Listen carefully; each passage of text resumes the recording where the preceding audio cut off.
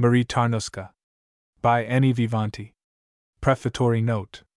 On the morning of September 3, 1907, Count Paul Kamarowski, a wealthy Russian nobleman, was fatally shot in his apartments on the Lido in Venice by an intimate friend, Nicholas Naumov, son of the governor of Orel. The crime was at first believed to be political. The wounded man refused to make any statement against his assailant, whom he himself had assisted to escape from the balcony to a gondola in waiting below. Count Kamarowski was taken to a hospital, and for 3 days his recovery seemed assured, but the chief surgeon, in a sudden mental collapse, he has since died in an insane asylum, ordered the stitches to be removed from the fast-healing wounds, and Count Kamarowski died in great agony a few hours later. His last words were a message of love to his betrothed at Kiev, a beautiful Russian woman, Countess Marie Tarnowska. In her favor, Count Kamarowski had, shortly before his death, made a will and also insured his life for the sum of £20,000. A number of telegrams from this lady were found addressed to a Russian lawyer, Donat Prilikov, who had been staying at the Hotel Danieli in Venice until the day of the murder. Both this man and the Countess Tarnowska were arrested. After a sensational trial, they were found guilty of instigating the young Nicholas Naumov to commit the murder. Countess Tarnowska was sentenced to 8 years' imprisonment in the penitentiary of Trani. Prilikov was condemned to 10 years' penal servitude, while Naumov himself was liberated in view of his having undergone 2 years' incarceration while awaiting his trial. To the author. Signora. Not only as the medical expert for the defense at the trial of the Countess Tarnowska, but as one who has made it his life work to investigate the relation in women between criminal impulse and morbid physical condition, I cannot but feel the keenest interest in this book, in which you set forth the problem of wide human interest presented by the case of the prisoner of Trani. When first I suggested to you that you should write this book, which, apart from its interest as dealing with a cause célèbre whose protagonists are still living and well known in European society, might bring into wider knowledge doctrines that modern physiologists and psychologists are endeavoring to diffuse, you reminded me that the medical elements of the problem could not in such a work be discussed or even clearly stated. This, of course, is true, and the significance of certain indications scattered through these pages will doubtless be lost upon those who are not familiar with such matters.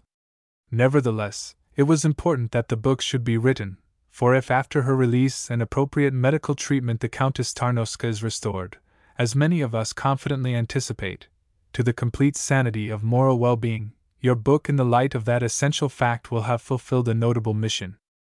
It will have helped to bring home to the general consciousness the knowledge, hitherto confined to the scientific view, that moral obliquity in women is in most cases due to pathological causes comparatively easy of diagnosis and of cure, that a woman criminal may be morally redeemed by being physically healed, and that just as alcoholism, typhus, pyemia or other modes of toxic infection may result in delirium and irresponsibility, so certain forms of disease in women, by setting up a condition of persistent organic poisoning, may and very often do conduce to mental and moral aberration and consequent crime. Your book, Signora, contains a truthful exposition of a group of psychic values with which physicians and psychopathists are concerned, and I believe that eventually it will promote the realization that even in the darkest regions of moral degradation it is possible for science to raise the torch of hope. Thus, though appealing for the moment to the interest of the general reader, it will ultimately constitute a significant document in the history of the evolution of pathological science. Genoa, January 12, 1915. January 12, 1915. To the reader. This book is not written to plead Marie Tarnowska's cause. The strange Russian woman whose hand slew no man, but whose beauty drove those who loved her to commit murder for her sake, will soon have ended her 8 years' captivity, and will come forth into the world once more. I have not sought in any way to minimize her guilt, or attenuate her responsibility for the sin and death that followed in her train. Though she must be held blameless for the boy Peter Tarnowski's tragic fate and even for Dr. Stahl's suicide, yet Bozevsky's death, Naumov's downfall, and the murder of Count Kamarowski will forever be laid at her door. I have tried to convey to the cool, sober mind of the Anglo-Saxon reader, to whom much of this amazing story of passion and crime may appear almost incredible, That sequence of tragic events which brought Marie Nikolaevna to her ruin. Weighted by a heritage of disease, her mother was a neurasthenic invalid and 2 of her aunts are even now confined in an insane asylum in Russia. She was married when still on the threshold of girlhood and swept into the maelstrom of a wild life, a frenzied, almost hallucinated, existence such as is led by a certain section of the Russian aristocracy, whom self-indulgence drives to depths of degeneracy hardly to be realized by the outside world. With the birth of her child, Tanya, Marie Tarnowska's fragile health broke down completely, and the few years preceding the tragedy which led to her arrest were spent traveling through Europe in a feverish quest of health, or at least of oblivion of her sufferings. According to such medical authorities as Redlich, Phenomenov, Ryan Bassi, and many other eminent gynecologists and alienists, she is, and has been for some years past, suffering from a slow form of blood poisoning which affects the nervous centers and the brain, and which, as I myself had a painful opportunity of witnessing when I saw her in prison, causes periodic cataleptic seizures that imperil her life. It was by one of her medical advisors, Professor Luigi Bassi, of the University of Genoa, that the idea of this book was first given to me. I was called as an expert for the defense at the Venice trial, said the professor, and I was grieved and indignant at the heavy sentence inflicted upon this unhappy woman. Marie Tarnowska is not delinquent, but diseased, not a criminal, but an invalid, and her case, like that of many other female transgressors, is one for the surgeon's skill and the physician's compassionate care, not for the ruthless hand of the law. Indeed, the illustrious professor continued, it is becoming more and more a recognized fact that many cases of criminality in woman have a physical, not a moral origin. By her very mission, maternity, woman is consecrated to pain, and whereas by nature she is a creature of gentleness and goodness, the effect of physical suffering, of ailments often unconfessed, nay, often unrealized by herself, is to transform her into a virago, a hypochondriac, or a criminal. Then our duty is to cure her, not to punish her. It may be merely a question, he explained, of a slight surgical intervention. Sometimes even brief medical treatment is sufficient to save a woman's life and reason. The wider knowledge of this simple scientific fact in the social life of our time would redeem and rehabilitate thousands of unfortunate women who people the prisons and the madhouses of the world.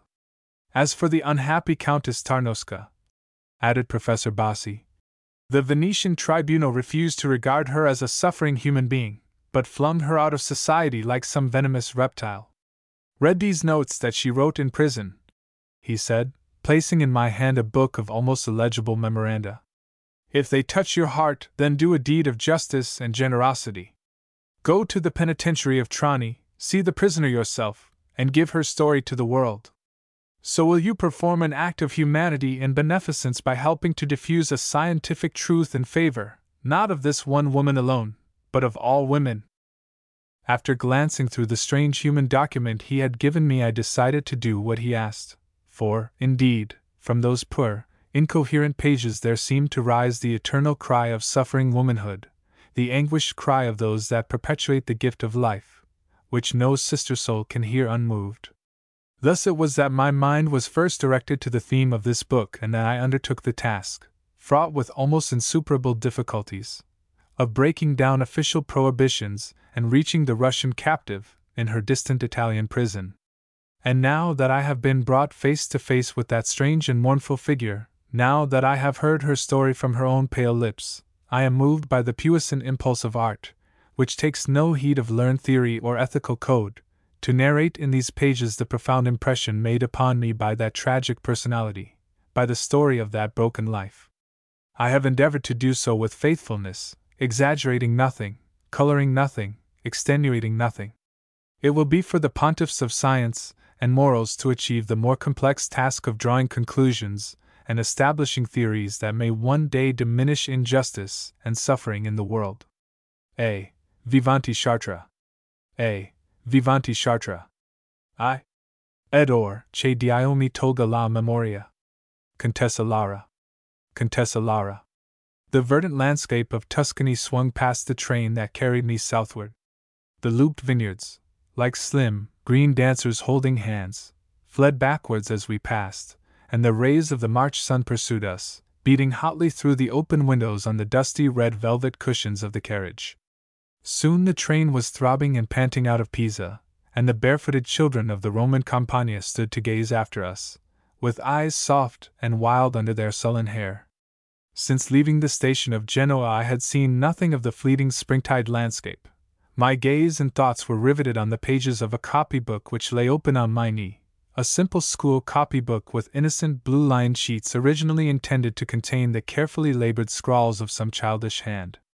A blue ornamental flourish decked the front, and under the printed title, Program of Lessons, the words, History, Geography, Arithmetic, were followed by a series of blank spaces for the hours to be filled in. Alas, for the tragic pupil to whom this book belonged! In what school of horror had she learned the lesson traced on these pages by her slim, white hand, the fair patrician hand which had known the weight of many jewels, the thrill of many caresses, and was now held fast in the merciless grip of captivity? I turned the page. Before me lay a flow of pale penciled words in a sloping handwriting. At every turn the flourish of some strange seigneurial name met my eye, long Russian names of prince, of lover or of murderer. On every page was the convulsion of death or the paroxysm of passion. Wine and morphia, chloral and cocaine surged across the pallid sheets, like the wash of a nightmare sea. From the midst of those turbid billows, like some ineffable modern Aphrodite, rose the pale figure of Marie Tarnowska. The first words, traced by her trembling hand in the prison at Venice, are almost childish in their simplicity. When I was 8 years old, I fell ill with measles and almost lost my eyesight. I wore blue spectacles. I was very happy. My mother loved me very much, so did my father. So did the servants. Everybody loved me very much. I pause in my reading, loath to proceed. I wish I could stop here with the little girl whom every one loved and who gazed out through her blue spectacles at a rose-colored world. Ah, Marie Nikolaevna, had your luminous eyes remained for all time hidden behind those dim blue glasses, no one today would raise his voice in execration of you, nor call anathema upon your fair bowed head. But when the little Russian countess was 12 years old, an oculist from Kiev ordered that her eyes should be uncovered, and Mura, as her parents fondly called her, looked out upon the world with those clear light eyes that were one day to penetrate the darkest depths of crime. I continued to read without stopping. The serried pages, scrawled feverishly and hurriedly in the cells of La Giudecca in defiance of prison rules, are in thin handwriting, with names and dates harshly underlined, but here and there whole sentences are struck out, as if the writer's memory wavered, or her feelings altered as she wrote. Immediately, on the very first page, the bold figure of young Vasily Tarnowski confronts us, the radiant, temerarious lover, who came to woo her in her marveling adolescence. His voice thrilled the heart like the tones of a violoncello, in his eyes were the lights of heaven, in his smile all the promises of love. I was already 17 years old, and wise beyond my years. But sagacious as I thought myself, I could never believe anything that was told me against Vasily. My eyes saw nothing but his beauty. On the 12th day of April I ran away from home with him, and we were married in a little church far away on the desolate steppes. I never thought that life could hold such joy. But on the very next page we come face to face with the astounding list of Vasily's perfidies, a musical enumeration of feminine names which rings the knell of his child wife's happiness. I never thought, writes Marie Tarnowska simply, that life could hold such sorrow. Further on there are gaps and incoherences, here and there a passing efflorescence of literary phrase, or a sudden lapse into curt narrative, as if a wave of apathy had suddenly submerged the tragic heroine and left in her place only a passive narrator of fearful events. Now and then even a note of strident humor is struck, more poignant, more painful than pathos. Ever and anon there appears throughout the funereal story, as if smiling out through the window of a charnel house, the innocent face of a child, Tyoka. He is all bright curls and laughter. Unaware of the carnage that surrounds him, he runs with light, quick feet through pools of blood to nestle in the gentle maternal breast which for him is all purity and tenderness. As I read on and on the writing trembles and wavers, as if the hand and the heart of the writer wearied of their task. With a sudden break, the sad story closes, unfinished, incomplete.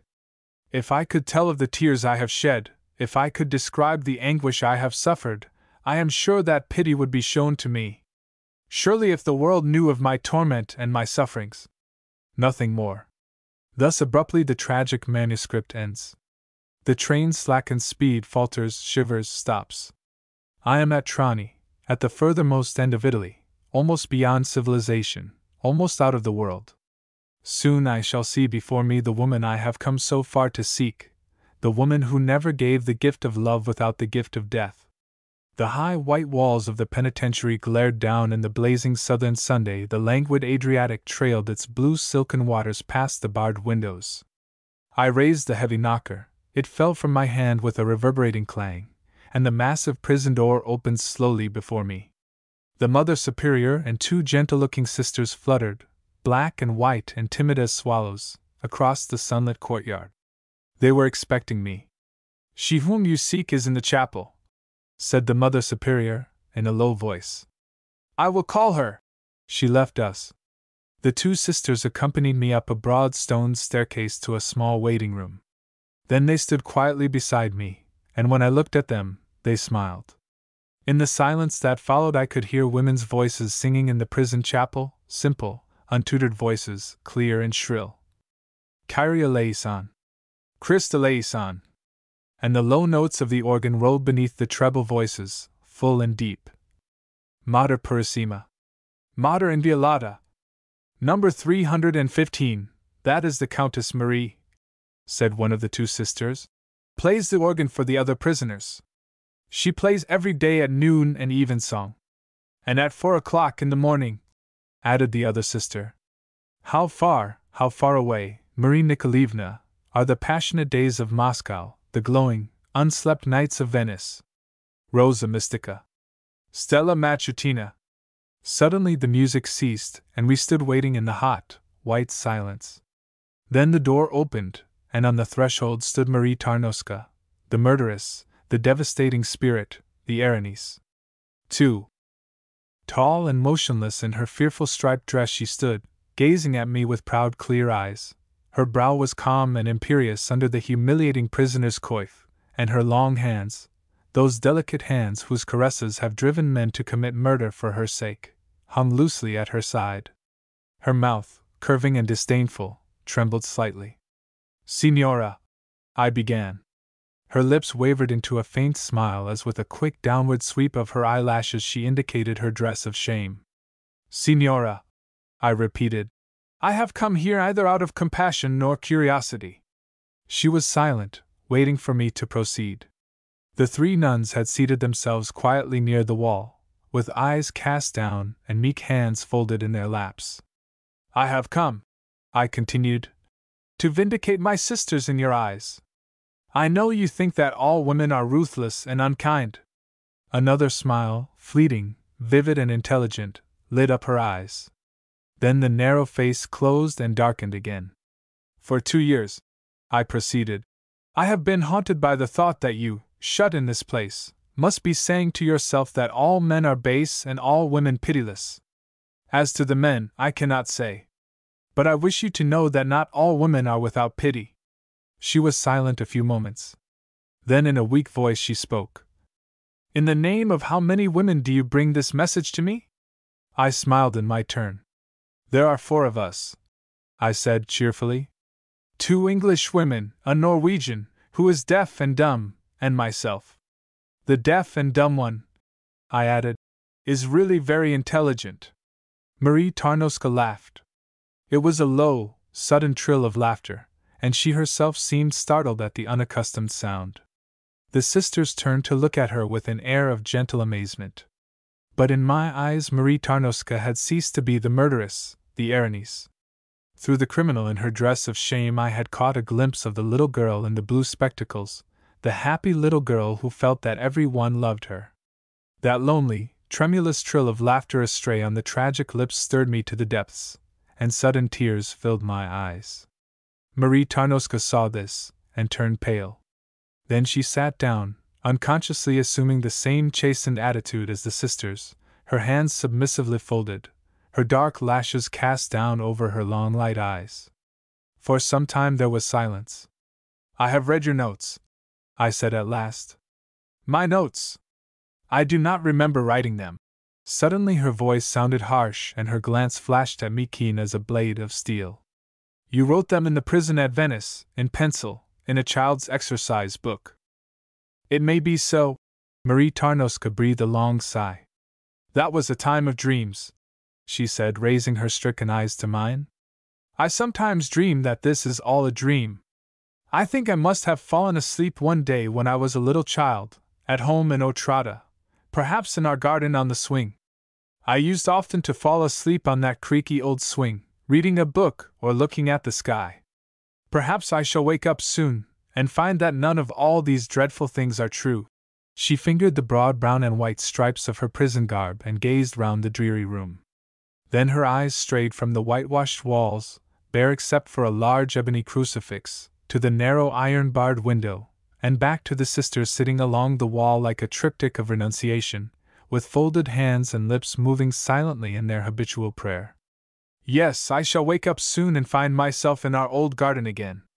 My mother will come down the path and across the lawn, with her little white shawl on her head. She will call me, 'Mura! Mura! Where are you? Come, child, it is time for tea, and Vasili is asking for you.' Then I shall jump from the swing and run to her and hide my face on her breast. Mother, if you knew what a dream I have had, a terrible dream, all about deaths and murders. I thought I had married Vasili, and he was unkind to me, as if Vasili could be unkind, and I was locked in a prison in Italy. Imagine, Mother, to be imprisoned in Italy, where people only go for their honeymoon, and Mother will kiss me and laugh at the crazy dream as we go across the lawn together, happily, arm in arm." I found no word to say, though her eyes seemed to question me, and her fragile voice spoke again. "Surely, this cannot all be true? It cannot be true that they are all dead. My mother? And little Peter? And Bozevsky? And Stahl? And Kamarowski? Why, it is like Hamlet." She broke into strident laughter. "Do you remember how they all die in Hamlet? One here, one there, one in the stream, one behind the curtain, drowned, stabbed, strangled." Suddenly she was silent, looking straight before her with startled eyes. "Poor Mura!" I murmured, and lightly touched her hand. At the sound of the tender Russian appellative she turned to me quickly. Then she began speaking under her breath in hurried whispers. "Who told you my name? Who are you? Are you my sister Olga? Do you remember the merry-go-round at the school feast in Kiev? How we cried when it swung us round and round and round and would not stop. I seemed to be still on the merry-go-round, rushing along, hastening, hurrying with the loud music pealing in my head." The Mother Superior rose and approached her. "Hush," she spoke in soothing tones. "You will soon be quiet and at rest." But Marie Tarnowska paid no heed. Her eyes were still fixed on mine with a despairing gaze. Wake me," she cried. "And let me tell you my dream." And during those long mild April days she told it to me as follows. Where shall I begin? Wait, let me think. Ah, yes! Where I fell asleep that day in the garden, on the swing. I remember it was a hot day even in Otrada, almost as hot as it is here. And it was my birthday. I was 16 years old. My mother herself, with great solemnity, in the presence of my father and sisters, had twisted up my long curling hair and pinned it in great waves and coils on the top of my head. There were to be no more long plaits hanging down my back. "Your childhood is over, Mura," said my mother. "At 16 one has to look and behave like a grown-up young lady." "That is exactly what I am, mother dear," I replied with great self-assurance. My mother smiled and sighed and kissed me. "You are such a child still, my little snowdrop," she said, and her eyes were tender and anxious.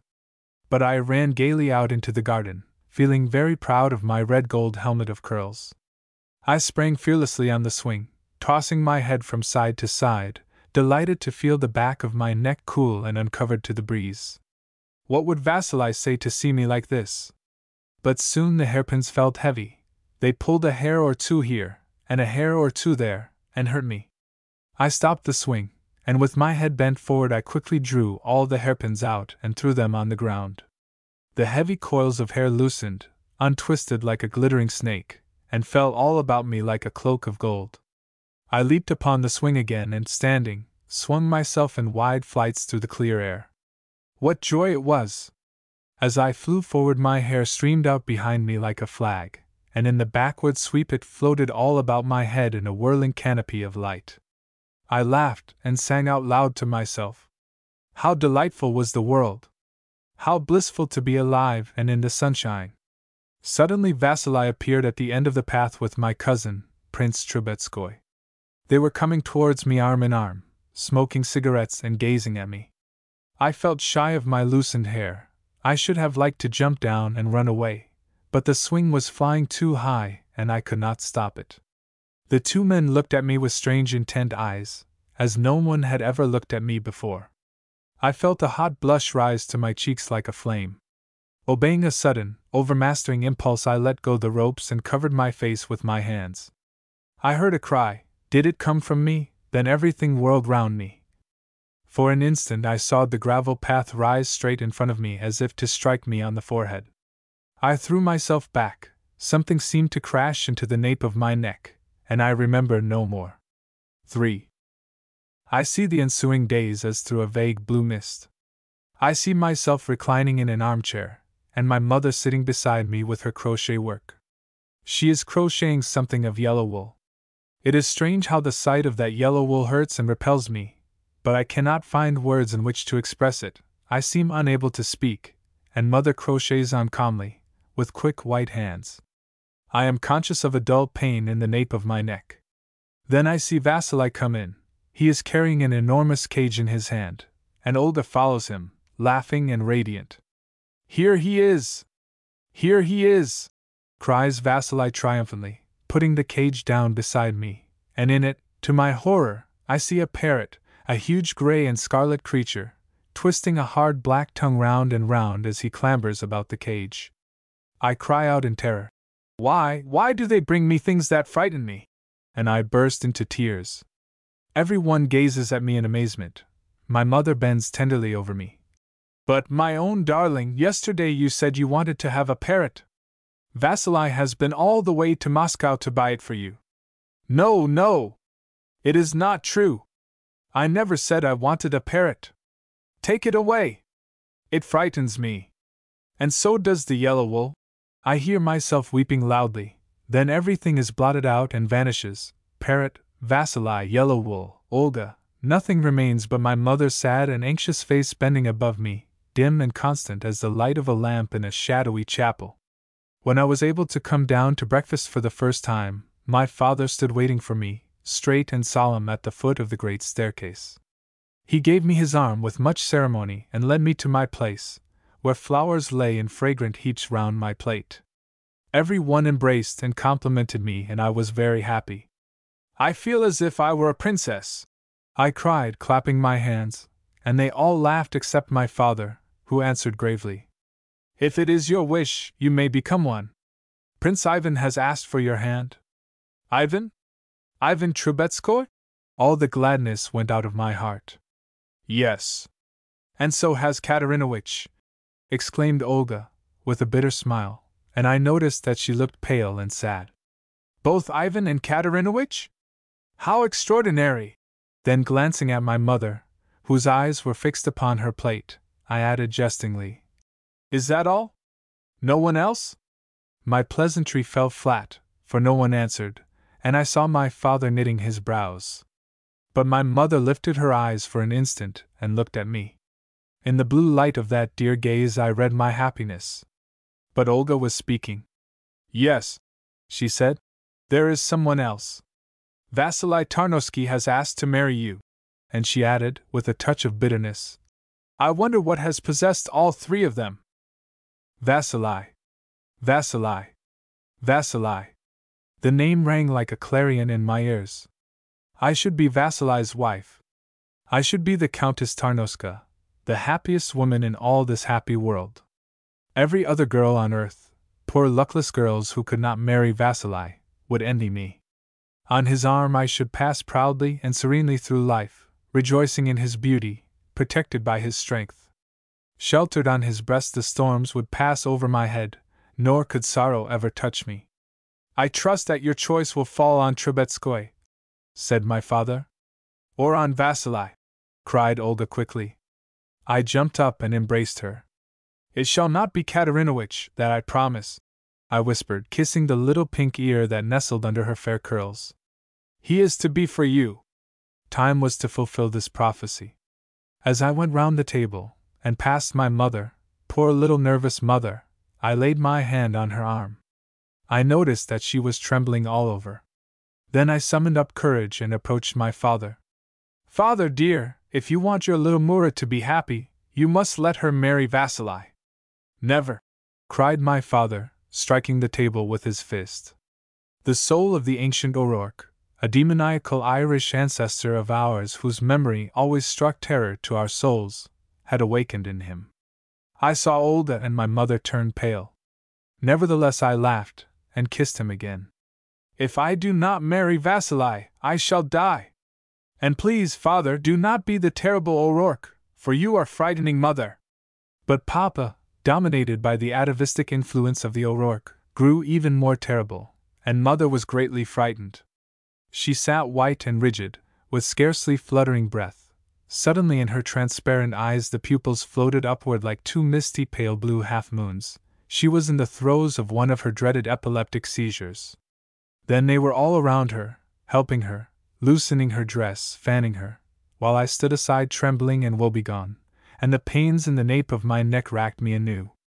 I said to myself that my father was hard and wicked, that I should marry Vasili and carry mother off with me, ever so far away. As for Papa, he should only be allowed to see us once a year. At Christmas. I have married Vasili. I pretended to be seized with such convulsions that my poor dear mother, being at her wit's end, at last allowed me to run away with him. Do I say, I pretended? I am not sure that that is correct. At first the convulsions were certainly a mere pretense. I would say to myself, now I shall make myself have convulsions. But as soon as I had begun I could not stop. After I had voluntarily gnashed my teeth they seemed to become locked as in a vice. My fists that I had purposely clenched would not reopen. My nails dug into the palms of my hands, and I could see the blood flowing down my wrists without being able to unclasp or relax my fingers. Dr. Orloff, summoned in haste from Kiev, shook his head gravely. There are indications of epilepsy, due to the fall from the swing. No, no, no, I cried. Not the swing. It is because of Vasili. My mother trembled and wept. How cruel we are in our childhood. How we torture the mothers that adore us, even though we love them with all our hearts. And oh, the tragedy of not understanding this until it is too late, when we can never, never ask for their forgiveness, nor console them or atone to them again. I married Vasili. My father, more the terrible O'Rourke than ever, at once refused to have anything to do with me. He denied me his kiss and his forgiveness. I was very unhappy. Oh, don't bother your head about that tiresome old man, said Vasili, much annoyed by my tears. As for my mother, she could only entreat Vasili to be kind and gentle with me. Take care of her, Vasili, she implored. I have given her to you lest she should die of a broken heart. But she is really too young to be anyone's wife, she is but a child. I do not know whether you understand me. Remember, she is not yet a woman. She is a child. Yes, yes, yes, said Vasili, without paying much attention. That's all right. I shall tweak her nose if she is naughty. And if I am good? I asked, lifting ecstatic eyes to his handsome, nonchalant face. If you are good, you shall have sweets and kisses. And he laughed, showing all his white teeth. Promise me, Vasili, that you will always sing my favorite song, O Distant Steppes, O Savage Plains, to me, and to no one else. To you and to no one else, said Vasili with mock solemnity. Come then, Marie Tarnowska. And he drew my arm under his, patting my hand on which the new nuptial ring shone in all its brightness. Marie Tarnowska! What a beautiful name! I could have wished the whole world to know that name. I could have wished that every one seeing me should say, Behold, behold Marie Tarnowska, happiest and most blessed among women. 4. On my wedding night, in the hotel at Kharkov, I summoned the chambermaid. She knocked and entered. She was a pert, pretty creature, and after surveying me from head to foot she threw a rapid glance at Vasily. He was seated in an armchair, lighting a cigarette. What is your name? He asked the girl. Rosalia, at your service, sir, she replied. Very good, Rosalia, said my husband. This evening we shall do without you. Possibly in a day or two I may wish to see you again. The girl laughed, made a slight curtsy, and went out, closing the door behind her. But who is going to do my hair? I asked, feeling very much out of countenance, and shy at remaining alone with him. Never mind about your hair, said Vasily. Don't be so tedious. You're a little bore. And he kissed me. Then he sat down and smoked his cigarette, watching me out of narrowed eyelids as I wandered about the room in great trepidation and embarrassment. I was about to kneel down by the bedside to say my prayers, when he suddenly grasped my wrist and held it tightly. What are you doing now? He inquired. I am going to say my prayers, I replied. Don't bother about your prayers, he said. Try not to be such an awful little bore. Really, you are quite insufferable. But I would not have missed my prayers for the world. At home, prayers had always been a matter of great importance. Olga and I used to say them aloud in unison morning and evening. And now that Olga was far away, I must say them alone. I buried my face in my hands and said them devoutly, with all my heart. They were, I admit, numerous and long, and they were in many languages, for every nurse or governess that came to us in Otrada had taught us new ones, and Olga and I were afraid to leave any out, lest God should be offended. We were also rather doubtful as to which language he understood the best. I had just come to an English prayer. Now I lay me down to sleep. I pray thee, Lord, my soul to keep, if I should die before I wake. Here Olga and I used always to interpolate a short prayer of our own invention. Please, dear God, do not on any account let us die tonight. Amen. When Vasily interrupted me. Haven't you finished? He cried, putting his arm round my neck. You are very tiresome. You bore me to extinction. You bore me.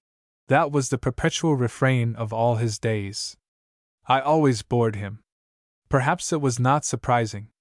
At 17 one is not always clever and entertaining, especially outside the family circle. At home I had always been considered rather witty and intelligent, but to Vasily I was never anything but a dreadful bore. When I caught sight of him pinching Rosalia's cheek, and I burst into tears. You are a fearful bore, he said crossly. If I noticed the scent of musk or patchouli on his coat, and ventured to question him about it. You are an insufferable little bore, would be all the answer I got. When he went out, taking the music of My Savage Plains with him, and stayed away all night, on his return next morning I sobbed out my anguish on his breast. I must say you bore me to death, he yawned. And one day I heard that he had had a child by a German baroness. At the sight of my paroxysm of despair he grew angry. What does it matter to you, silly creature, since you have not got one yourself? He exclaimed. Wearisome little bore that you are, you can't even have a child. I was aghast. What did he mean? Why could I not? No! No! He shouted, with his handsome mouth rounded and open like those of the stone cherubs on the walls of his castle. You will never have any children. You are not a woman. Your mother herself said so. And the look which he flashed across my frail body cut me like a sword. I fell fainting to the ground. Then he became alarmed. He called everybody. He summoned the whole staff of the hotel. He sent for all the ladies he knew in Kharkov, and they were many, imploring them all to save me, to recall me to life. When I came to myself, the room was filled with women. There was Rosalia, and 2 Hungarian girls from the adjoining apartment, and there was also the German baroness, and little Julia Terlizkaja, the latest and fairest of my husband's conquests. All these graceful creatures were bending over my couch, while Vasili on his knees with his head buried in the coverlet was sobbing. "Save her! She is dead! I have killed her!" I put out my hand and touched his hair. "I am alive," I said softly, and he threw himself upon me and kissed me. The women stood round us in a semicircle, gay and graceful as the figures on a Gobelin tapestry. "I love you," Vasili was exclaiming. "I love you just as you are. I should hate you to be like everybody else." And in French he added, looking at Madame Tarnowska, "C'est très rigolo d'avoir une femme qui n'est pas une femme." I hid my face in the pillow, and wept, while the fair Tarnowska, who seemed to be the kindest of them all, bent over and consoled me. "Pay no heed to him," she whispered. "I think he has been drinking a little." The door opened. A doctor, who had been sent for by the manager of the hotel, entered with a resolute, authoritative air. At the sight of him the women disappeared like a flight of startled sparrows. Of course they took Vasili with them. To the good old doctor I confided the secret which Vasili had disclosed to me and which was burning my heart. "I want to have a child, a little child of my own," I cried. "Of course. Of course. So you shall," said the old doctor, with a soothing smile. "There is no reason why you should not. You are a little anemic, that is all." He scribbled some prescriptions on his tablets. "There. You will take all that. And you will go to Franzensbad. Within a year you will be asking me to act as godpapa." I took all he prescribed. But I did not go to Franzensbad. Vasili wanted to go to Petersburg, so, of course, it was to Petersburg we went. The very first evening we were there a number of his friends came to call on him. I remember, among the rest, a certain German Grand Duke, who, after showing me an infinite amount of attention, drew Vasili aside and spoke to him in undertones. I heard him mention the name of a famous restaurant and the words, "A jolly supper party tonight, some ravishingly pretty Tsigans." There followed names of men and women whom I did not know, and my husband laughed loudly. Then the Grand Duke turned to me, and bowing deeply and ceremoniously kissed my hand. For an instant a frenzied impulse came over me to clutch that well-groomed head and cry, "Wicked man! Why are you trying to lure my husband from me?" But social conventions prevailed over this elementary instinct, and when the Grand Duke raised his patrician head he found me all amiability and smiles. "She is indeed a bewitching creature," I heard him mutter to Vasili. "Looks just like one of Botticelli's diaphanous angels." "Well then, at 11 o'clock tonight, at the Hermitage." Promptly at 11:15 Vasili, sleek, trim and immaculate, kissed my cheek gaily and went out. I was alone. Alone in the great drawing-room, gorgeous with lights and mirrors and gilded decorations. What was the good of being a bewitching creature? What was the good of looking like one of Botticelli's diaphanous angels? I rang for my maid Katia, a good creature, ugly beyond words, and gladly chosen by me on that account, and I told her that she was to undress me for I was going to bed. While she was unfastening my dress I could hear her muttering, "If it were me, I should not go to bed. If it were me, I should put on my diamonds and my scarlet chiffon gown, I should take a good bottle of vitriol in my pocket, and go and see what they were up to." "Katia, what are you mumbling? Do you mean to say that you think I ought to go?" "Of course," she cried, and her small squinting eyes shot forth, to the right and left, fierce, divergent flashes of indignation. "Why should my lady not go? Why should I not, indeed? Had I not the right, nay, the duty, to follow Vasili? Had I not most solemnly promised so to do, in the little church on the steps a year ago? Follow him! With what tremulous joy had I repeated after the priest those 2 words of tenacity and submission! Had they no application to the Hermitage restaurant? Perhaps I might venture to go, I murmured. "But Katia, do not other women always have rouge and powder to put on when they go out?" "I have nothing. Nothing but your 18 years, madam," replied Katia. She dressed me in the low-necked scarlet chiffon gown. She drew on my flame-colored stockings, and my crimson shoes. On my head she placed the diamond and ruby tiara, and about my shoulders she wound a red and gold scarf which looked like a snake of fire. Alas, Katia! I sighed as I looked at myself in the mirror. What would my mother say if she were to see me like this? What do I look like? You look like a lighted torch, said Katia. I made her come with me in the troika, which sped swiftly and silently through the dim snow-covered streets. I was shaking with fear at the thought of Vasili. Katia was mumbling some prayers. We drew up at the brilliant entrance of the restaurant. Oh, heavens, Katia! What will my husband say? He will say that you are beautiful. How did I ever venture across that threshold of dazzling light? How was I able to ascend the red-carpeted stairs, preceded and followed by bows and smiles and whispers? At the head of the wide staircase, in front of a double-paneled door of white and gold, I paused with beating heart, almost unable to breathe. I could hear the gypsy music inside, and women's voices and men's laughter, and the tinkling of glasses. An impassive head waiter stood before me, calmly awaiting my orders. Tell, I stammered. Tell. As I thought of Vasili, my courage failed me. Tell His Highness the Grand Duke that I wished to see him. Then I clung to the balustrade and waited. As the door opened and was quickly closed again, there came forth a puff of heat and sound which enwrapped me like a flame.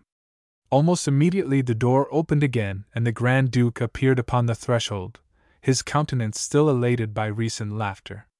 He stared at me in astonishment, without recognition. What can I do for you? He asked. Then his eyes widened in limitless astonishment. Upon my word! It is the Botticelli angel! I said.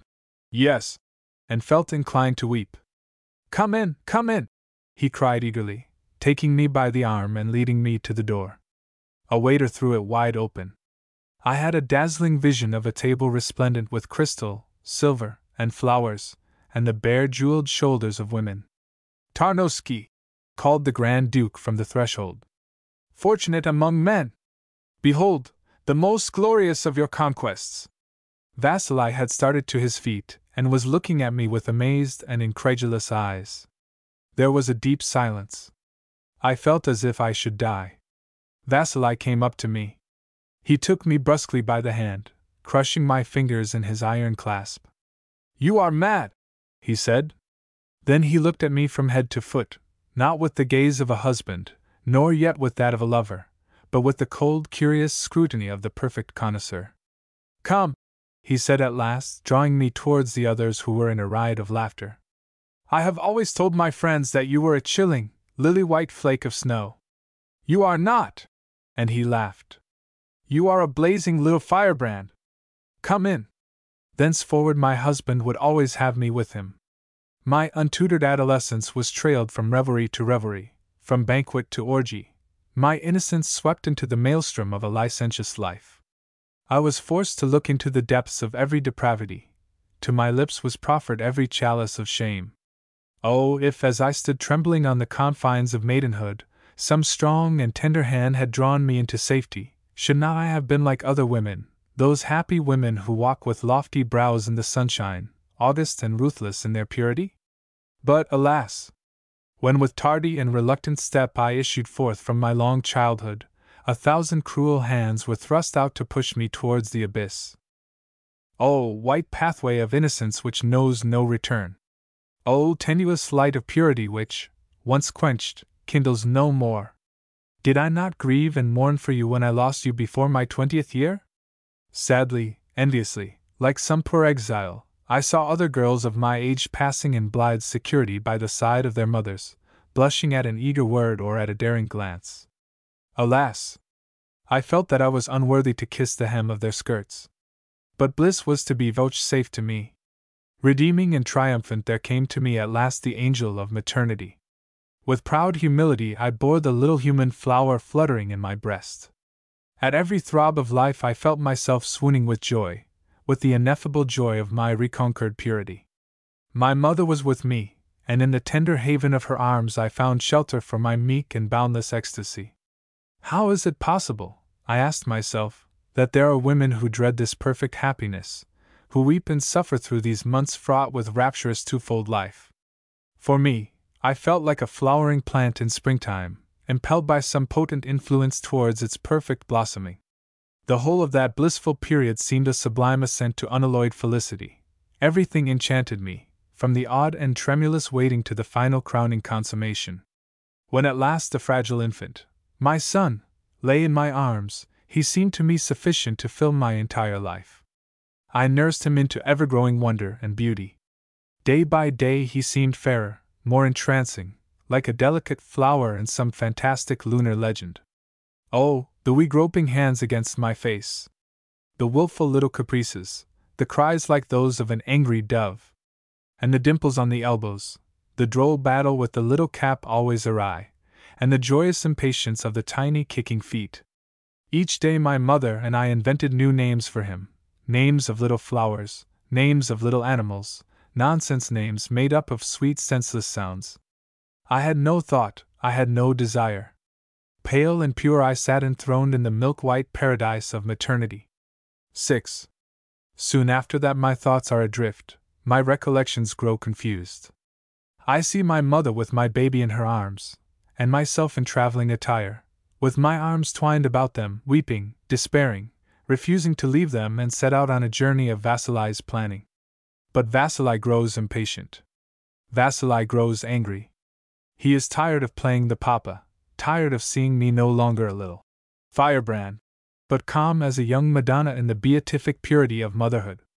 Vasily has taken it into his head that he wants to study singing. He has made up his mind to go to Italy, to Milan, to study scales and exercises, and I must go with him. But our baby, Vasily, our little Tyoka! We must take our baby with us! No, Vasily does not want babies. He does not want to be bothered or hindered. We are carting about 8 trunks as it is, he says cynically. And so we start for Italy, Italy, the yearn-for goal of all my girlish dreams. At Milan Vasily sings. I seem always to see him with his handsome mouth open, singing scales and arpeggios. But a slow poison is creeping through my blood and I fall ill with typhoid fever. Again my thoughts go adrift, and my recollections are confused. They dance in grotesque and hideous visions through my brain. I see livid hallucinated faces peering at me, towers and mountains tottering above me, undefined horrors all about me, and in the midst of them all I see Vasily, singing. He sings scales and arpeggios with his rounded open mouth. Now I can see a white spider, no, 2 white spiders, running about on a scarlet coverlet. They are my hands. They frighten me. And Vasily is singing. Vasily, why are you singing? Don't sing! Don't sing! No, darling, I am not singing. You only imagine it. You are ill, you are feverish. Calm yourself. Vasily, where is my baby? At home in Kiev, with grandmama. Dear grandmama is taking such good care of him. And why are we not with him? Where are we? We are at Pegli, darling. Why?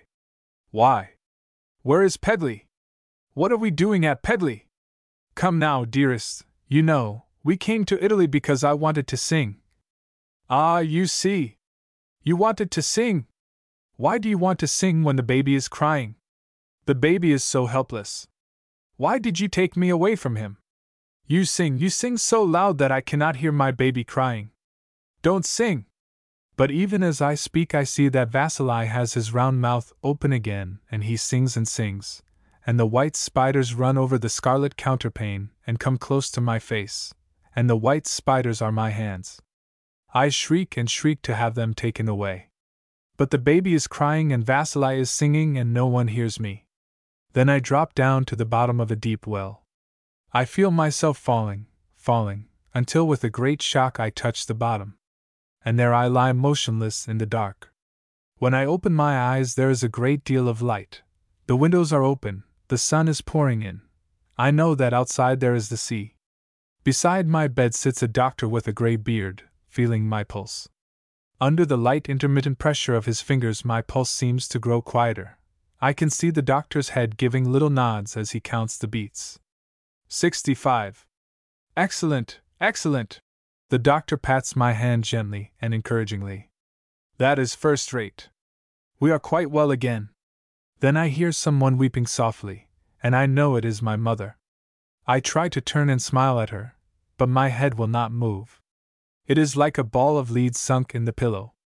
Immediately afterwards, or have years passed, I hear someone say, "Here is the professor!" And again the same doctor with the gray beard comes in and smiles at me. Before sitting down beside the bed, he turns to my mother. "Has she not yet asked about her child?" My mother shakes her head and presses her handkerchief to her eyes. Then the doctor sits down beside my bed and strokes my forehead and speaks to me. He speaks about a baby. He repeats a name over and over again. Perhaps it is Tioka. Tioka? Who is Tioka? I watch his beard moving up and down, and do not know what he is saying. The ball of lead on my pillow rolls from side to side with a dull and heavy ache. My mother weeps bitterly. "Oh, doctor, do not let her die!" The white spiders are there again, running over the coverlet. And I fall once more, down, down, down, to the bottom of the well. 7. For how many months was I ill? I do not know. Vasili, restless and idle, carted me and my medicines and my sufferings from Pegli to Genoa, from Genoa to Florence. He seemed to have forgotten that we had a home.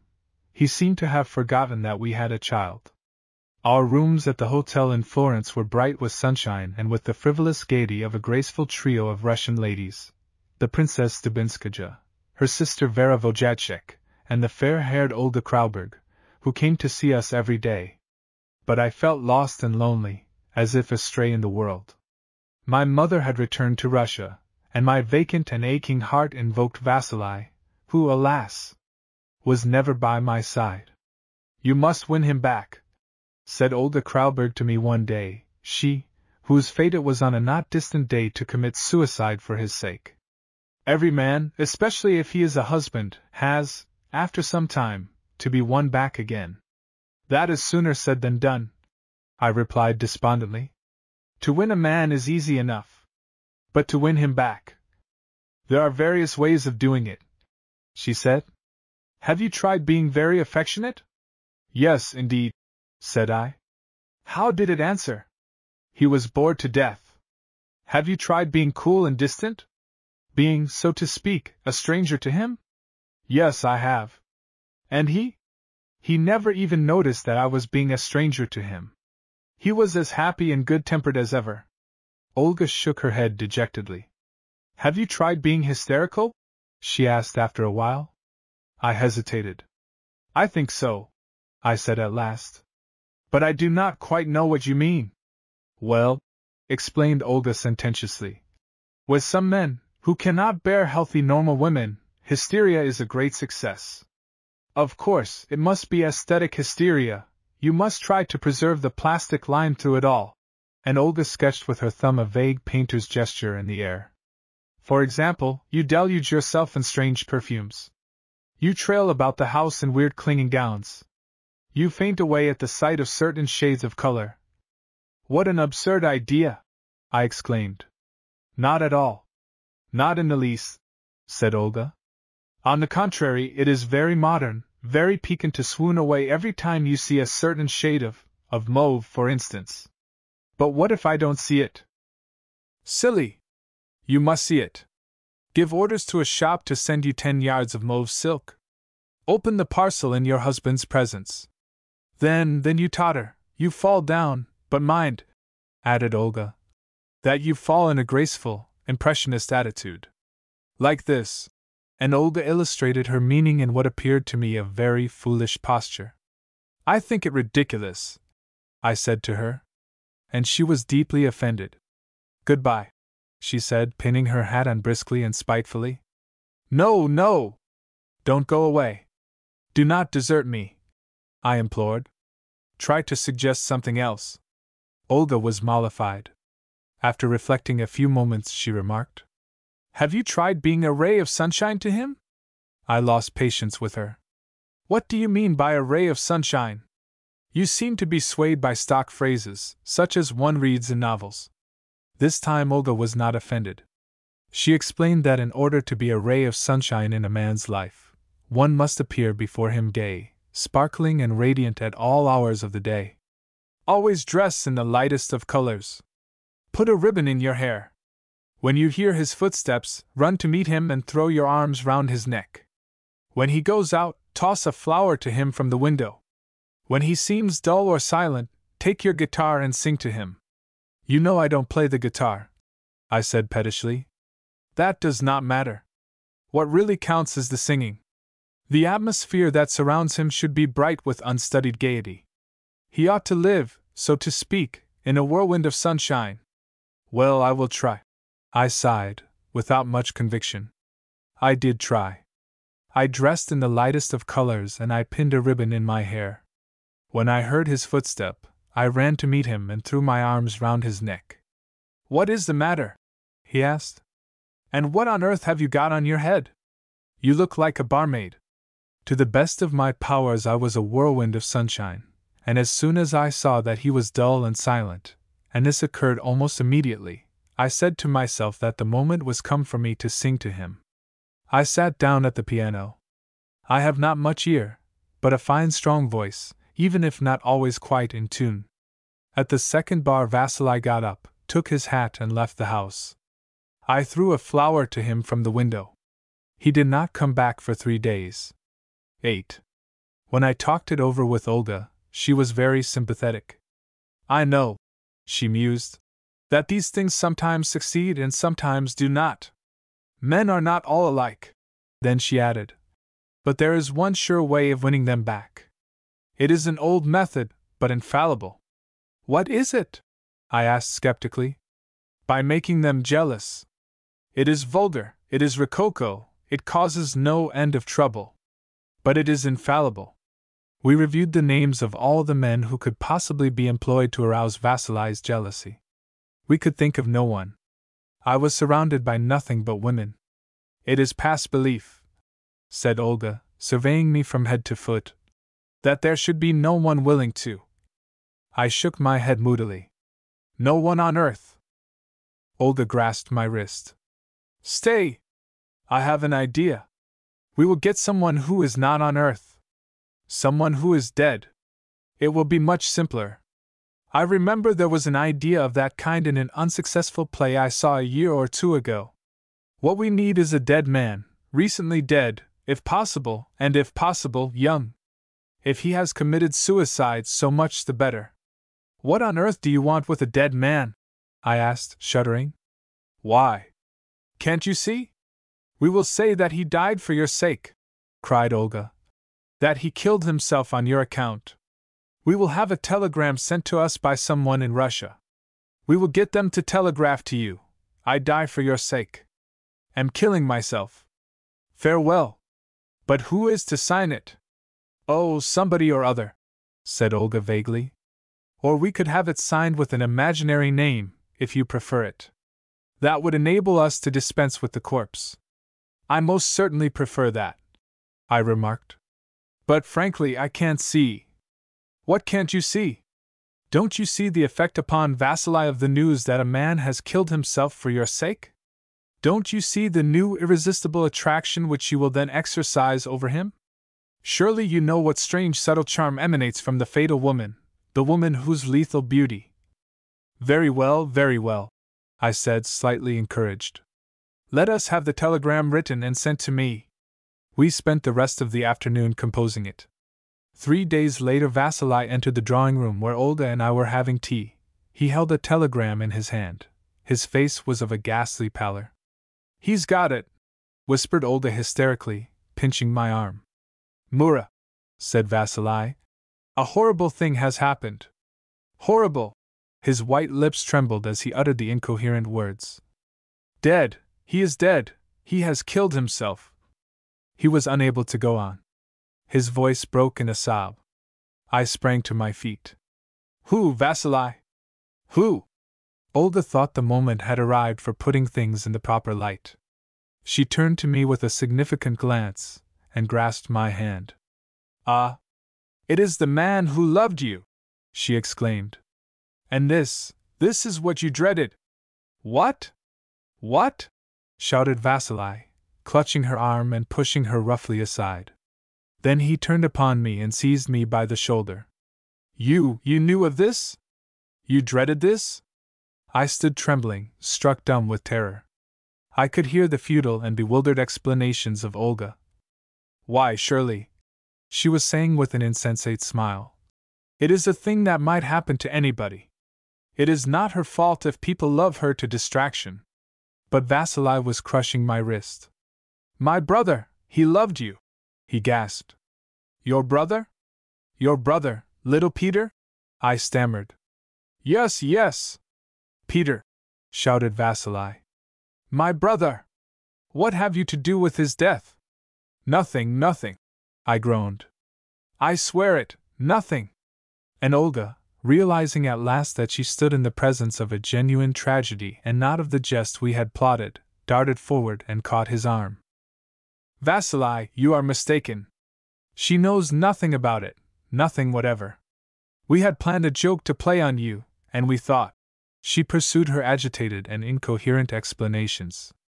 Vasili looked from one to the other of us, scanning our faces, hardly hearing what Olga was saying. Suddenly he seemed to understand, and loosening his hold on my arm he fell upon the couch and buried his face in his hands. The telegram had dropped on the carpet. Olga picked it up and read it, then she handed it to me. Peter hanged himself last night. Come at once. Tarnowski. Tarnowski. We left for Kiev the same evening. Throughout the entire journey Vasili never spoke. I sat mournful and silent opposite him and thought of my brother-in-law Peter. Not of the pale youth, already corrupted by absinthe and women, whom we had left at Kiev a few months before, but of the child Peter, in his short velvet suit and lace collar, whom I had loved so dearly in the days of my girlhood, little Peter who used to run to meet me in the sun-splashed avenues of the Villa Tarnowski, trotting up with his little bare legs and serious face, stopping to be kissed and then trotting hurriedly off again. The nape of his neck showing fair and plump beneath the upturned brim of his sailor hat. How well I remember that sailor hat! The black ribbon round the crown bore, between two anchors, the word, implacable, and from under that fierce device the round and gentle countenance of little Peter gazed mildly out into the world. Little Peter's legs were always cold. He was brought up in English fashion, with short socks even in the depths of winter. From afar you could see little Peter's chilly bare legs, crimson against a background of snow. Sometimes, rubbing his knees, he would say to me, I wish God had made me of fur, instead of leather like this. And again he would remark, I don't like being alive. Not that I want to die, but I wish I had never begun. And now little Peter had finished. Little Peter lay solemn and magnificent in the chamber ardente where his dead ancestors had lain solemn and magnificent before him. Implacable, indeed he lay, unmoved by the tears of his mother and father. His lofty brow was marble, his fair eyelashes lowered over his quenched and upturned eyes. When I thought of him thus I felt afraid. And it seemed strange to be afraid of little Peter. 9. After we had crossed the Russian frontier another thought, a thought that filled me with unspeakable happiness, put all others to flight, my child. I should see my child again. All our relations would certainly be assembled at the Tarnowskis' house, so I should find my parents and my little Tyolka there too. The image of the living child soon displaced the tragic memory of the dead youth. As the train sped towards Kiev my fever of gladness and impatience increased. Yes, tomorrow would be poor Peter's funeral, but this very evening I should clasp little Tyolka in my arms. Raising my eyes, I saw that Vasili was looking at me with a scowl. I have been watching you for some time, he said. Heartless creature that you are, to laugh in the face of death. I was thinking of Tyolka, I stammered. Vasili did not reply. But in the depths of my heart joy sang and whispered like a hidden fountain. Thus, inwardly rejoicing, did I enter the house of death and hasten to the dark red room, the very scene of Peter's suicide, in which they had placed my baby's cradle. Thus, while others mourned with prayers and tears in the gloomy death chamber, I ran across the sun-filled garden holding my infant to my breast. I hid myself with him in the orchard and laughed aloud, as I kissed his starry eyes and his tiny, flower-like mouth. But death, the black visitor, had entered my life. Little Peter had shown him the way, had opened the door to him. From that day forward the dread intruder never forsook my threshold. Death, lurking at my door in terrifying silence, stretched out his hand at intervals and clutched someone belonging to me. Generally it was with a swift gesture, a felled disease or a pistol shot, that he struck down and flung into the darkness those I loved. But towards me death comes with a slower, more deliberate tread. For years, ever since the birth of my little daughter Tanya, my white rosebud born midst the snows of a dreary winter in Kiev, I have felt death creeping towards me, slow, insidious, inexorable, holding in his hand a knot of serpents, each of which will fasten its poisoned fangs upon me. Disease, the venomous snake, will hide in my bosom and thrust its way through my veins. The heavy snake of grief will coil round my heart and crush me in its spirals. Insanity will glide into my brain and nest there. Then, last but not least horrible, the little glass viper, the syringe of Prevaz, whose fang is a hollow needle, will draw me into the thraldom of its virulent grip.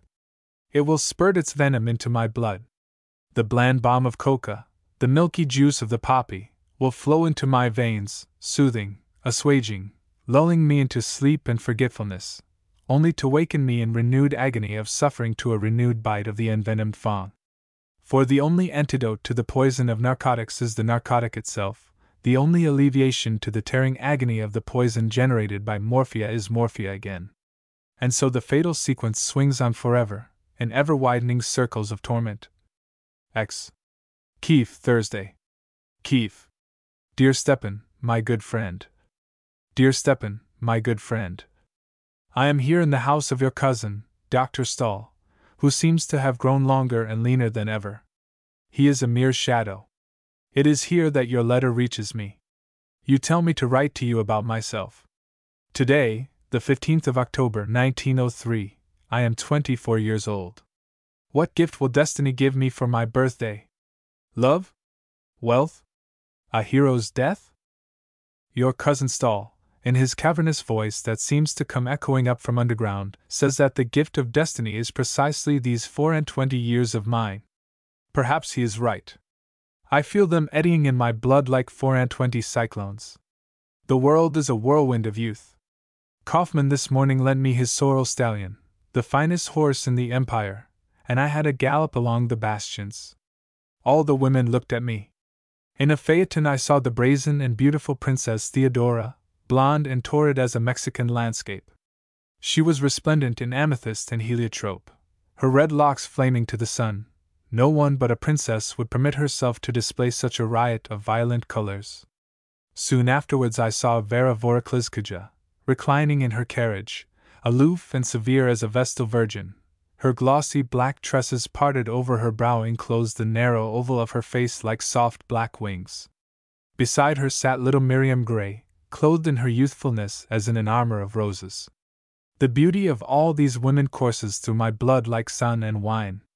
Upon my word, life is an excellent institution. And you, what are you doing?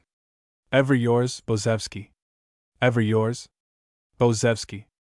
Stepan, Stepan, Stepan. Stepan, Stepan, Stepan. I am in love.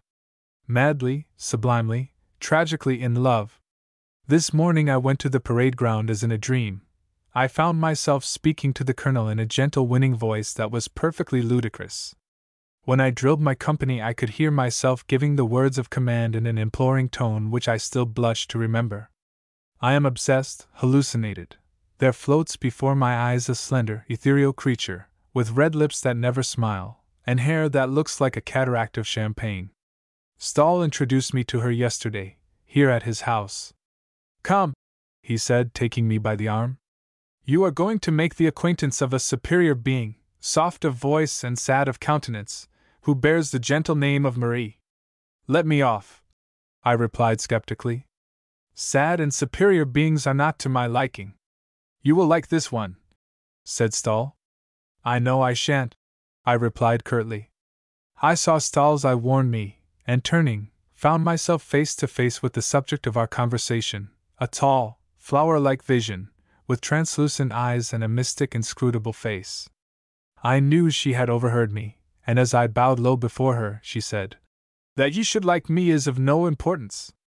What really matters is that I should be pleased with you." Her beauty and the scornful levity of her words struck me strangely. "Madam," and I was surprised to feel that I spoke with sincerity, "to please you will be henceforward the highest aim of my desire." She looked at me a moment, then she spoke quietly. "You have attained your aim." She turned and left me. I stood thunderstruck by the brief and daring reply and by the flash of that clear gaze. She had spoken the words without a smile. She did not address me during the rest of the evening. When she left, she barely glanced at me and vouchsafed neither smile nor greeting. Just for an instant she raised her black-fringed eyes and gazed at me, then her lashes fell, and it was as if a light had been blown out. I am in love with her. Madly, divinely, desperately in love. Ah, Stepan, love, what an ecstasy and what a disaster! Your Bozevsky. Bozevsky. It was Dr. Stahl, the satanic Stahl, who got these letters from his cousin Stepan Nebrasov, and showed them to me. They bewildered and troubled me. What? Was I really so attractive and so perturbing in the eyes of the gallant young Pole, the handsomest officer in the Imperial Guard? I repeated to myself his disquieting epithets. Flower-like, ethereal, inscrutable, and in my room at night when I loosened my hair I wondered, does it really look like a cataract of champagne? When I went out I never smiled, even when I felt inclined to do so, since my gravity had seemed so charming to him.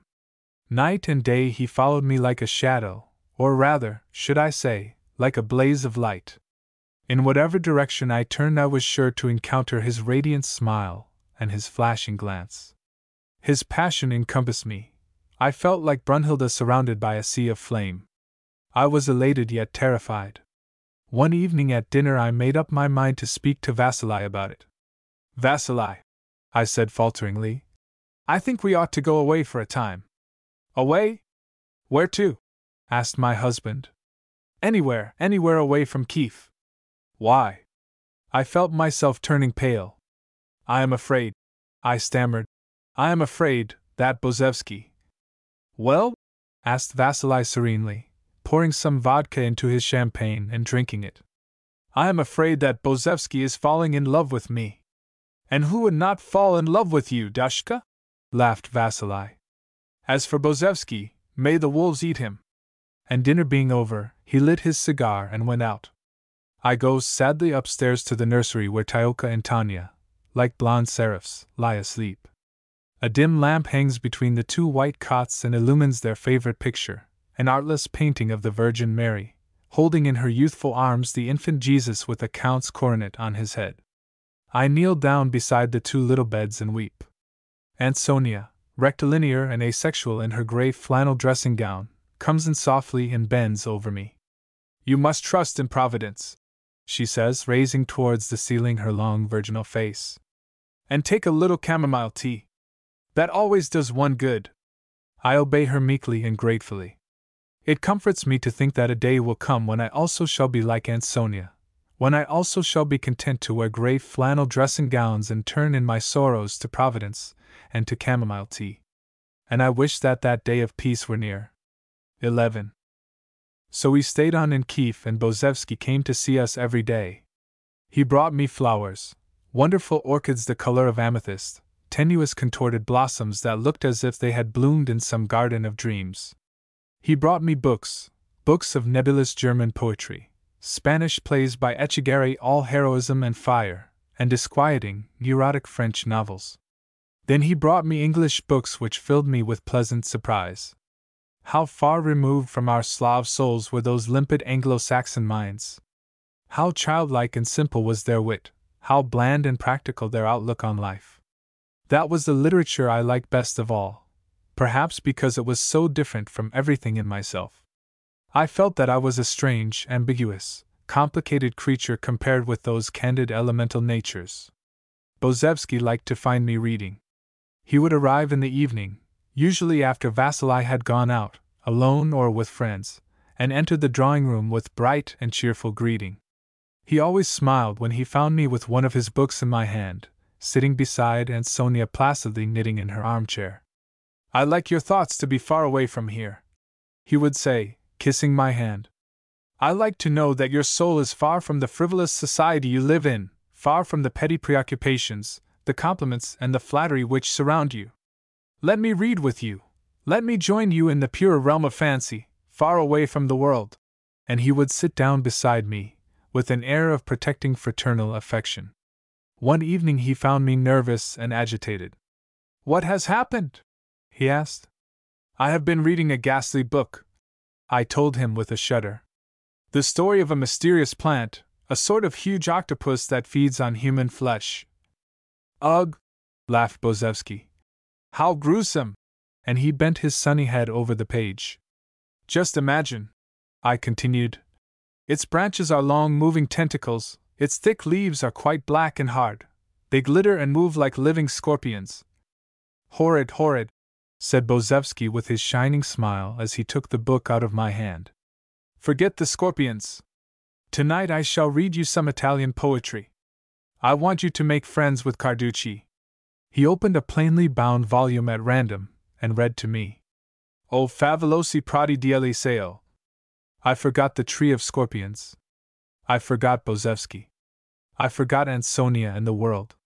The unknown poet had wrapped my spirit in his giant wings and was bearing me far away. It was about this time that Vasily took me to Moscow. There, one evening, our friends the Maximovs brought a stranger to see us. They introduced him as an estimable Moscow lawyer of high repute. I was surrounded by other friends and I greeted him absently, without hearing his name. I remember casually noticing that he was neither young nor old, either ugly nor handsome. His wife, a timid, fair-haired woman, was with him. At Vasily's suggestion we all went to the Strelna, a famous night restaurant. I remember that there was a great deal of laughter at the grotesque jokes which Vasily and Maximov and also the estimable lawyer played on the pretty dark-faced Tsigans. I noticed that the lawyer's wife did not laugh. She passed her hand across her wistful Madonna-like brow and listened only to the music. Like her, I felt out of tune with the merriment around me. My thoughts wandered back to the silent drawing-room at Kiev. I thought of Aunt Sonia and her peaceful knitting, of Bozevsky and the books he had brought me. I seemed to hear his voice saying, Ugh! A tree of scorpions! And at that very instant something cold and claw-like clutched my bare shoulder. I uttered a piercing shriek, which seemed to turn everyone, including myself, cold with terror. But it was only the estimable lawyer, who, having drunk rather too much, had playfully climbed upon the sofa behind me and, to save himself from falling off, had laid his hand upon my shoulder. What on earth has happened? Exclaimed Vasily. What made you scream like that? I don't know, I stammered, taken aback. I thought it was a scorpion. Every one laughed, and for the rest of the evening the lawyer was nicknamed the Scorpion. Perhaps this name added to the unreasoning fear I felt of him, or perhaps I was merely nervous, but he seemed to be always close behind me, and during the whole of that evening I kept on turning round, with little shivers running down my spine, to see what he was doing. Suddenly he had disappeared. Vasily laughed loudly. Hello? Where's the scorpion? And amidst the laughter of the guests he set himself to count the flippant Tsigans one by one to see if any were missing. But they were all there, and I was glad for the sake of the scorpion's poor little Madonna wife. It was 3 in the morning when we went back to our sleighs. It was very cold. The clear, deep blue sky was powdered with stars. Assisted by Maximov, I was about to step into the sleigh, when, with another cry, I drew back. My foot had touched something soft and shapeless that was lying huddled up beneath the rug. What is the matter now? Cried Vasily. Another scorpion?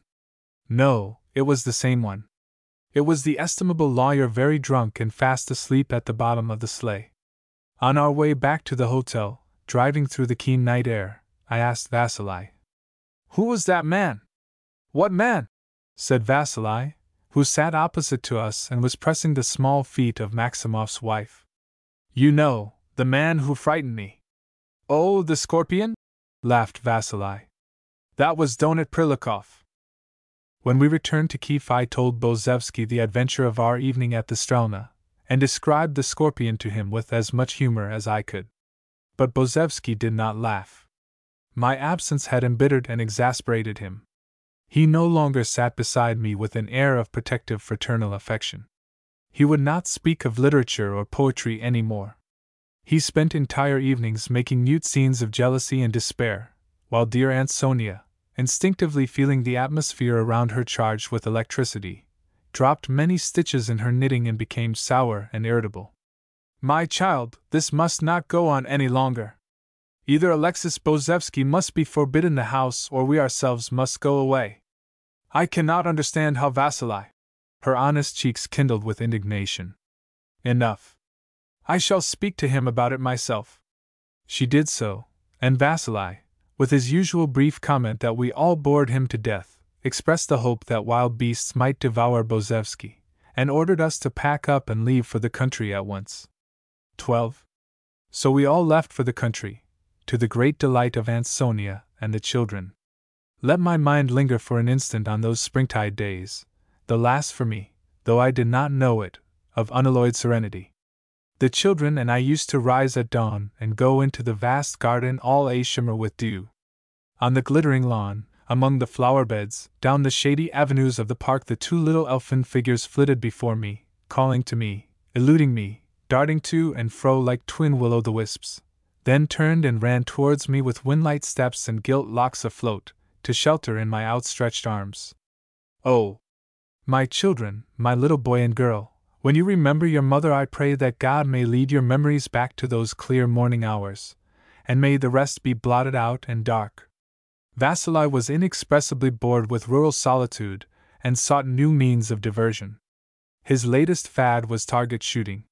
He filled the house with rifles and revolvers and invited every one in the neighboring country houses to take part in shooting matches in our grounds.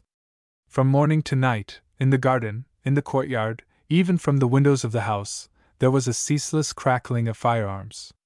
One afternoon, when the house was filled with guests, Dr. Stahl and Bozevsky arrived in their troika from the neighboring castle of the Grigorievskys, where they had been staying. To my astonishment, Vasili received them jubilantly and embraced them both. He had quite forgotten the reasons which had led to our departure from Kiev. Bozevsky came to greet me at once, and for the rest of the day never left my side. He enveloped me in a whirlwind of ecstatic tenderness. His infatuation, which he sought neither to conceal nor to control, disquieted me deeply. I noticed that his friend Dr. Stahl watched us continually. I had not seen the doctor for many months, and he struck me as strangely altered.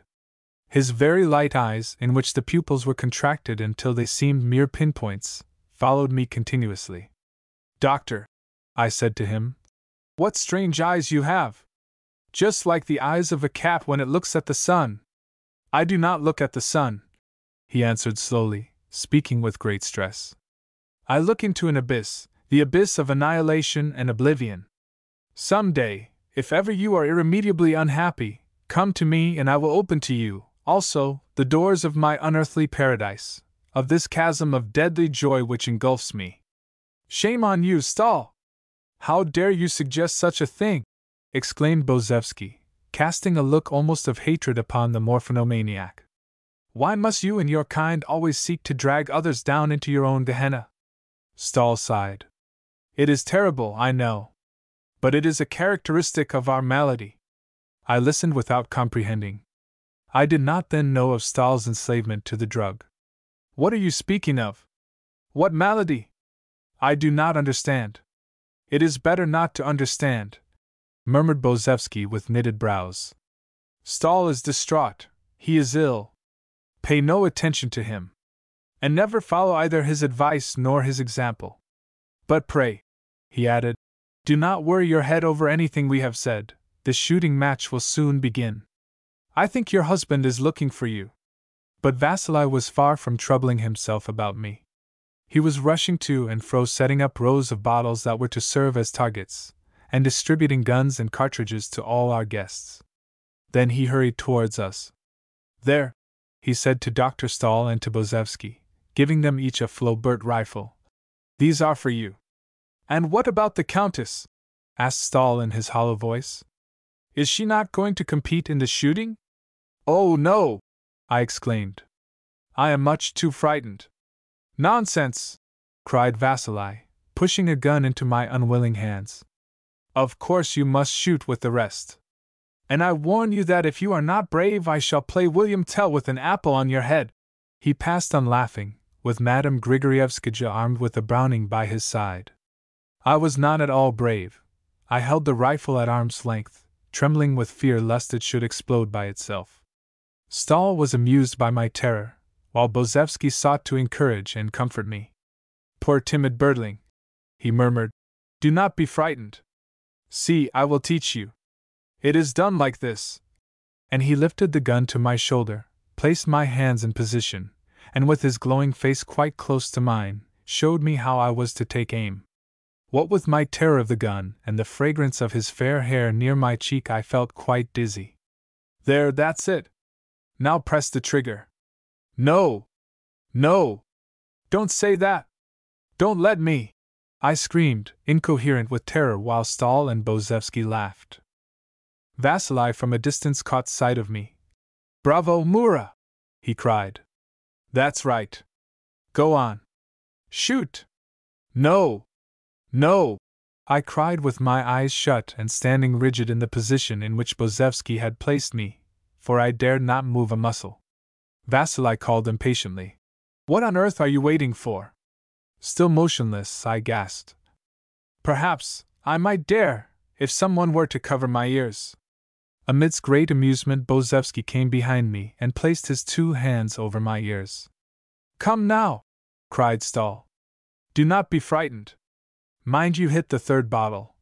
Shouted Vasili from the distance. Bozevsky, standing behind me, was clasping my head as though in a vice and whispering into my hair. Darling, darling, darling! I love you. Don't! I cried, almost in tears under the stress of different emotions. And don't hold my ears so tight. The warm clasp relaxed at once. Oh, no, no! I cried. I can hear everything. I don't want to hear. But even as I spoke, the gun went off. I felt a blow near my shoulder, and thought I was wounded, but it was only the recoil of the weapon. Everybody was laughing and applauding. What have I killed? I asked, cautiously opening my eyes. The 3rd bottle! Cried Vasili, and he was so delighted with my exploit that he ran up and embraced me. But the pistol he was holding in his hand and Bozevsky's glance of jealous wrath filled me afresh with twofold terror. The afternoon passed as if in a dream. Vasili became very much excited and drank a great deal of vodka. Then Madame Grigorievskaja, who had once visited the United States, concocted strange American drinks which we had never tasted before: cocktails, mint juleps, pousse cafés, and ginslings. They were much approved of by everyone. I remember vaguely that halfway through the afternoon someone let down my hair and set me among the shattered bottles with an apple on my head. I seemed to see Vasili standing in front of me with a rifle and taking aim at me while the others utter cries of protest. Suddenly Bozevsky snatches the weapon from my husband's hands, and there is a brief struggle between them. Soon they are laughing again, and shaking hands. Then Bozevsky joins me among the shattered bottles, and stands in front of me. He is so tall that I can see nothing but his broad shoulders and his fair hair. And Vasili is shooting. The bullets were over my head and all around me, but I have no sense of fear. Bozevsky stands before me, straight and motionless as a rampart. We go into dinner. Gypsy musicians arrive and play for us. Late at night, when the garden is quite dark, we go out again to the targets. Instead of the bottles, Vasili has ordered a row of lighted candles to be set up, and we are to extinguish them with our shots without knocking them down. There is much noise around me. Vasili is dancing a tarantelle with Ivan Grigorievsky on the lawn. Dr. Stahl and Bozevsky are always by my side. I keep on shooting at the candles, but they spin round before my confused eyes like Catherine wheels, and Stahl laughs, and Bozevsky sighs, and the gypsies play. Suddenly Tyoka's nurse comes hurriedly down the pathway towards me. May I speak to your ladyship for a moment? Yes, Elise. What is it? Master Tyoka cannot go to sleep. He says you have forgotten to bid him good night. I put down my rifle and followed the straight small figure of Elise Perrier through the garden. I hasten after her into the house and upstairs to the nursery. Little Tanya is already fast asleep, with scarlet lips parted and silken hair scattered on her pillow. But Tioka is sitting up in his cot awaiting me. His bright soft eyes wander over my face, my hair, my dress. His innocent gaze seems to pierce me like a fiery sword. He holds out his arms to me and I hide my flushed face on his childish breast. "Good night, mother dear," he whispers, kissing me and patting my face with his small hand. Then he adds, with a funny little sniff at my cheeks and hair, "You smell of many things, of perfume and powder and cigarettes and wine." This sequence of gay words on the childish lips strikes at my heart like so many daggers. "Hush, darling," I whisper, taking refuge in those frail arms as in a haven of safety. Forgive your mother." But he does not know what there is to forgive, and he laughs and yawns and then nestles down in his pillow, still holding tightly to my hand. "Must you go away?" he sighs, in a sleepy, endearing voice. "No, darling, no, I will stay with you." "Then tell me the poetry about the Virgin Mary coming down to see us in the night." Holding my child's hand in my own, I begin softly. "When little children sleep, the Virgin Mary steps with white feet upon the crescent moon." But already Tioka is in the land of dreams. 13. The whole party of guests stayed at our house that night. Even one of the gypsy musicians was found next morning asleep on the sofa in the library. No one came down to breakfast. Only Bozevsky got up early and went for a gallop on the hills. I awoke at 8 o'clock and rang the bell. Elise Perrier came in and opened the windows. The fresh April breeze blew in and the chirp of the nests greeted me. "Elise, is the morning fine? Can the mountains be seen?"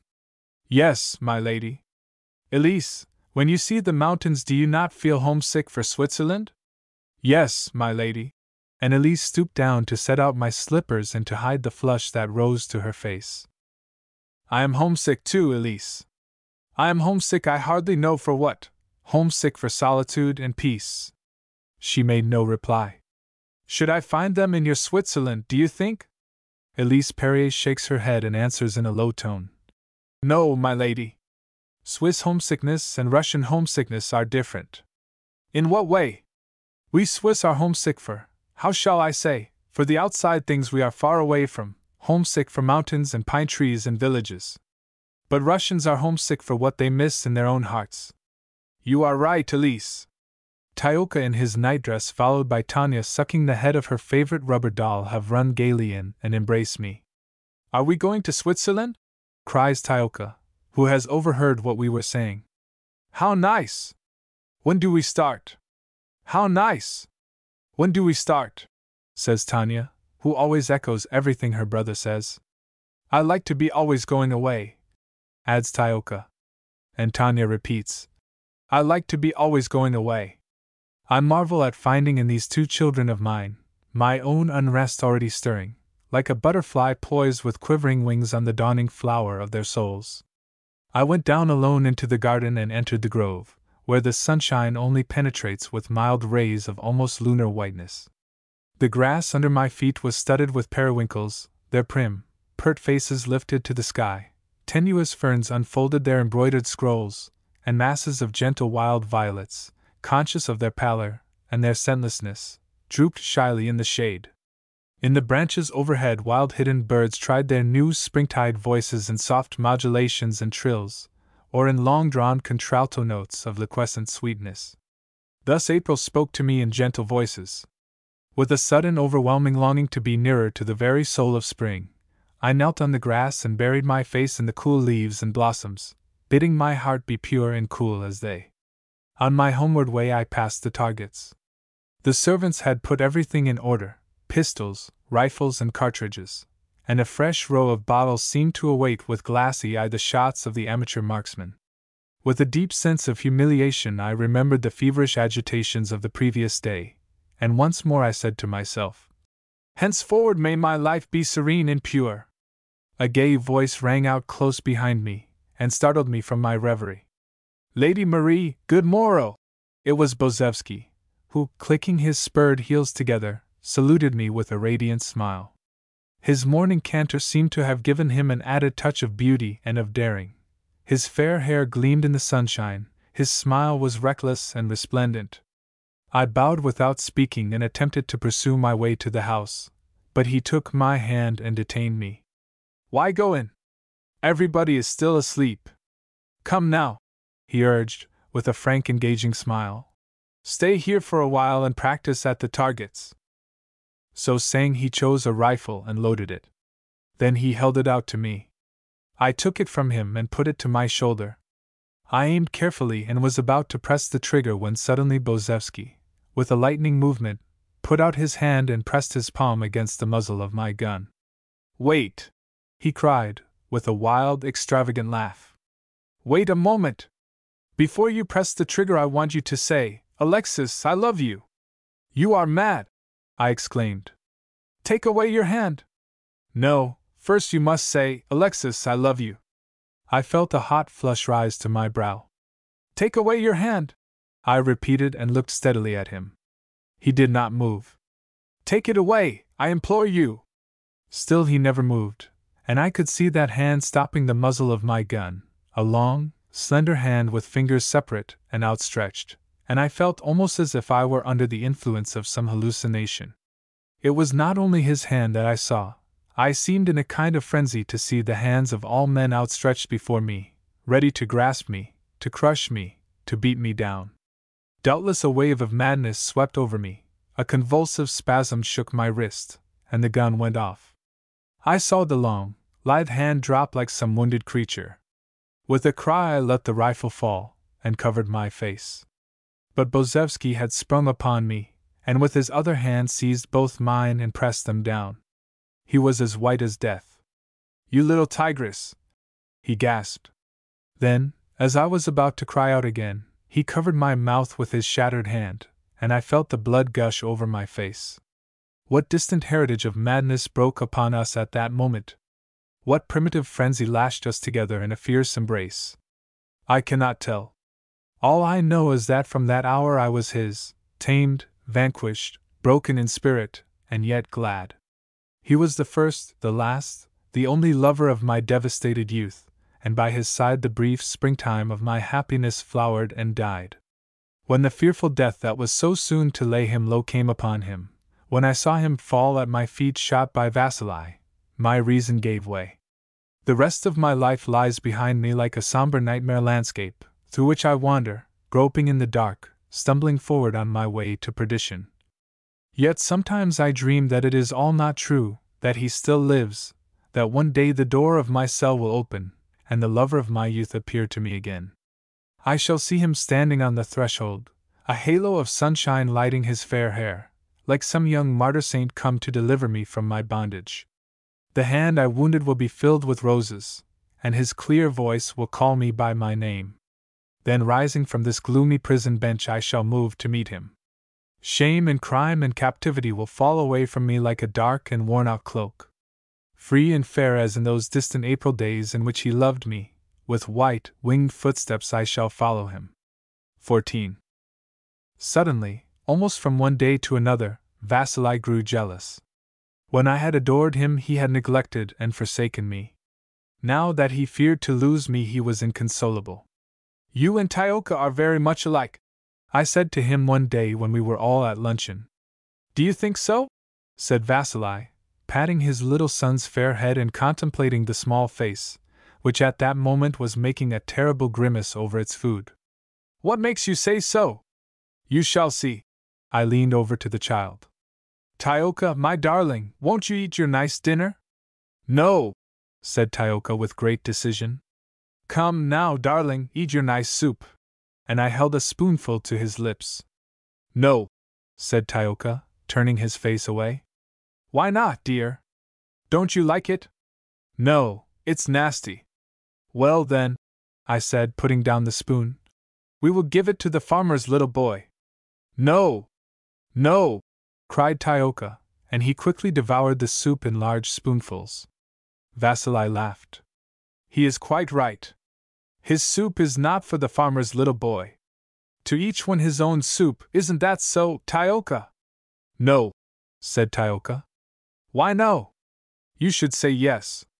No, declared Tioka doggedly. This is my no day. Your what? Exclaimed his father. My day for saying no, announced Tioka with great decision. His father was much amused. I also shall have my no days, he declared. And I shall begin at once. Today, Mura, we shall receive no visitors. But Vasili, I protested. We must see the Grigorievskys. We have invited them to dinner. No, said my husband. And Semenzov. And Bozevsky. No, he repeated. Do you really mean that we are not to receive them? No, he reiterated. This is my no day. And the reception for that evening was actually put off. The jest seemed highly entertaining to Vasili. I heard him laughing to himself as he went downstairs, and in the days that followed he frequently repeated it. Shortly afterwards he took us all back to Kiev, and there he had many, no, days. In particular, he would not let Bozevsky visit us, and more than a month passed without my seeing him. At last it happened that the Stahls invited us to a ball, and Vasili, who chanced to be in a good temper, accepted. I knew I should meet Bozevsky there, and at the mere thought of seeing him again I trembled with joy and fear. Elise Perrier dressed me in a filmy gossamer gown of soft opalescent tints, and fastened round my neck the famous O'Rourke pearls, those pearls which, according to family traditions, had once decorated the slender neck of Mary Stuart. As Vasili put me into the troika, he was all kindness and amiability. He wrapped me closely in the furs, and then took his seat beside me, muffling himself up to his nose in the bearskins. The horses started, and we were off like the wind. During the drive, tender and kindly feelings towards Vasili filled my heart.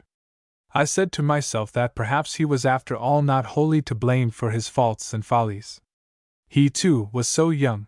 Perhaps if I had been less of a child at the time of my marriage I should have known how to make him love me more. And, after all, were we not still in time to reshape our lives?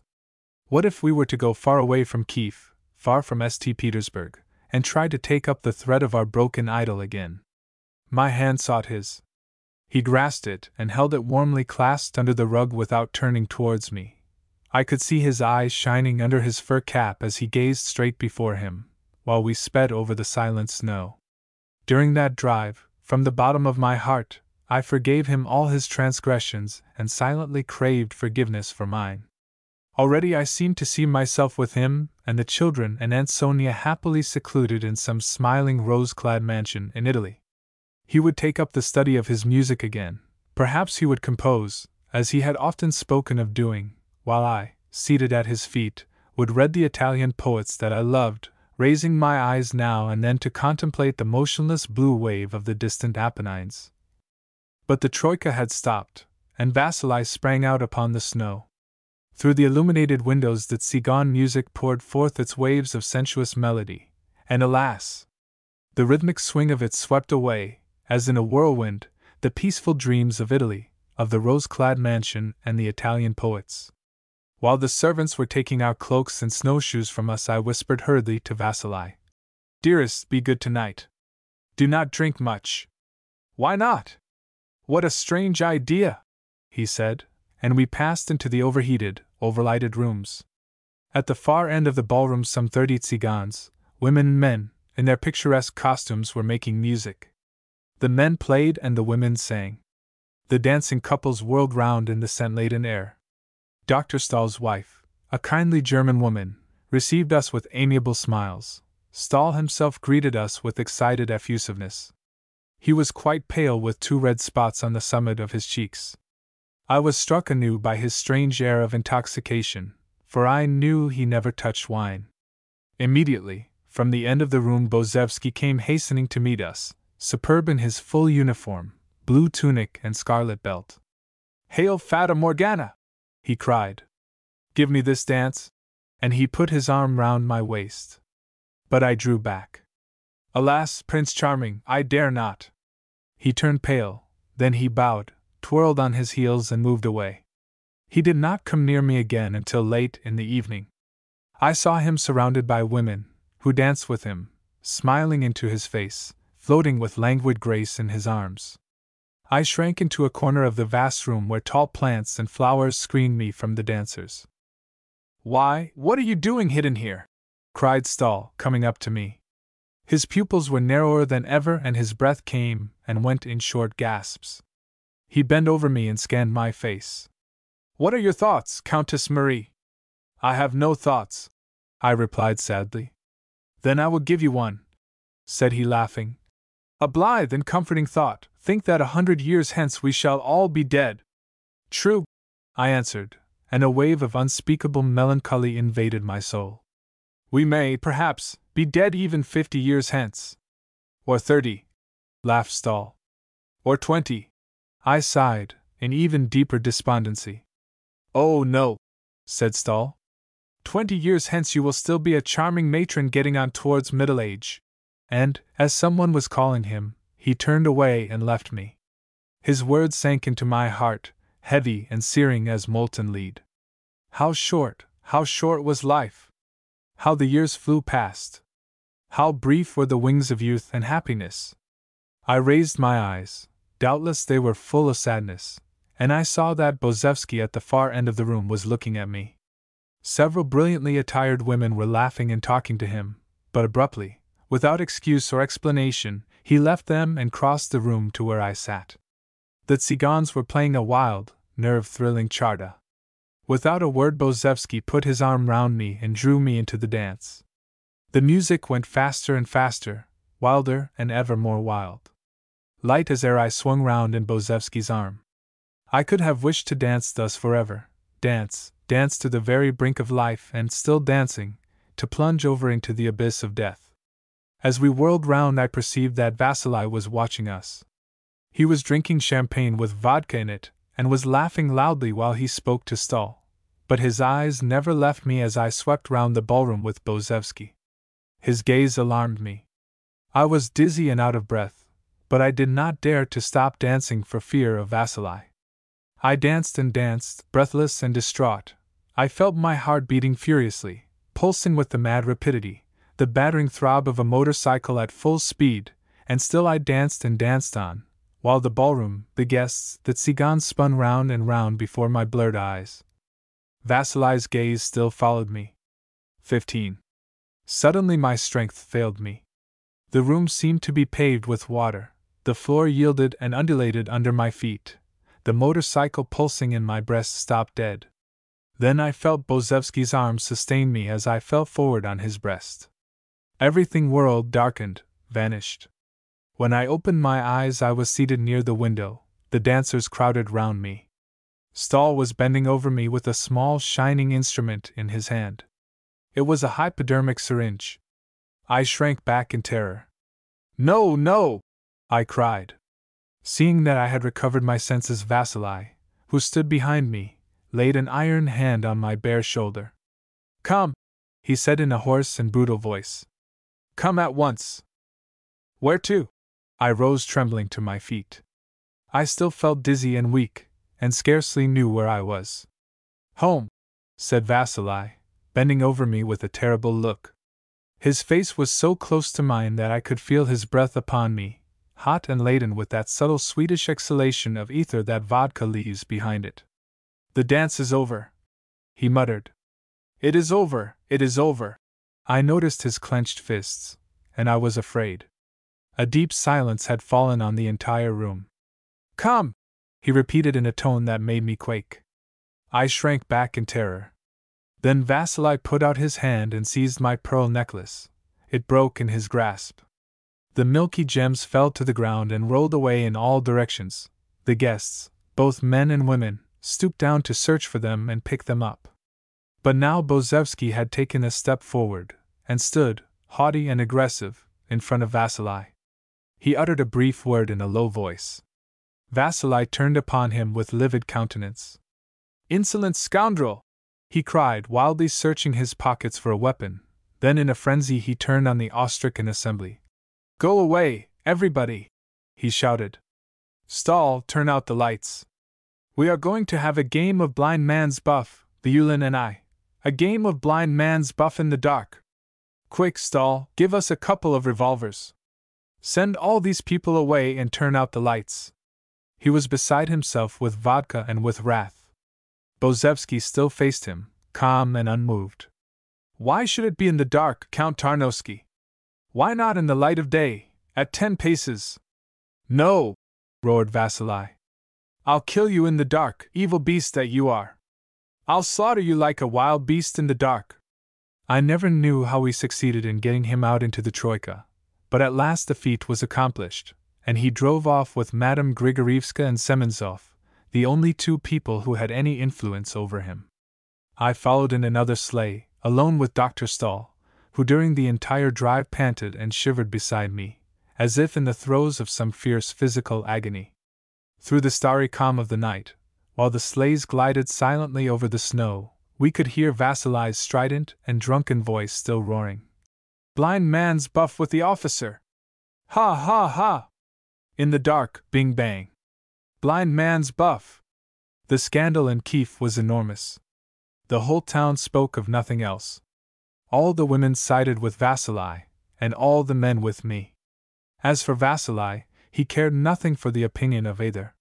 He came and went with lowering brows, never speaking either to me or to the children. I was unspeakably frightened and unhappy. At last, one evening, unable to endure the strain of his silence any longer, and praying God to give me courage, I went tremblingly and knocked at his study door. He said, "Come in," and I entered. He was standing by the window, smoking, and he turned upon me a cold, vindictive eye. "Vasily," my voice trembled. "Vasily, don't be angry with me any more. Forgive me. I did not mean to offend you. I did not mean." I burst into tears.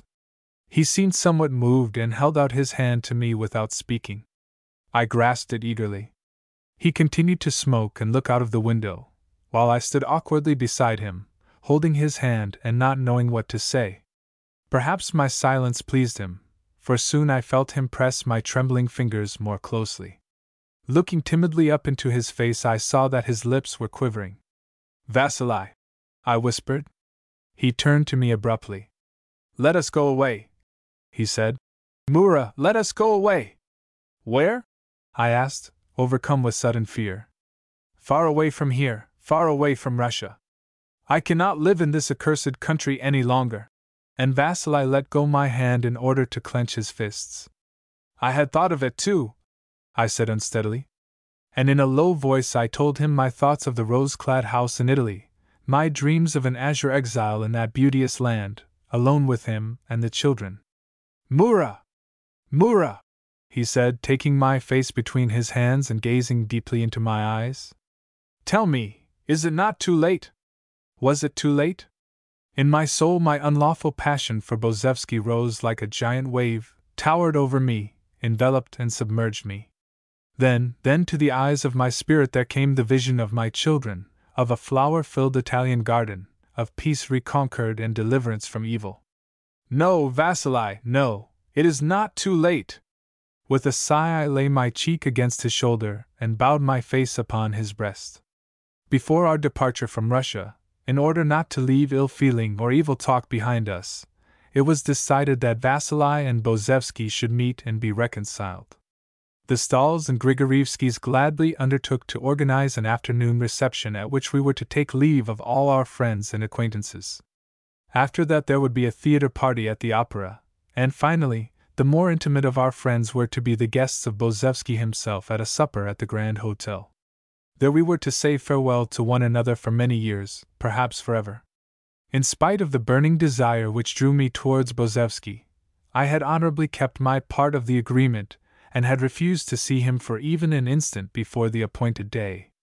Vasily took the necessary steps to get our passports, and every preparation was made for our final departure from Russia.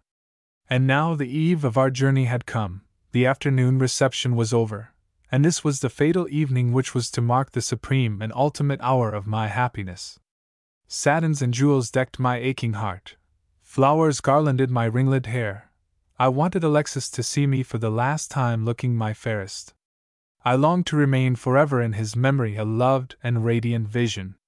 "You are dazzlingly beautiful," said my cousin Vera to me, as soon as I entered the room, surveying me from top to toe. "I can quite understand why everyone is crazy about you." I was immediately surrounded by all our most intimate friends, who lamented in every key our resolve to leave Russia. "Without you, Kiev will be empty. It will be like a ring which has lost its brightest gem." I smiled and sighed, feeling both gratified and mournful. Who would have thought that after this evening all those who now surrounded me with flattering words would pass me by without a greeting, would turn from me as from some vile and tainted creature? Bozevsky, pallid and stern, came to me, and bowed low as he kissed my hand. "Ave! Ave Maria!" he said. Then he raised his eyes and looked at me long and fixedly. Despair was so clearly written on his countenance that I felt afraid lest Vasili should notice it. Alexis read the fear in my eyes and laughed. "Do you know what I believe?" he said. I looked at him without understanding. "I believe," he continued in scornful tones, "that I am in a trap." "A trap? What do you mean?" I gazed questioningly into his face. Yes, a trap," said he with a cynical laugh. Then in a tone that seemed in keeping with the frivolous atmosphere that surrounded us, "Countess," he continued, "has it ever happened to you to go wrong in some well-known quotation? To begin, for instance, with one author, and to end with another?" "I do not understand," I stammered, perplexed by the strangeness of his manner. What do you mean?" Vasili was approaching, and Alexis with a scornful laugh raised his voice slightly as he spoke. "Because tonight," he said, "a misquotation of that kind keeps ringing through my brain. Ave Maria! Morituri te salutant."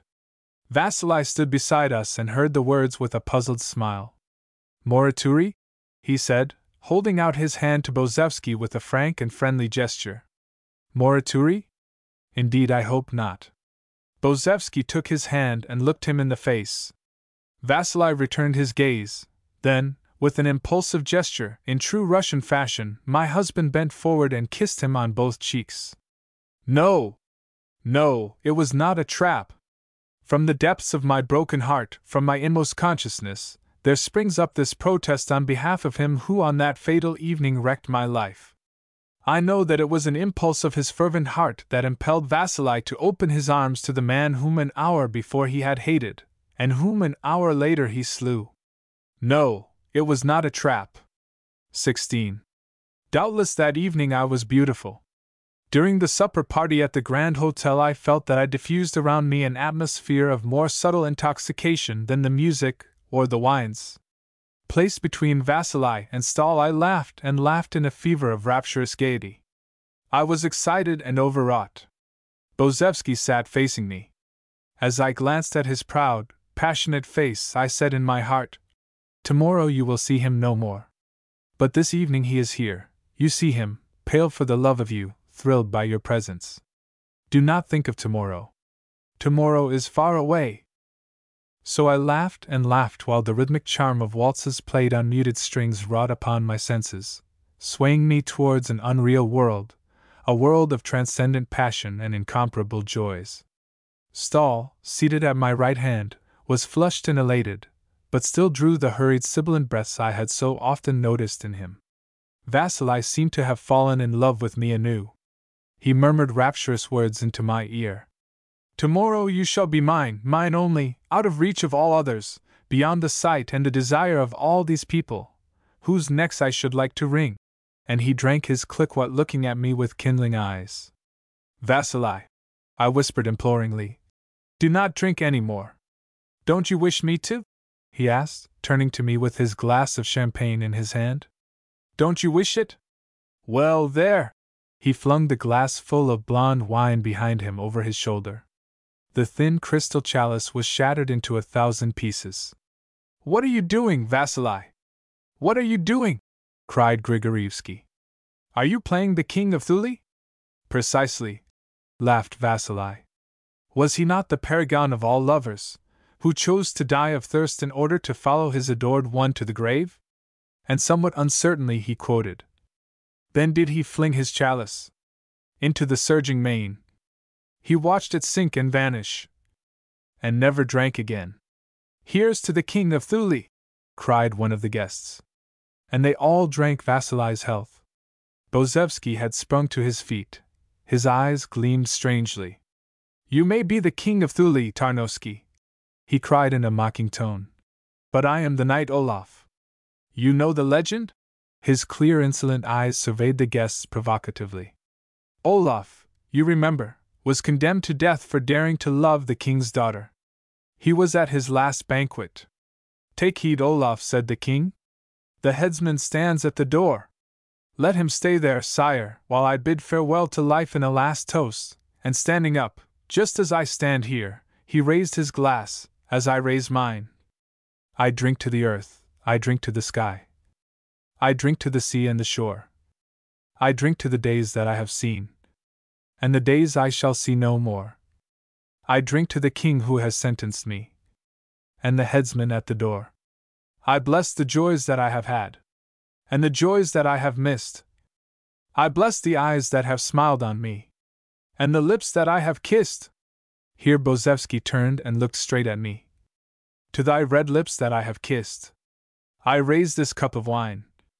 I bless thy radiant loveliness, that made my life divine. And I bless the hour that brings me death, for the hour that thou wert mine. He uttered these words in a loud voice, with his daring eyes fixed steadily on mine.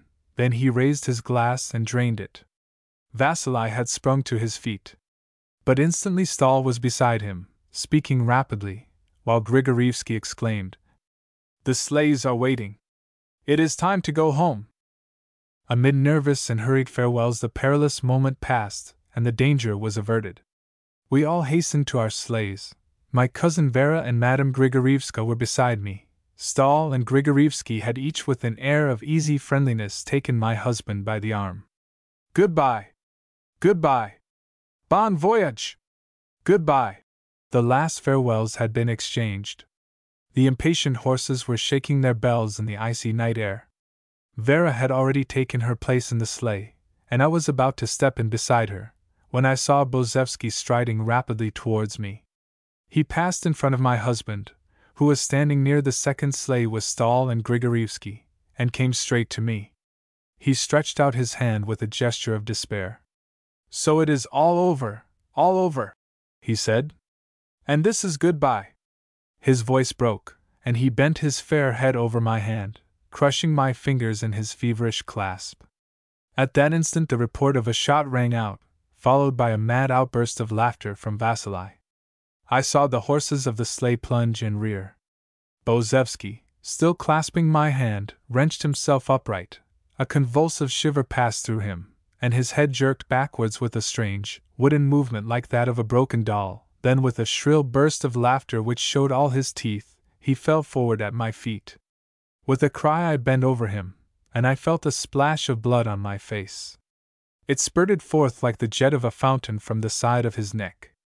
Once again my hands, my dress were covered with his blood. I thought I was in a dream.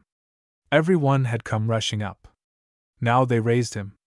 I saw Stahl snatch a white scarf from someone's shoulders and wind it round and round the wounded neck, and immediately a dark stain appeared on the scarf and slowly widened.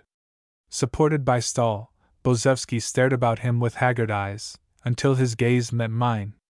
A quiver passed over his face. I bless the hour, he gasped. Then a gush of blood came from his mouth, and he was silent. 17. Bozevsky was carried to his room, and the manager and servants of the Grand Hotel thronged in murmuring consternation round his door. A Swedish doctor, staying at the hotel, was summoned in haste. He appeared in his dressing gown, and with Stahl's assistance carefully dressed and bound up the deep double wound caused by the bullet, which had passed through the left side of Bozevsky's neck and come out beneath his chin. Trembling and weeping I followed the sinister procession, and with Cousin Vera and Madame Stahl entered Bozevsky's room.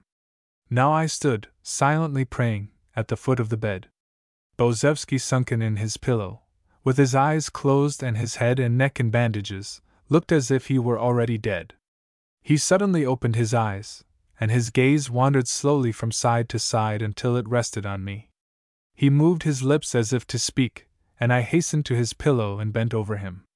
He whispered, "Stay here." "Yes," I said, and sat down beside him, taking his moist, chill hand between my own. He repeated weakly, "Stay here. Do not go away."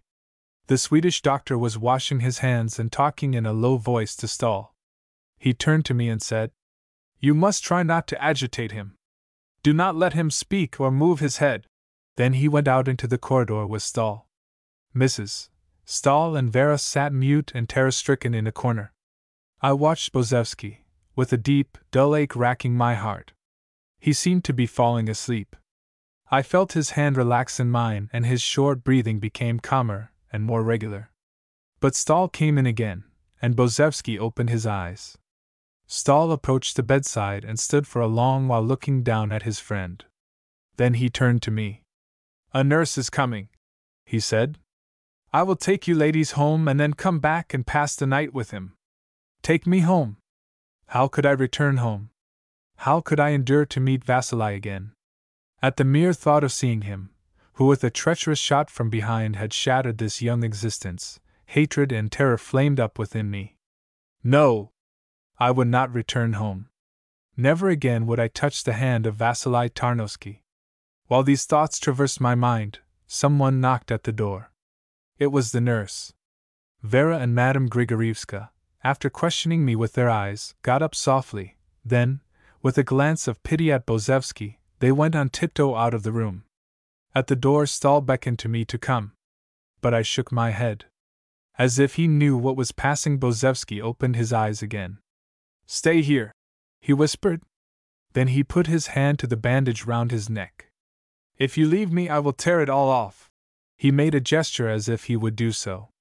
"I shall not leave you," I whispered, bending over him. "I shall never leave you again."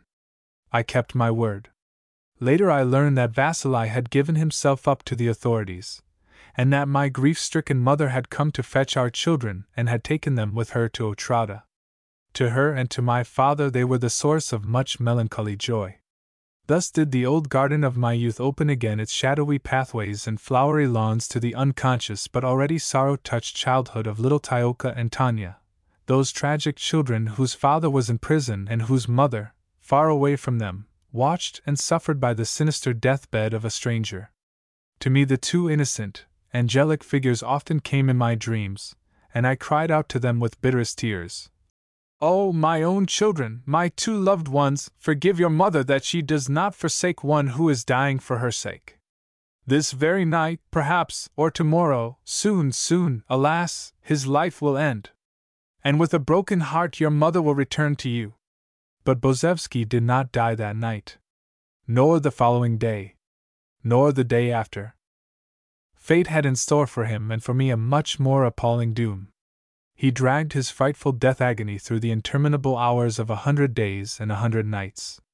He was doomed to trail his torment from town to town, from surgeon to surgeon, from specialist to charlatan.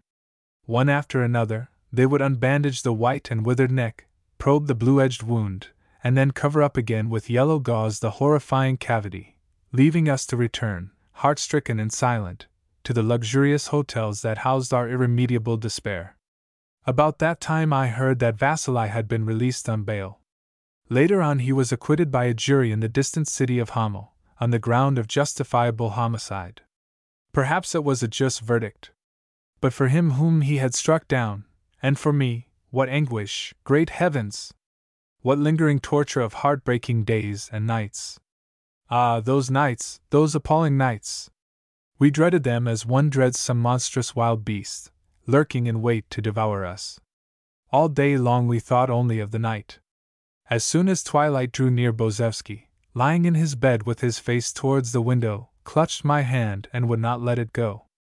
"I am afraid," he would murmur. "I wish it were not night. If only it were not night!" "Nonsense, dearest," I would say cheerfully. "It is quite early. It is still broad daylight. Everybody is moving about. The whole world is awake and out of doors." But night, furtive and grim, crouched in the shadowy room, lurked in dark corners, and then suddenly was upon us, black, silent, terrifying. Round us the world lay asleep, and we too were awake and alone with our terror. Then began the never-ending question, ceaselessly repeated, reiterated throughout the entire night. What is the time? It was only 9 o'clock. It was 9:30. 10, 10:30, 11:15, 11 o'clock, 5 minutes past. As soon as it was dawn, at about 4 o'clock, Bozevsky grew calm. Silence fell, and he slept. The last station of our cavalry was at Yalta, in the Crimea. We had gone there with a last upflaming of hope. There were doctors there whom we had not yet consulted. There was Ivanov, and the world-famed Bobros. Continue the same treatment, said the one. You must try never to move your head, said the other. That was all. And to our other tortures was added the martyrdom of complete immobility. I want to turn my head, Bozevsky would say in the night. No, dearest, no, I implore you. I must turn it from one side to the other. If I stay like this any longer I shall go mad. Then, with infinite precautions, with eyes staring and terror-filled, like one who yields to an overwhelming temptation or performs some deed of insane daring, Bozevsky would turn his sad face slowly round, and let his cheek sink into the pillow. His fair curls encircled with flaxen gaiety his spent and desolate face. 18. Alone with him during those long terrible hours, my anguish and my terror constantly increased. At last I could endure it no longer, and I telegraphed to Stahl. Come immediately. At dusk the following day Stahl arrived. I had hoped to derive courage and consolation from his presence. But as soon as he stepped upon the threshold my heart turned faint within me. Thinner and more spectral than ever, with hair disheveled and eyes sunken and dull, he looked dreamily at me, while a continual tremor shook his hands. I greeted him timorously, and the touch of his chill, flaccid fingers made me shudder. Bozevsky seemed glad to see him. Stretching out his wasted hand to him, he said at once, Stahl, I want to move my head. Stahl seemed not to understand, and Bozevsky repeated, I want to turn my head from one side to another. Why not? Said Stahl, sitting down beside the bed and lighting a cigarette. Turn it by all means. It was growing late. Outside it was already dark. I drew the curtains and turned on the lights. Bozevsky began very slowly to turn his head from side to side, at first very timorously with frightened eyes, then by degrees more daringly, from right to left and from left to right. Keep still, dearest, I entreated, bending over him. Stahl said it would not hurt, panted Bozevsky. Did you not, Stahl? Stahl made no reply. He was smoking, with his heavy eyes half closed. At the sight of him I was filled with loathing and fear. Have you dined? I inquired of him after a long silence. He nodded and went on smoking. I tried to coax Bozevsky to take an egg beaten up in milk, but he continued to turn his head from side to side and would touch nothing. Little by little the sounds in the hotel died away. The gypsy music which had been audible, faintly in the distance, ceased. Night crept upon us sinister and silent. Presently Stahl roused himself, and opened his eyes. He looked at me and then at Bozevsky, who lay in the circular shadow cast by the lampshade, dozing with his mouth slightly open. He looked pitiful and grotesque in his collar of yellow gauze. Stahl made a grimace. Then his breath became short and hurried as on that night of the ball when he sat beside me in the sleigh. He was panting with a slight sibilant sound and with a quick nervous movement of his head. Stahl, I whispered, leaning towards him and indicating Bozevsky. Tell me, how do you think he is? Stahl did not answer. He seemed not to have heard me, but to be absorbed in some mysterious physical suffering of his own. What is the matter, Stahl? What is the matter? You are frightening me. With a nervous twist of his lips intended for a smile, Stahl got up and began to walk up and down the room. His breath was still short and hurried. He drew the air through his teeth like one who is enduring spasms of pain. Then he began to talk to himself in a low voice. I can wait, he said under his breath. I can wait a little longer. Yes, I can wait a little longer. Bozevsky had opened his eyes and was watching him. Horror held me motionless and shivers ran like icy water down my spine. Stahl, what is the matter? I said, and began to cry. Stahl seemed not to hear me. He continued to walk up and down, muttering to himself. I can wait, I can wait. Just a little longer, a little longer. Bozevsky groaned. Tell him to keep still, he said, his gaze indicating Stahl. I seized Stahl by the arm. You must keep quiet, I said. Keep quiet at once. He turned to me a vacuous, bewildered face. I grasped his arm convulsively, clutching it with all my strength. Keep still! Stahl sat down. Right, he said. All right. He searched his pocket and drew out a small leather case. Bozevsky moved and moaned. I am thirsty, he said. Give me something to drink. I hurried to the bedside, and taking up a glass of sweetened water, I raised him on his pillow and held the glass to his lips. He drank eagerly. Then, horror! Horror! Even as he drank, I perceived a spot of pale red color, wetting the gauze round his neck, oozing through it and spreading in an ever-widening stain. What could it be? It was the water he was drinking. He was not swallowing it. It was trickling out through the wound in his neck. All the gauze was already wet, now the pillow as well. Stahl! Stahl! I shrieked. Look at this! Stahl, who seemed to have suddenly regained his senses, came quickly to the bedside. I had laid Bozevsky back on the pillow and he was looking at us with wide-open eyes. Yes, said Stahl, contemplating him thoughtfully. Yes. Suddenly he turned to me. Come here, come here. Why should I let you suffer? Then I saw that he had in his hand a small glass instrument, a morphia syringe. He seized my wrist as in a vice, and with the other hand pushed back the loose sleeve of my gown. What are you going to do? I gasped. Why should you suffer? Cried Stahl, holding me tightly by the arm. Are you killing me? I cried. No, I shall not kill you. You will see. I let him take my arm and he pricked it with the needle of the syringe, afterwards pressing and rubbing the punctured spot with his finger. Now you will see, now you will see, he repeated over and over again with a vague, stupefied smile. Sit down there. And he impelled me towards an armchair. Bozevsky in his wet bandages on his wet pillow was watching us. I wanted to go to his assistance, to speak to him, but already a vague torpor was stealing over me, a feeling of gentle languor weighed upon my limbs. My tense and quivering nerves gradually relaxed. I felt as if I were submerged in a vague, fluid serenity. Every anxious thought dissolved in a bland and blissful somnolence. I could see Bozevsky move restlessly and again begin to turn his head from side to side. Sunk in the divine lassitude that held me, I watched his movements, glad that the sight of them gave me no pain. I saw that Stahl had stretched himself on the couch and lay there with a vacant, ecstatic smile on his lips. All at once Bozevsky uttered a cry. I heard him, but I felt no inclination to answer. He struggled into a sitting position and looked at us both with wide, horrified eyes. He called us again and again. Then he began to weep. I could hear his weeping, but the beatific lethargy which engulfed me held me motionless. Perhaps I was even smiling, so free and so remote did I feel from all distress and suffering.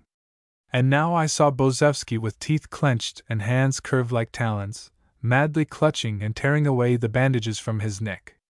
He dragged and tore the gauze with quick, frenzied movements, while from his lips came a succession of whimpering cries as of a dog imprisoned behind a door. I smiled, I know I smiled, as I gazed at him from my armchair. Stahl's eyes were shut, he was fast asleep. Even when the wasted neck was stripped bare, those quick, frenzied movements still continued. What my eyes then saw I can never tell. Thus died Alexis Bozevsky, the handsomest officer in the Imperial Guard. 19. After that all is dark. A blood-red abyss seems to open in my memory wherein everything is submerged, even my reason. My reason! I have felt it totter and fall, like something detached and apart from myself, and I know that it has sunk into the grave that covers Alexis Bozevsky. Vaguely, from my distant childhood, a memory rises up and confronts me. I am in a school. I know not where. It is sunset, and I am at play, happy and alone, in the midst of a lawn. The daisies in the grass are already closed and rose-tipped, blushing in their sleep.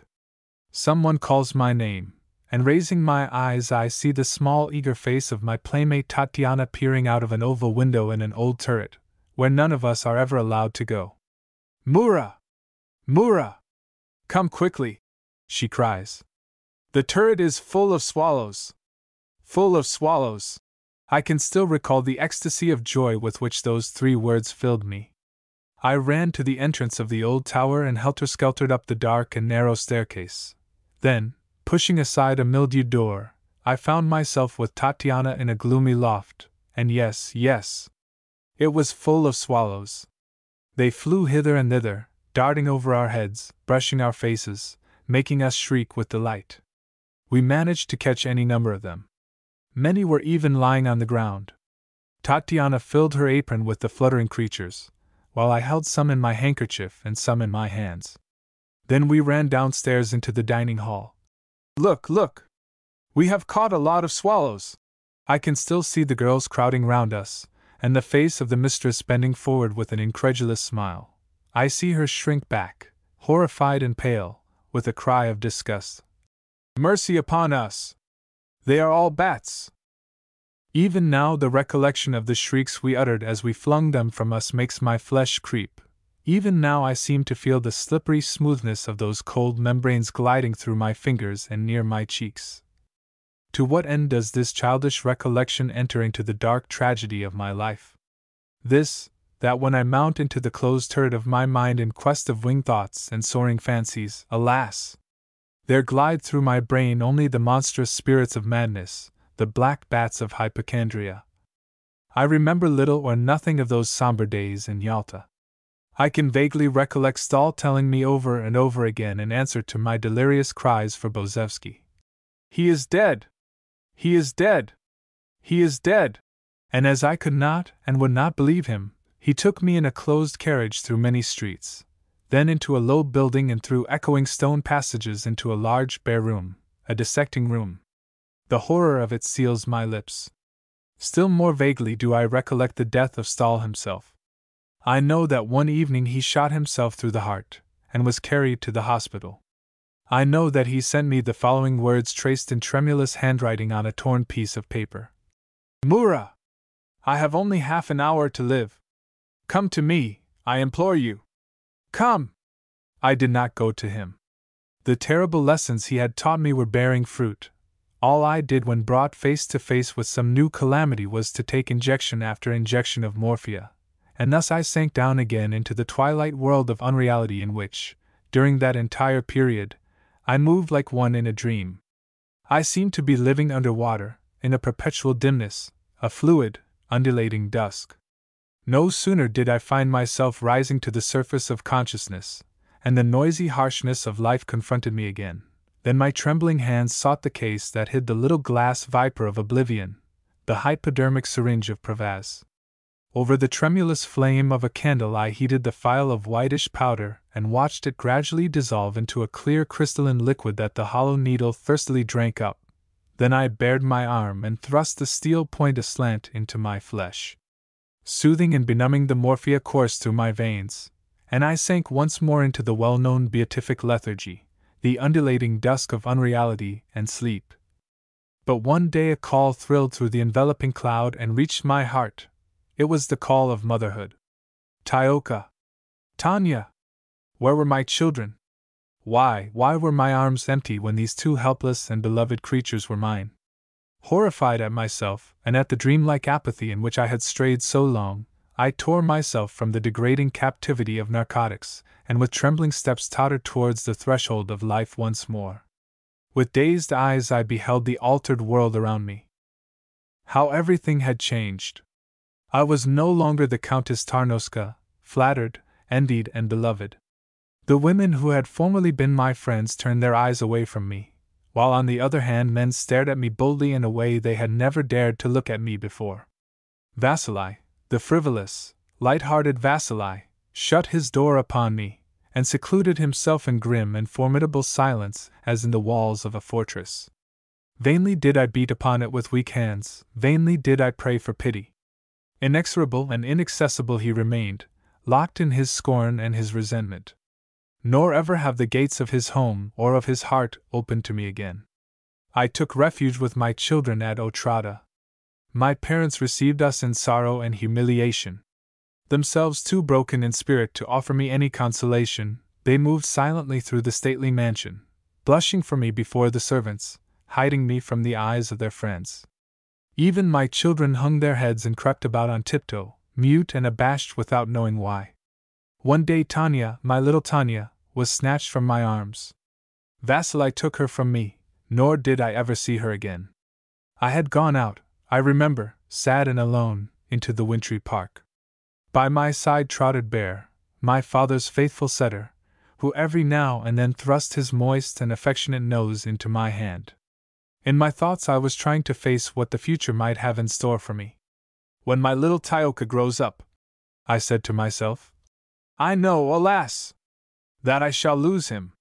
He will want to live with his father. He will look forward to entering upon life under happy and propitious auspices. Yes, Tyoka will leave me, I know.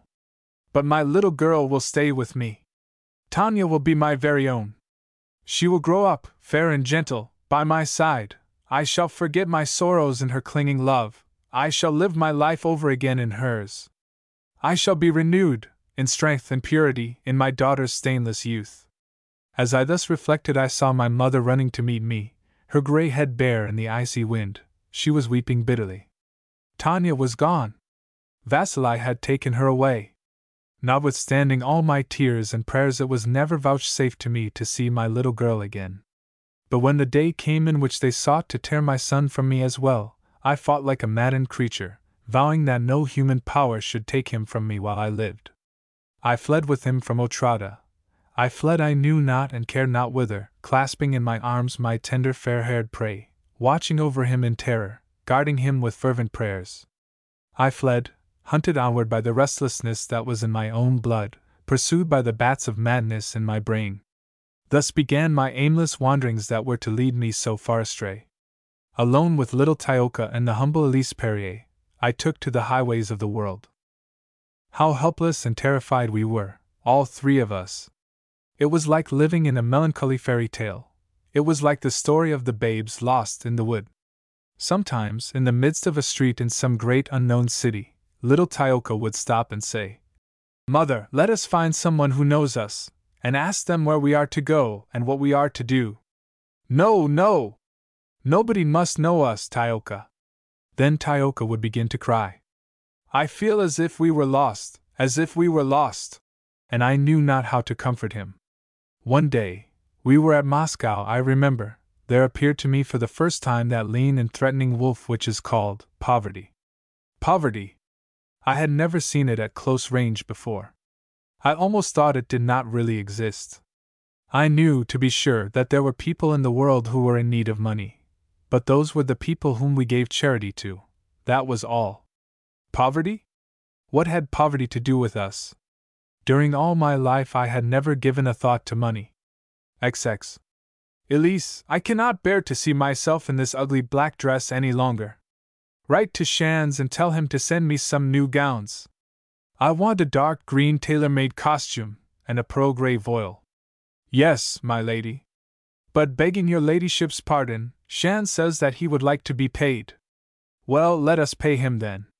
Yes, my lady. But begging your ladyship's pardon, his bill is 25,000 rubles. Well, let him have them.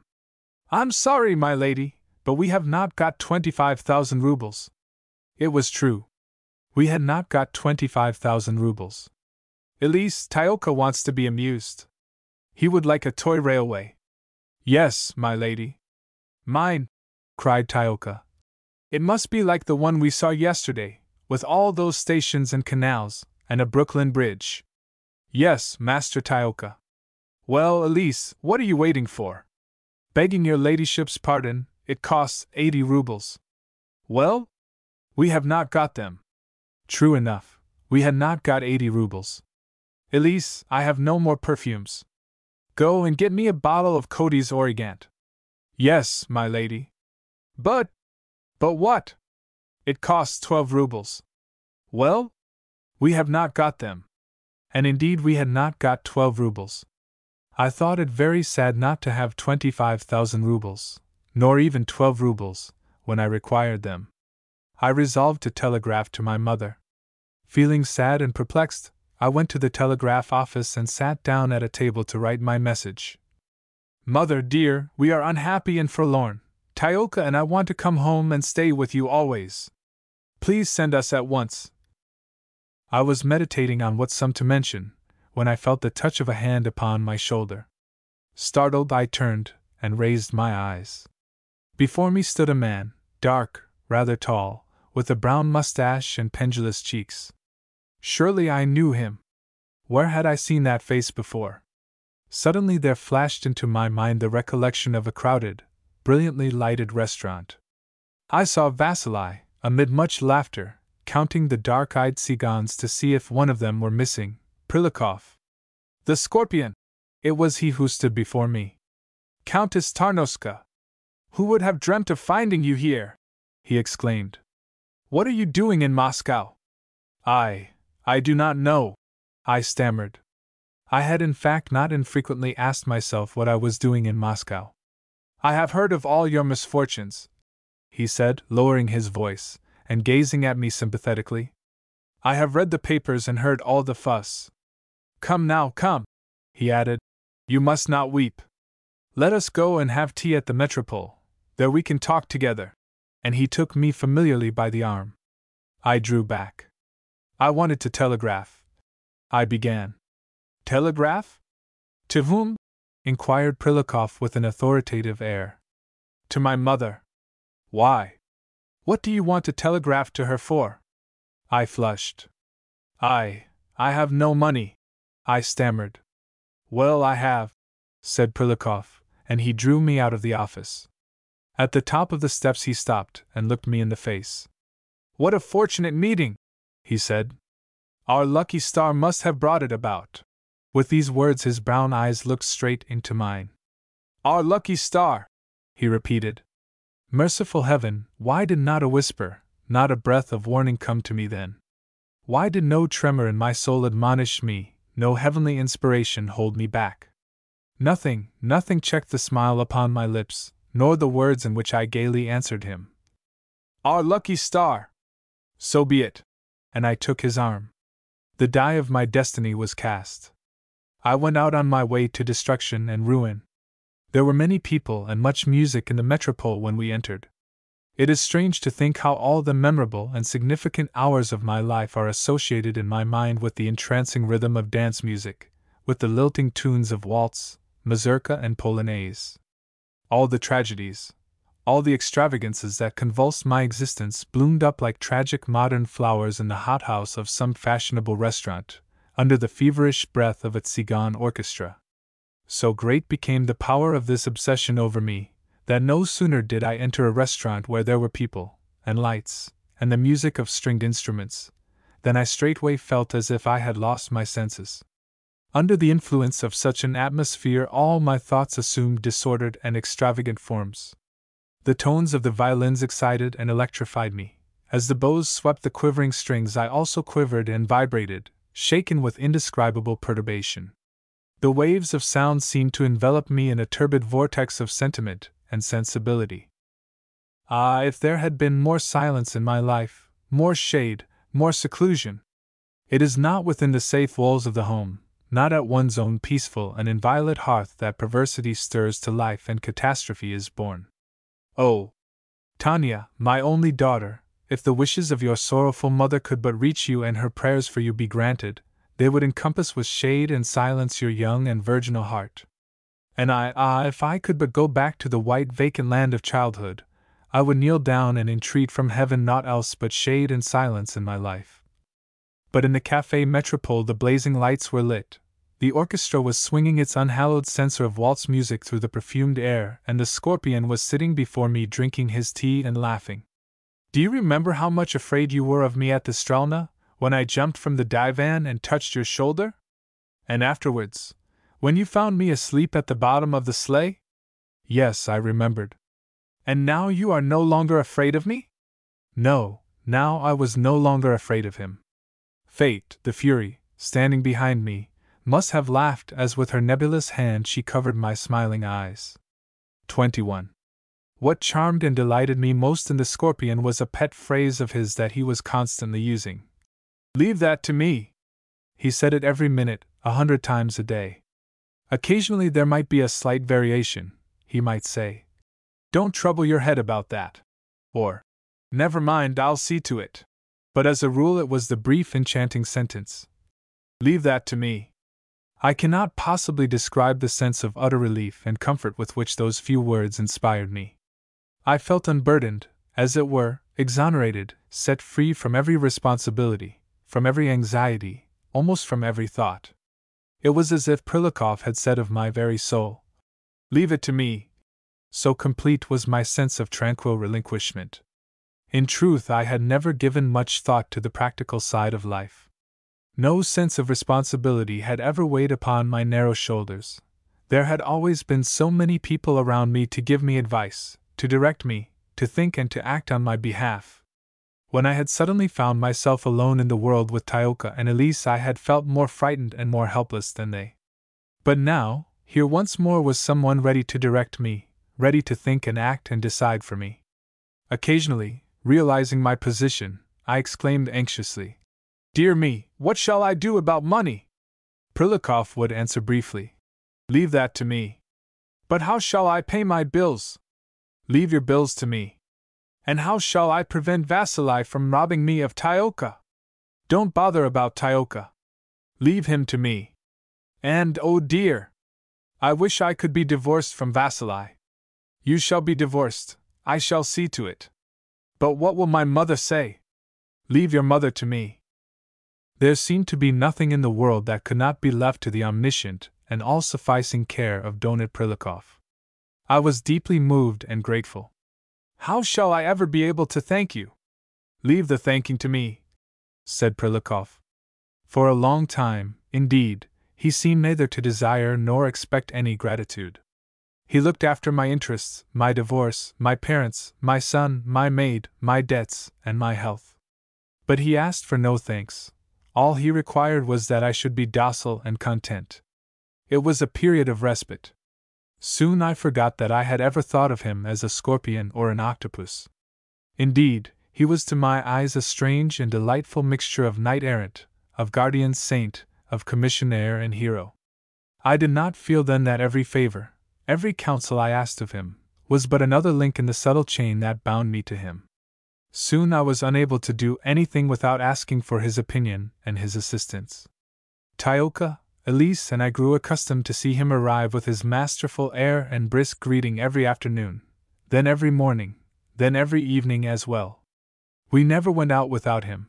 No letter was received or written without its being given to him to read.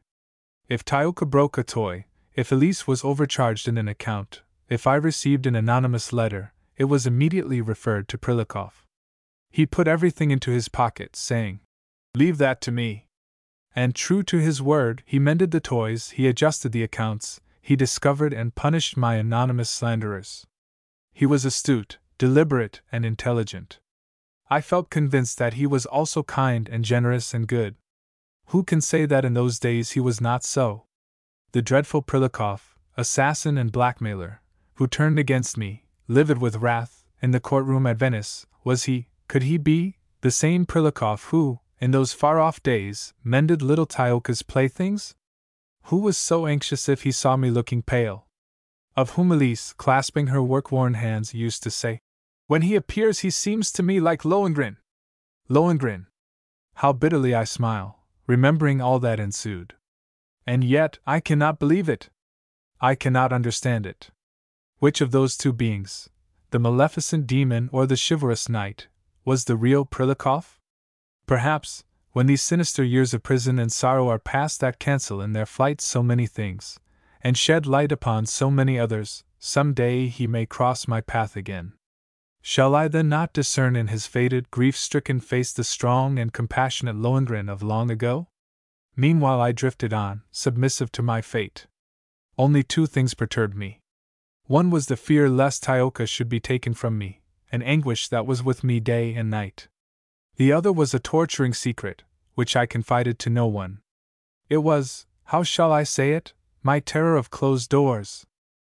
Every time I found myself alone in front of a closed door, I did not dare to open it.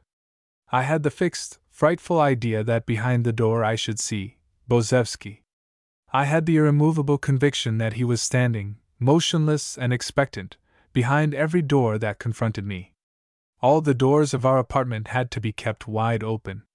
If it ever happened that I found myself alone in a room of which the door was closed, instead of opening it I rang the bell, I called, I cried for help, and if it chanced that every one was out, or no one heard me, I stood riveted to the spot, rigid with fear, staring at the terrifying mystery of that closed door before me.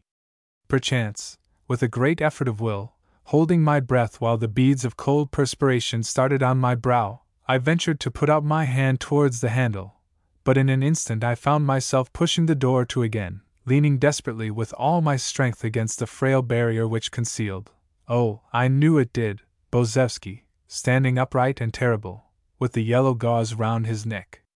This notion, horrible as it was in the daytime, became an unbearable fear after nightfall. Tioka went upstairs to bed, accompanied by Elise, at about 8 o'clock.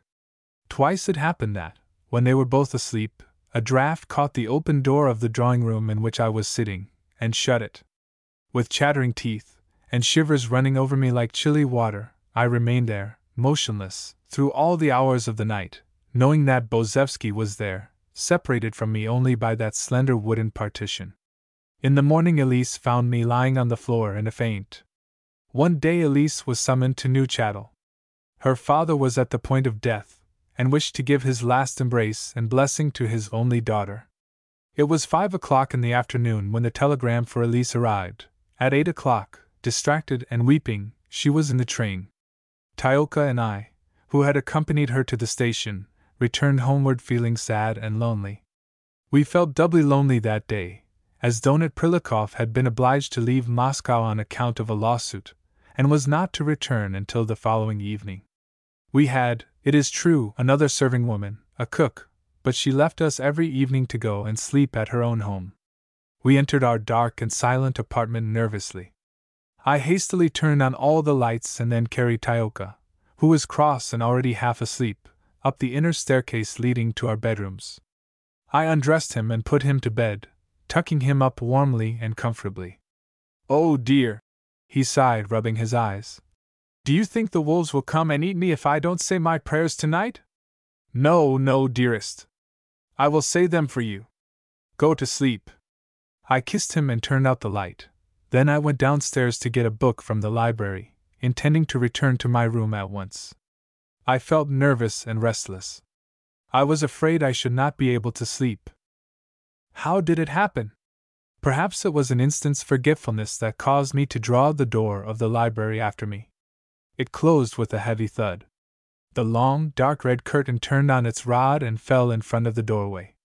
I was imprisoned. 22. I should never dare to leave that room. Suddenly I thought that Tioka might call me. But between him and me, standing outside on the threshold of that draped door, was there not the man whom I had seen die in Yalta? Horrifying memory! For a long time I did not venture to stir. I turned my head and looked behind me, then fixed my eyes afresh on the red curtain. Suddenly I thought I heard a cry. Yes, it was Tioka calling me, Tioka all alone upstairs, who was frightened too, frightened even as I was. With shivers swathing me from head to foot as with an icy sheet, I listened to those cries which every moment grew shriller and wilder. Then, in answer to him, I screamed too. Oh, those shrieks ringing through the empty house, shrieks which only that silent ghost behind the door could hear. Suddenly another thrill ran through me.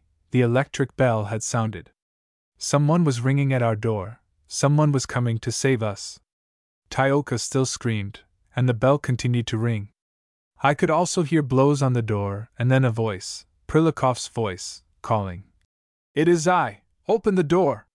With a sob of mingled terror and joy I thrust back the curtain and flung open the dreaded door. Stumbling blindly through the passage I reached the hall door and drew back the latch. Prilikov stood on the threshold. He was pale as death. "What has happened?" he cried. "What is the matter?" And he gripped my arm. I was sobbing with joy and relief. "Tioka, Tioka!" I called out. "Don't cry any more. Donut has come! We are here, we are near you!" Tioka's cries ceased at once. But Prilikov still held me fast. "What has happened?" he asked, clenching his teeth. I was afraid, I gasped. "Of whom?" A fresh outburst of tears shook me. "Of the dead," I sobbed. "Leave the dead to me," said Prilikov. He entered and shut the door. Thus, unconscious and unwilling, I descended yet another step down the ladder of infamy. Shrinking and reluctant, I trailed my white garments into defilement, sinking with every step deeper into the mire which was soon to engulf me, the mire which was to reach my proud heart, my pearl-encircled throat, my exalted brow on which nobility had set its seal in vain. It was about that time, I remember, that Delphinus, a renowned fortune-teller, came to Moscow. One morning, having nothing else to do, I went with the smiling, skeptical Elise to consult him in his luxurious apartments. He took both my hands and gazed for a long time at a crystal ball which was before him. Then he said, "Woman, your life is a tragedy." I smiled, incredulous yet disturbed. "Pray say rather a comedy if you can." He shook his head. "A tragedy," he repeated gloomily. Then he uttered several commonplaces which might apply to any other woman as well as to me. Finally, with knitted brows, he looked still more closely into the crystal.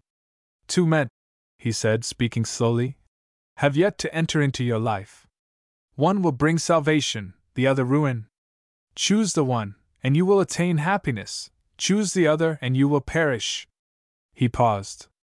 "You will choose the other," he said, and released my hand. I got up, smiling. "Oh, no, indeed! Now that I have been forewarned." "You will choose the other," he repeated oracularly. "It is your destiny." Although I am not really superstitious, this curt, obscure prediction impressed me strangely. "I shall beware of whom I meet," I said to myself, and indeed, every time a man spoke to me, even casually, I wondered, could this be the one, or the other? But days and months passed, and I made no new acquaintances. Prilikov kept me jealously secluded, and little Tioka absorbed my every hour. Apart from these two, I saw no one at all. It was by mere chance that one day I met a former acquaintance. I had taken Tioka for a walk in the park when we saw a gentleman and a child sitting on a bench in the shade. They were both dressed in deep mourning, and they looked sad and disconsolate. The little boy was leaning his fair head on his father's arm, watching him as, with an air of melancholy abstraction, he traced hieroglyphics in the gravel with his stick. On hearing us approach, the man in mourning raised his head and looked at us. I recognized him at once.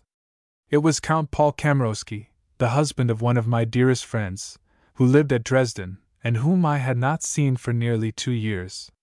He recognized me, too, and started to his feet with eager face, while the little boy looked at us diffidently, still holding to his father's sleeve.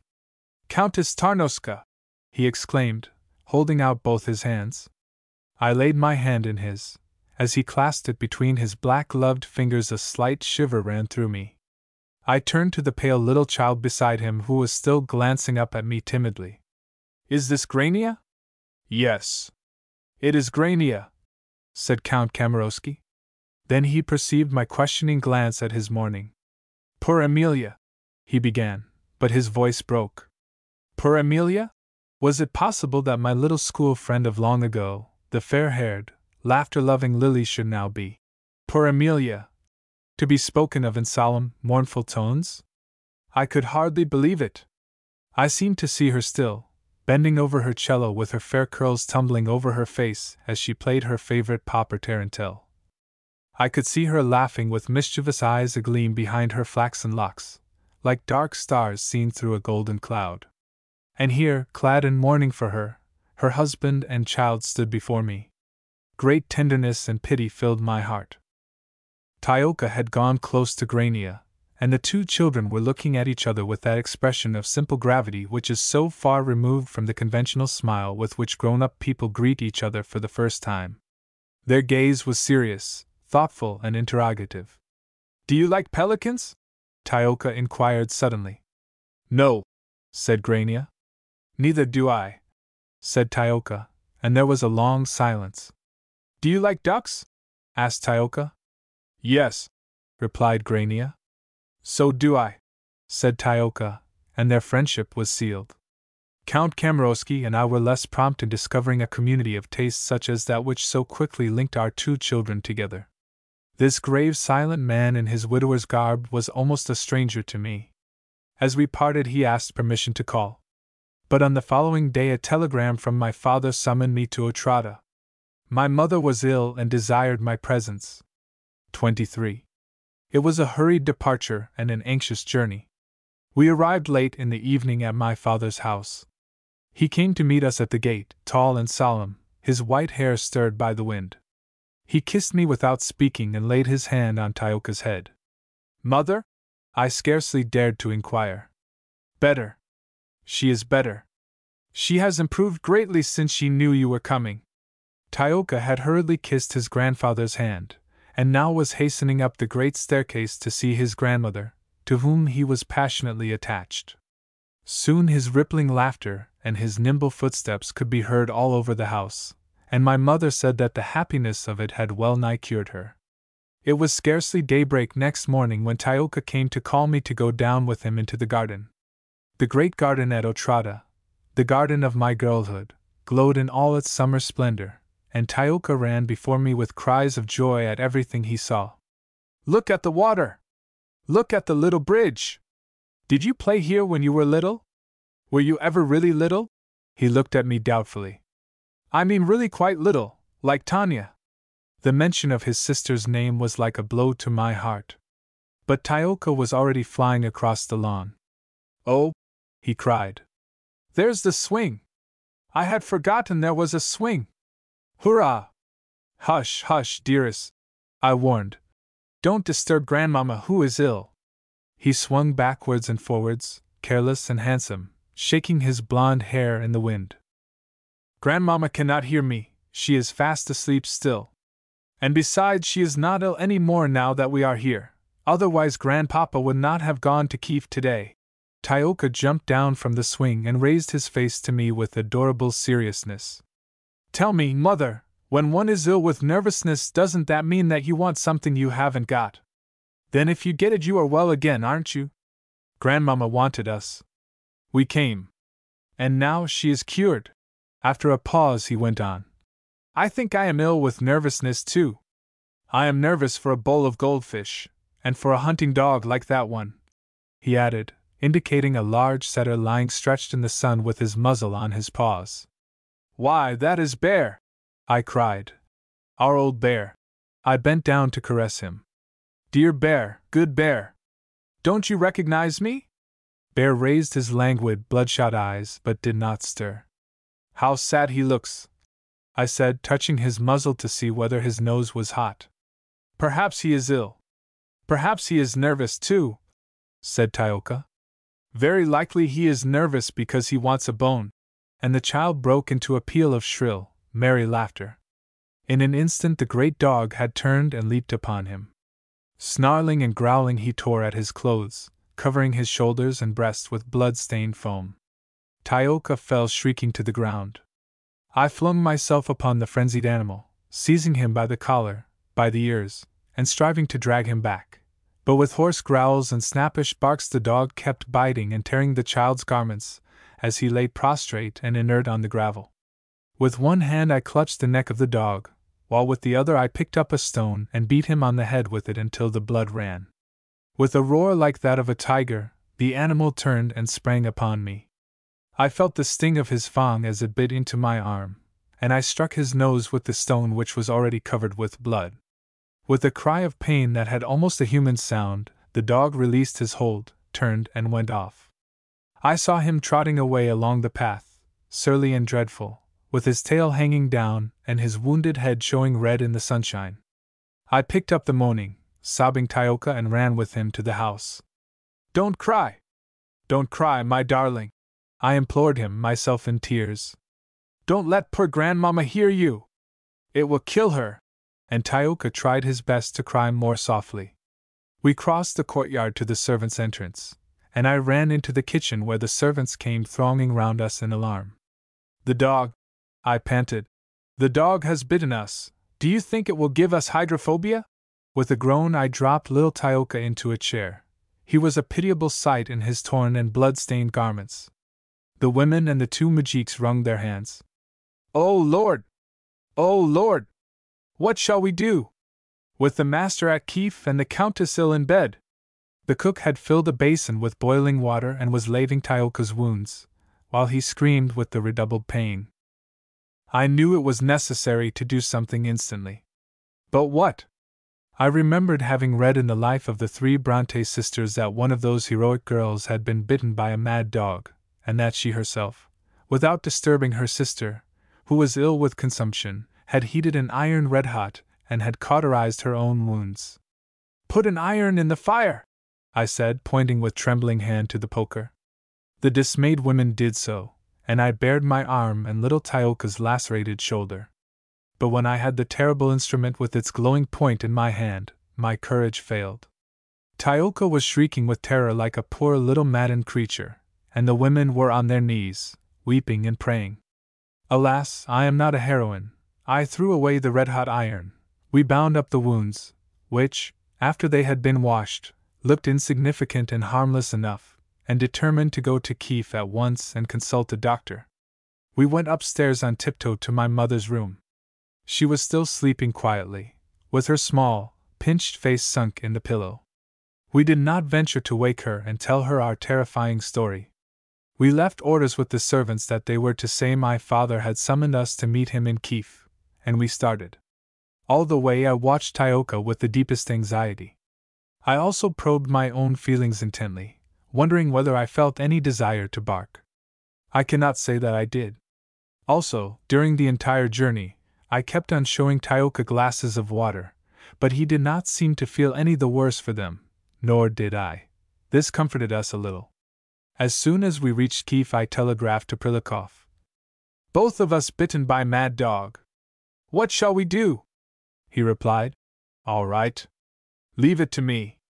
And indeed, he arrived immediately and took us to Dr. Fritkov, who gave us injections of anti-rabic serum for 3 weeks.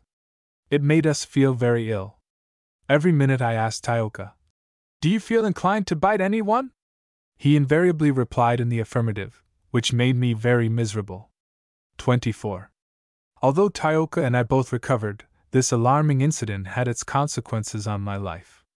It caused me to leave my old home, and from the moment of that departure I never saw my dear mother again. With the passing of her mild and tender presence, all that still was pure and holy vanished out of my life. I was already on the brink of perdition. Freed from the restraint of that gentle hand, whose light touch even from afar had still controlled my heart, I plunged forward to destruction. The inheritance was divided, and my share was dissipated I know not how. I returned to Moscow, and found myself ever more and more in need of money. I lived luxuriously, I dressed gorgeously, and traveled from one place to another, yet I had nothing of my own except an income of 4,000 rubles a year, which were scarcely paid to me before they were swallowed up in the gulf of my debts. I asked Prilikov for money, and he gave it to me. But there came a day when, on my asking him for 5,000 rubles, he turned upon me abruptly. "I have not got them," he said. "At least," he added, "not unless I steal them." "How dreadful!" I exclaimed in terror. "How can you say such a thing?" Then I laughed, feeling sure that he had spoken in jest. "Get them from Kamarowski," said Prilikov curtly. I started with indignation. From Kamarowski? Never, never, as long as I lived.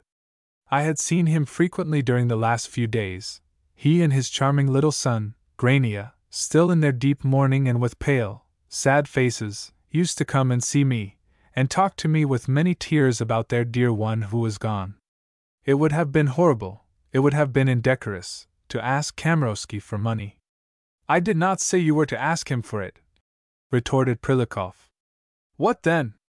Telephone and invite him to dine with you tomorrow." "Well? And then?" "Then we shall see." As he insisted, I complied reluctantly. Kamarowski accepted the invitation with touching gratitude, and a large basket of roses preceded his arrival. Prilikov, who was still hanging about in my boudoir, but declared that he would not stay to dinner, sniffed the roses with a cynical smile. Flowers! Flowers! Nothing but flowers! Nous allons changer tout cela. The doorbell rang, announcing the arrival of my visitor. What am I to do with him now he is here? I asked Prilikov uneasily. What shall I say? Do nothing and say nothing. And mind you don't open any letter in his presence. Any letter? I asked, in bewilderment. What letter? I tell you not to open any. That is enough. With this obscure injunction, Prilikov urged me towards the drawing room, and I went in to receive my guest. Count Kamarowski, while inspiring me with the deepest pity, frequently irritated and annoyed me. His grief for his lost Amelia was doubtless deep and sincere, but sometimes when I tried to console him I seemed to read in his tear-filled eyes an emotion that was not all sorrow, and in the clasp of his hand I perceived a fervor that spoke of something more than gratitude. I felt hurt for the sake of my poor friend, Lily, so lately laid to her rest, and I shrank from him with feelings akin to anger and aversion. Yet, when I saw him moving away, pale in his deep mourning, leading his sad little child by the hand, my heart was touched, and I would call them back to me and try to comfort them both. The child clung to me with passionate affection, while his father seemed loath ever to leave my side. Conversation between us always soared in the highest regions of ethereal and spiritual things. Our talk was all on abstract subjects, dwelling especially on the immortality of the soul, the abode of the departed, the probabilities of reunion in the world beyond. The commonplace everyday prose of life was so far removed from our intercourse that I felt shy of having asked him to dinner. To eat in the presence of so much sorrow seemed indecorous and out of keeping. Nevertheless, as I had invited him to dine, I could not but seat myself opposite him at the flower-decked, fruit-laden table. A manservant, lent to me for the occasion by Prilikov, handed the zakusta and the vodka, and soon in the mellow atmosphere of the little dining-room, under the gentle luster of the pink-shaded lamps, a rare smile blossomed timidly now and then out of the gloom of our melancholy conversation. We had scarcely finished taking our coffee when, to my astonishment, Prilikov was announced. He entered with rapid step, holding a large sealed envelope in his hand. For a moment he seemed disconcerted at finding that I was not alone, and looked as if he would hide the letter behind his back. Then, with a slight shrug of the shoulders, as if acquiescing in the unavoidable presence of a stranger, he handed me the envelope with a deep bow. What is it? I asked in surprise. Prilikov glanced somewhat uneasily at my guest, then he bent forward and said in a low voice, yet not so low that the other could not hear what he said. This morning, Countess, you did me the honor of confiding to me the fact that you needed 10,000 rubles. I shall be most grateful and honored if you will accept that sum from me. So saying, he placed the envelope in my hand. Then, with a brief salutation to Count Kamarowski and another profound bow to me, he pleaded haste and withdrew. A flush had mounted to the Count's temples. Who was that? He asked in a harsh voice. I mentioned Prilikov's name, and Kamarowski with knitted eyebrows exclaimed, You must have very confidential relations with him, if he permits himself to give you 10,000 rubles. Oh, no, no, I stammered. He is only lending them to me. I shall pay them back, of course. Kamarowski had risen from his chair. He took both my hands and pressed them to his breast. How wrong of you! How wrong! Why did you not ask me? Have you no confidence in me? How can you accept assistance from a stranger when I am here, I, who am so devoted to you? I know not why I burst into tears. A sense of shame and degradation overcame me. In a moment his arms were round me. Dearest, sweetest, do not cry. I know you must feel humiliated at accepting money from that man, who may afterwards make all kinds of claims upon you. Return the money to him, I implore you, and accept it from me. I could not answer for my tears. Promise me that you will give it back, Kamarowski went on, clasping me closer to him.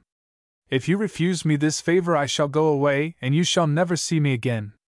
For the sake of our Amelia, for the sake of little Grania, accept it from me. And let me be your friend from now on and forever. It took a long time to reconcile me to the sense of my own debasement. He wrote out a check to me for 10,000 rubles and put it into my hands. He closed my fingers forcibly over it, pressing them closely and thanking me in a moved voice. Then he went away, and I was left alone with the check and Prilukov's sealed envelope. I had wanted 5,000 rubles, and here I was with 20,000 before me. Poor, good Kamarowski. And poor, dear, kind Prilikov. I do not see why I should really return this to Prilikov, I said to myself. I broke the seals and opened the envelope that he had presented to me with so much solemnity. Petrified with astonishment, I gazed at its contents. Then I laughed softly. On the whole, I think I will return it, I said, and laid the envelope aside. It was full of old newspaper cuttings. 25. Facilis descensus Averni.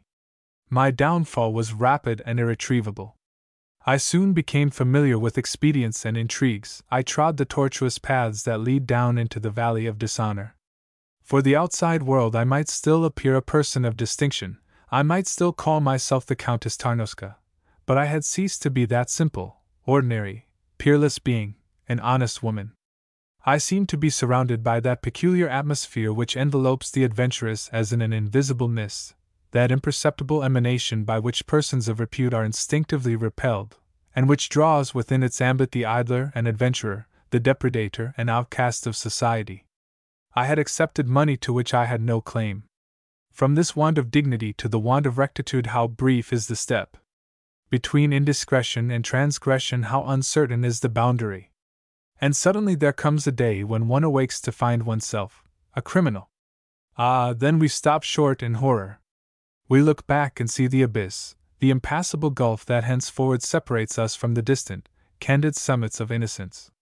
How has it been possible for us to travel along that vertiginous road which knows no return? What evil spirits have bandaged our eyes, have placed for our feet bridges and stepping stones, so that almost without noticing it we have crossed ravines and precipices which never in this life we may traverse again? We can but go forward and downward, we can turn back no more. Not at this period did I realize the irrevocable character of the fate I had chosen. Rather did I seem to perceive a new life opening out before me, leading me back once more to rectitude and honor, a return to that peaceful, conventional existence so often scorned by those who lead it, so bitterly regretted and desired by those who have forfeited and forsaken it. Prilikov still held me bound to him by the triple bonds of gratitude, of affection, and of complicity. But Count Kamarowski was swaying me towards a brighter and securer future. My marriage with Vasili, so long merely an empty and nominal tie, was about to be dissolved by a decree from the Holy Synod, and Kamarowski implored me to marry him. His sadness and the loneliness of his little son moved me deeply. The thought of bringing light and joy into their lives was unspeakably sweet to me, while for my part one rejoiced to think that by the side of a worthy and honorable man I might take my place in the world once more, rehabilitated and redeemed. With Prilikov, as I could see, downfall and ruin were imminent. He had left Moscow for a few days, but he would return, and alas! He would resume his dominion over me. I knew that with him the ultimate plunge into dishonor was inevitable. And so with bitter tears of repentance, clasping the two fair heads of Tyoka and Grania to my breast, I vowed to heaven that I would be to them both a tender and a faithful mother, worthy of the lofty duty that by divine grace was to be once more assigned to me. Count Kamarowski's gratitude and joy were boundless. "You are giving back life to me," he said, his kind eyes shining with emotion. "I do not feel worthy of so much happiness." Don't, I said, turning away my face and flushing deeply at the thought of my recent unprincipled life. "It is I who am unworthy."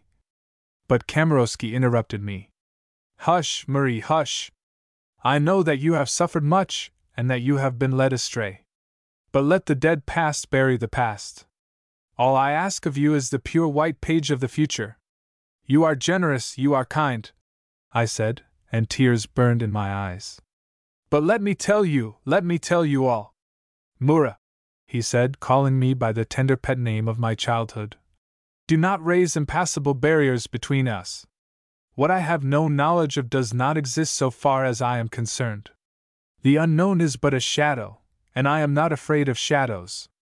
But if to that shadow you give a living shape and a name, it will rise between you and me, and I shall not be able to clasp you in my arms until I have destroyed it. Speak if you must. But for our happiness, it were far better for you to keep silence, and to forget. Ah, you are right! Let there be no more sorrow, no more tragedies around me. Take me away from Moscow, away from all who know me. I will keep silence and forget.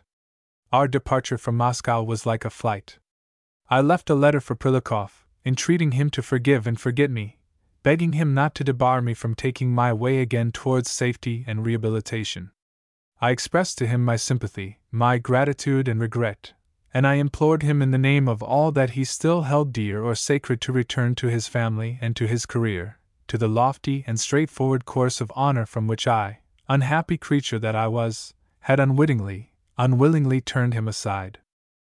Kamarowski took us to the Riviera, from the snows of the north to the fragrant orange groves of Nice and Hyères. The tinkling of sleighs gliding through the blue cold streets of Moscow still seemed to ring in my ears when, lo! The lazy, sun-warmed silence of the south enwrapped my senses in its languorous sweetness. The two children, dazed with the heat and the blueness around them, stood in amazement, with hands clasped and mouths open, at the sight of the golden oranges and the huge foliage of cacti and aloes, thinking that by some wonder-working charm they had been carried into fairyland. The distant sails, aslant on the radiant indigo of the sea, looked like white butterflies poised on a stupendous flower of lapis lazuli. For 3 brief days I thought that fate had not overtaken me, and that my sins would not find me out. My sins! As in the old German fable, the children are led into the depths of a forest, and left there to be lost and forgotten. Even so did I think that my sins would be lost and forgotten, even so did I think that they would never issue again from the shade in which I had hidden them. Smiling, I moved forward to meet the future, exalted by the affection of an honorable man, purified by the love of 2 innocent children. And I said in my heart, Fate is pitiful and God has shown mercy. He has suspended his judgment, and has allowed me one last chance. I shall not be found wanting, I shall be worthy of his clemency. Then lo! At a turning in my pathway, the forgotten avengers stand before me. My sins, like spectral furies, have found me out. We were finishing dinner on the terrace of the Bellevue at Hyères, my betrothed and I. The children had said good night, had kissed and embraced us and run off, chattering and twittering with Elise, to their rooms. Kamarowski had just lit a cigarette, and was leaning over to me with a word of tenderness, when I perceived immediately behind him at a neighboring table, a face, a grinning, fiendish face. My heart bounded. It was the Scorpion!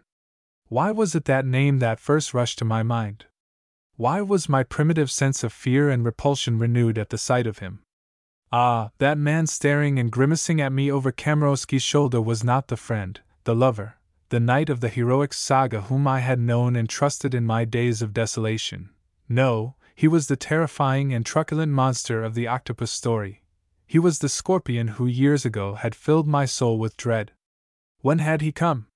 How long had he been sitting at that table, watching my garrulous gladness, my timorous, reawakened happiness? 26. I glanced at him apprehensively. I tried to greet him, but he made no return to my timid salute. He was smiling with a crooked mouth, his arms crossed before him on the table. He was mocking at Kamarowski and at me, and my terror seemed greatly to amuse him. I rose nervously, wishing to retire, but Kamarowski detained me. "What is troubling you, dearest?" he asked, noticing my frightened eyes. And he turned to see what was behind him.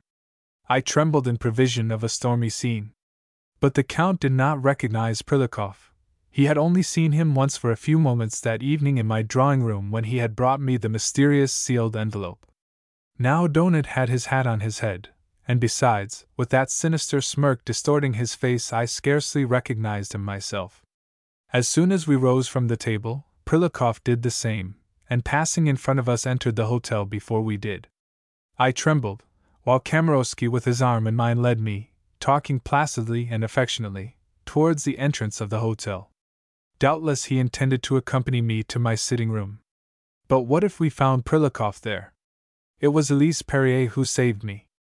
As we stepped out of the lift, I saw her coming quickly down the corridor to meet us. "If you please, madam," she stammered, "there is a lady, a visitor." Her lips were white as she uttered the falsehood. "Who wishes to see madam? She is waiting here, in the sitting room, and she would like to see your ladyship alone." "Who is it?" asked the Count. "I think it is that relation of madam's." Elise was going red and white by turns. "That relation from Otrada." "Ah, I know," I stammered breathlessly. "Aunt Sonia, perhaps." Then turning to Kamarowski. "Will you wait for me downstairs in the reading room?" "Very well. Don't be long." And Count Kamarowski turned on his heel and left us. I went rapidly on in front of Elise, who, humiliated by the falsehood she had told, hung her head in shame both for herself and for me, and I entered my sitting room. On the couch, smoking a cigarette, sat Prilukoff. He did not rise when I entered. He sat there smoking and looking at me with that curious crooked smile. A great fear clutched my heart. "Don't," I stammered. "Why did you not let me know you had arrived?" He made no answer, but he laughed loudly and coarsely, and my fear of him increased. "Did you receive my letter? Are you cross with me?" "Cross?" he shouted, leaping to his feet, his eyes glaring like those of a madman. "Cross? No, I am not cross." I recoiled from him in terror, but he followed me, pushing his distorted face close to mine. "You ruin a man, you drive him to perdition, and then you inquire whether he is cross.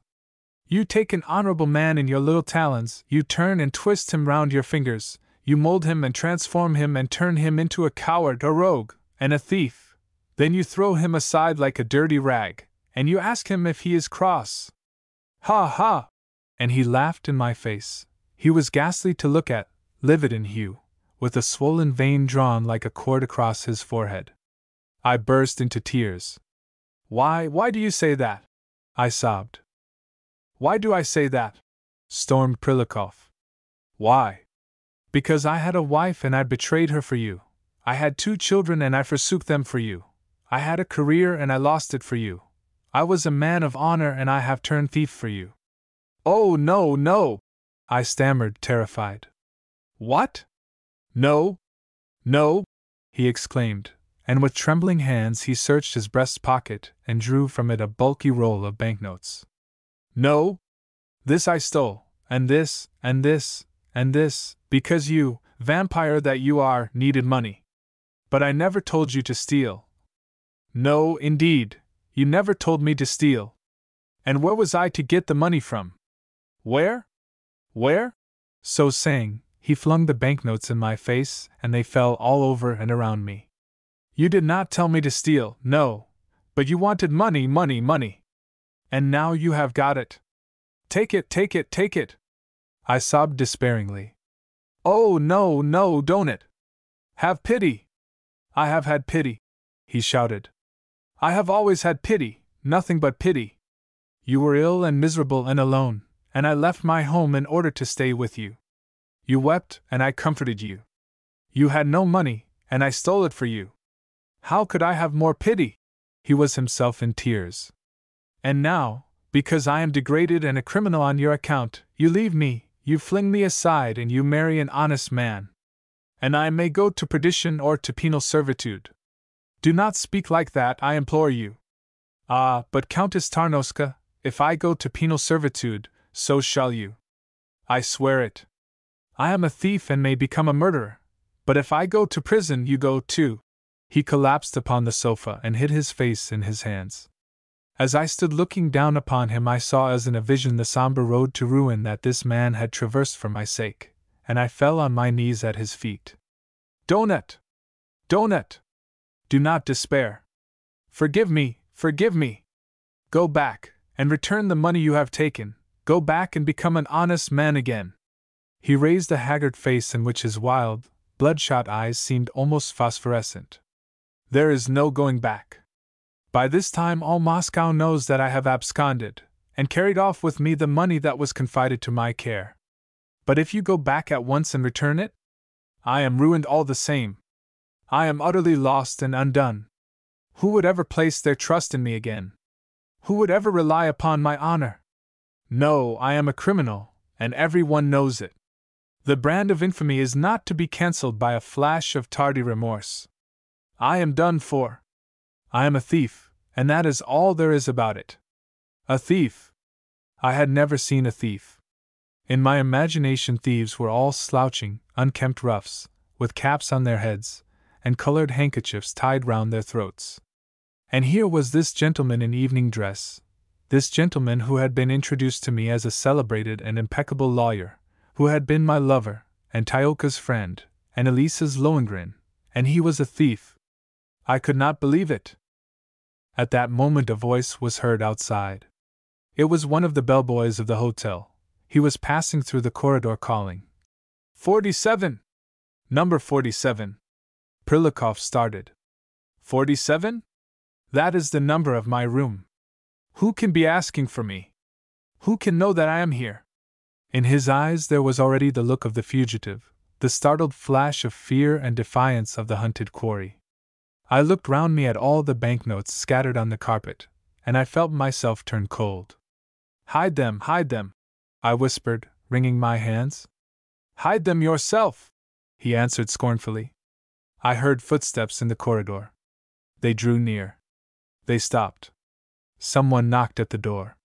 Terror choked my throat and made my knees totter. I stooped in haste to pick up all the money while Prilikov still looked at me without moving. I held it out to him in a great heap of crumpled paper. But still he did not stir. Again the knocking was repeated. Who could it be? Kamarowski? The police? I opened a desk and flung the bundle of banknotes into it. Then I said, Come in. 27.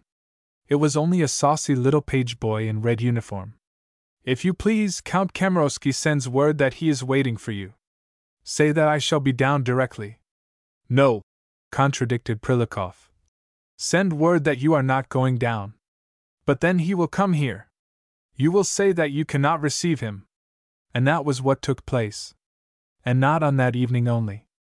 Prilikov installed himself, during long days and evenings, in my apartments, and refused to go away. Very often he did not even allow me to go out of the room. Then came Count Kamarowski knocking at the door. No! No! You cannot come in! Cried Elise Perrier, pale and trembling, leaning against the locked door. But why?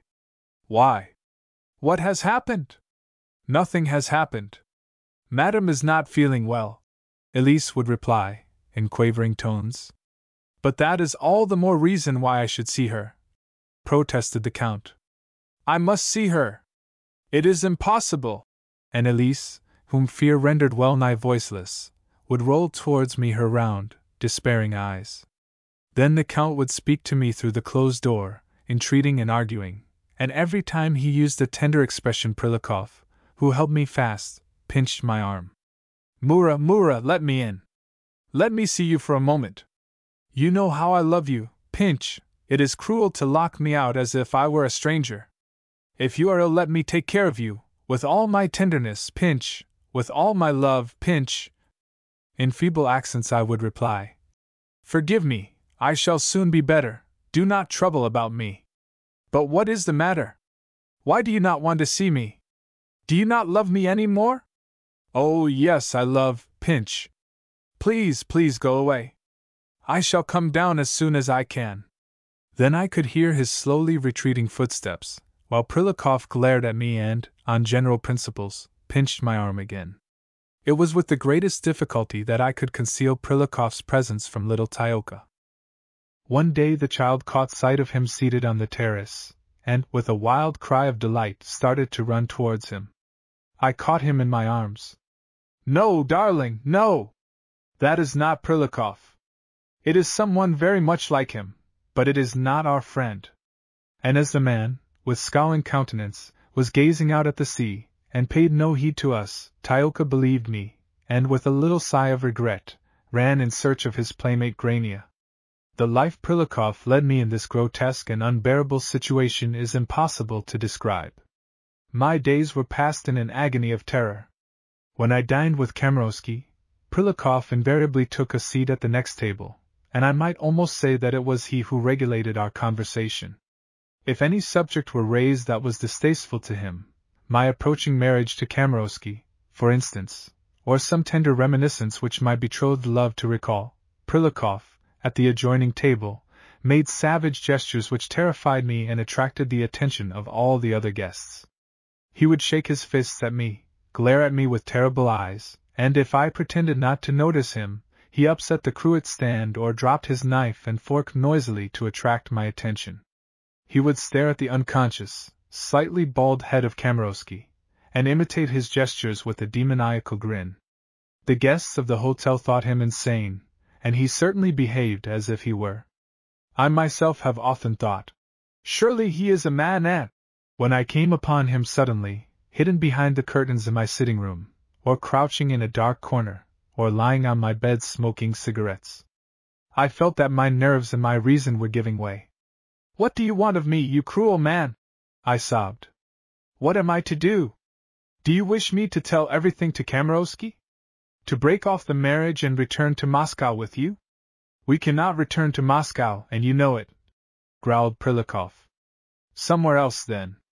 "Anywhere. I will go wherever you like, I will do whatever you like. Anything, rather than endure this torture any longer.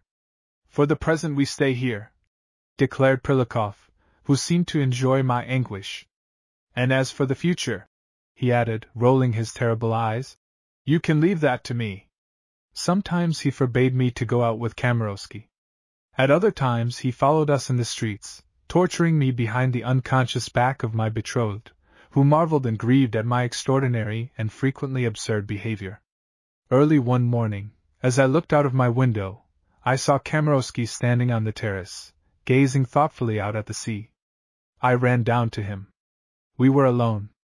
"Paul," I whispered hurriedly, "let us go away from here, let us leave quietly, today, without saying a word to anyone." He laughed. "What a romantic idea!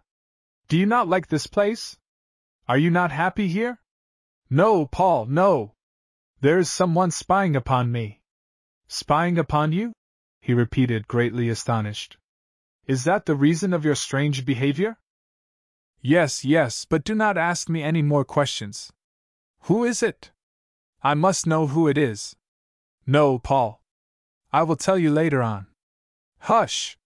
You are a fanciful creature," he said, laughing and patting my cheek. I felt hurt at his calm acceptance of what I had told him, and wondered that he did not insist upon knowing more. I reflected in my folly that if he really loved me he ought to have been less satisfied and secure. I did not understand, alas! I never understood, his guileless and noble trust in me.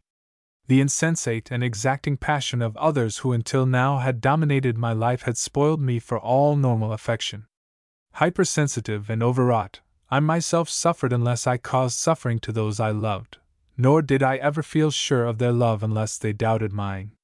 The love that varies not from day to day, a tranquil love, unruffled and serene, was not the love I knew.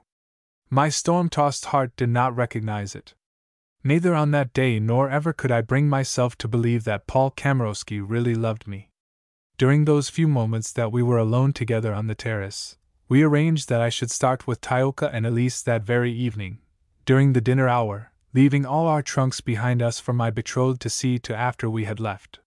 He could join us 3 days later in Vienna, and then we should all proceed to Orel, where important affairs claimed his presence. Halfway through dinner, as had been arranged, and as usual Prilikov sat at a table next to ours, Elise entered the dining room timidly and came to our table. "I beg your ladyship's pardon. Master Tyoka is outside and wishes to say good night." "Bring Master Tyoka in," I said, trying to speak naturally and raising my voice a little so that Prilikov should hear. "I'm sorry, my lady, but he refuses to come." And Elise hung her head as she spoke these words. The treason we were perpetrating on Lohengrin grieved her even more than the tortures that Lohengrin had inflicted upon me. "Pray excuse me a moment," I said to Count Kamarowski, and rose from the table. I shall be back at once.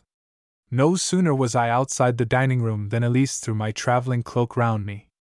A motor car was throbbing at the door, and in it with beaming face sat Tioka surrounded by our handbags and dressing cases, shawls and hats. What are we doing? He cried gleefully. Are we running away? Yes, darling. And I clasped him to my heart, as I sank into the seat beside him. The motor was already gliding through the twilight roads towards Cannes. But why? Why are we running away? Have we stolen something? At those words my heart stopped beating. I suddenly remembered Prilukov's ill-gotten banknotes. Elise! I gasped. In the desk in my sitting room, there was some money. Yes, madam. What did you do with it? It is quite safe, madam. I have taken it. You have taken it? Yes, madam. Here it is. And with satisfied hand Elise patted a black leather satchel that lay in her lap. With a sob I hid my face in my hands. Indeed, we had stolen something. 28. As soon as we reached the frontier I telegraphed to Prilikov. I wanted to send Elise back to Hyères with the money, but she refused to leave me. What if Mr. Prilikov were to kill me? She cried. Then what would your ladyship and poor little Master Tioka do, all alone in the world? But my good Elise, why on earth should Mr. Prilikov kill you? I don't know, sighed Elise. But he has become so strange of late. And after a pause she added, under her breath, we have all become very strange. It was true. I could not but admit it. We were very strange. We were not at all like other people. The people that we met on our journeys and in hotels, for instance, all took an interest in external things, in the surrounding landscape, or in works of art and monuments and cathedrals. As for us, we never spoke about monuments. We never entered a cathedral. We took no interest whatever in anything beyond our own dolorous souls. We were even as those who travel with an invalid, watching him only, caring for and thinking of nothing else. The invalid I traveled with was my own sick soul. The least peculiar among us was Count Kamarowski. Yet even he, I fancy, was not quite like other people. His was not a strong nature, like that of some men I had known. Perhaps the Slav blood is responsible for much that is abnormal and unconventional. Surely we are from the inmost depths of our nature strangely removed from the Teutonic, the Anglo-Saxon and even the Latin races, and our thoughts and actions must frequently appear to them singular and incomprehensible. As for Paul Kamarowski, his dread of suffering was so great that he preferred to know nothing that might cause him distress. In fear lest he should see aught that might displease him, he chose to shut his eyes to facts and truths, preferring voluntarily to tread the easy paths of a fool's paradise. I longed to open my heart to him, to unburden my travailed soul and clear my sullied conscience by a full confession. I was ready to abide by the result, even if it meant the loss of my last chance of rehabilitation, even should I forfeit thereby all hope of marriage with a man of honor, rank and repute. But he closed my lips, he sealed my heart, he firmly avoided all confidences and disclosures. Murat, he said, my life and yours have been too full of errors and of sorrow. Do not embitter this, our hour of joy. The past is buried, let it rest. Do not drag what is dead to the light of day again. I bowed my head in silence. But in the depths of my conscience I knew that my past had been buried alive. Not in my spirit alone did I suffer agonies at this period. My frail body was racked with disease and my sufferings were continuous and intense. Day by day I felt my strength decline. I saw myself wax thinner and paler.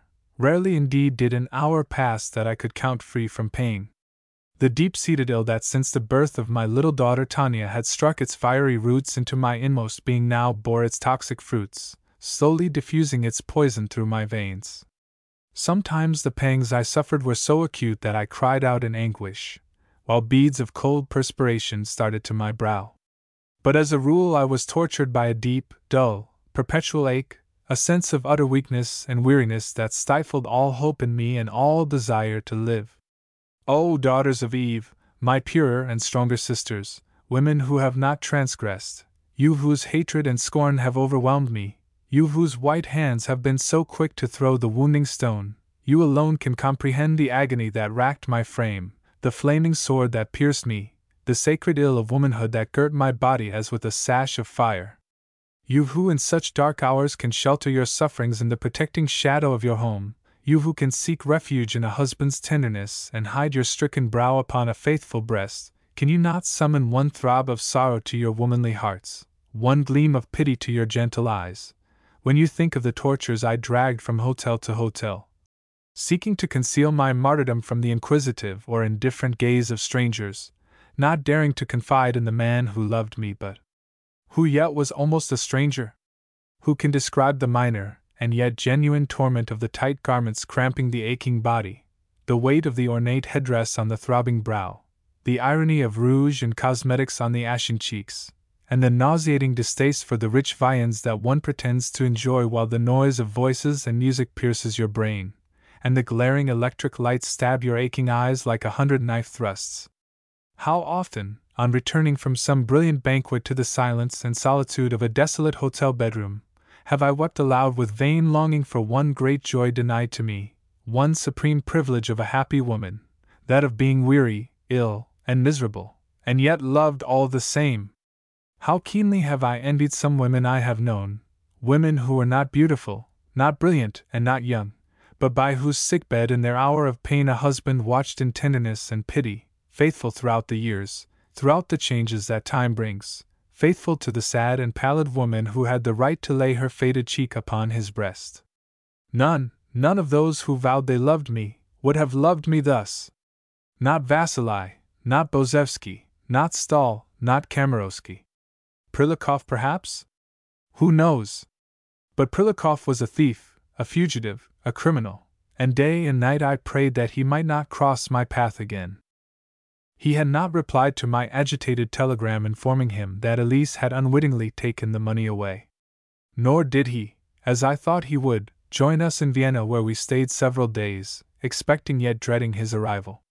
We were at a loss to know what to do with his stolen money. We did not dare to send it to him at Hyers, where I knew he had been staying under an assumed name and in constant terror of discovery. We did not dare to leave it in our rooms at the hotel. Elise carried it about with her day and night in the hated black leather satchel, which had become to us a nightmare, an incubus, an obsession. With a bitter smile I recalled the story of the English hunters in India who succeeded in capturing that most precious and sacred among all animals, a white elephant. And having captured it they knew not what to do with it.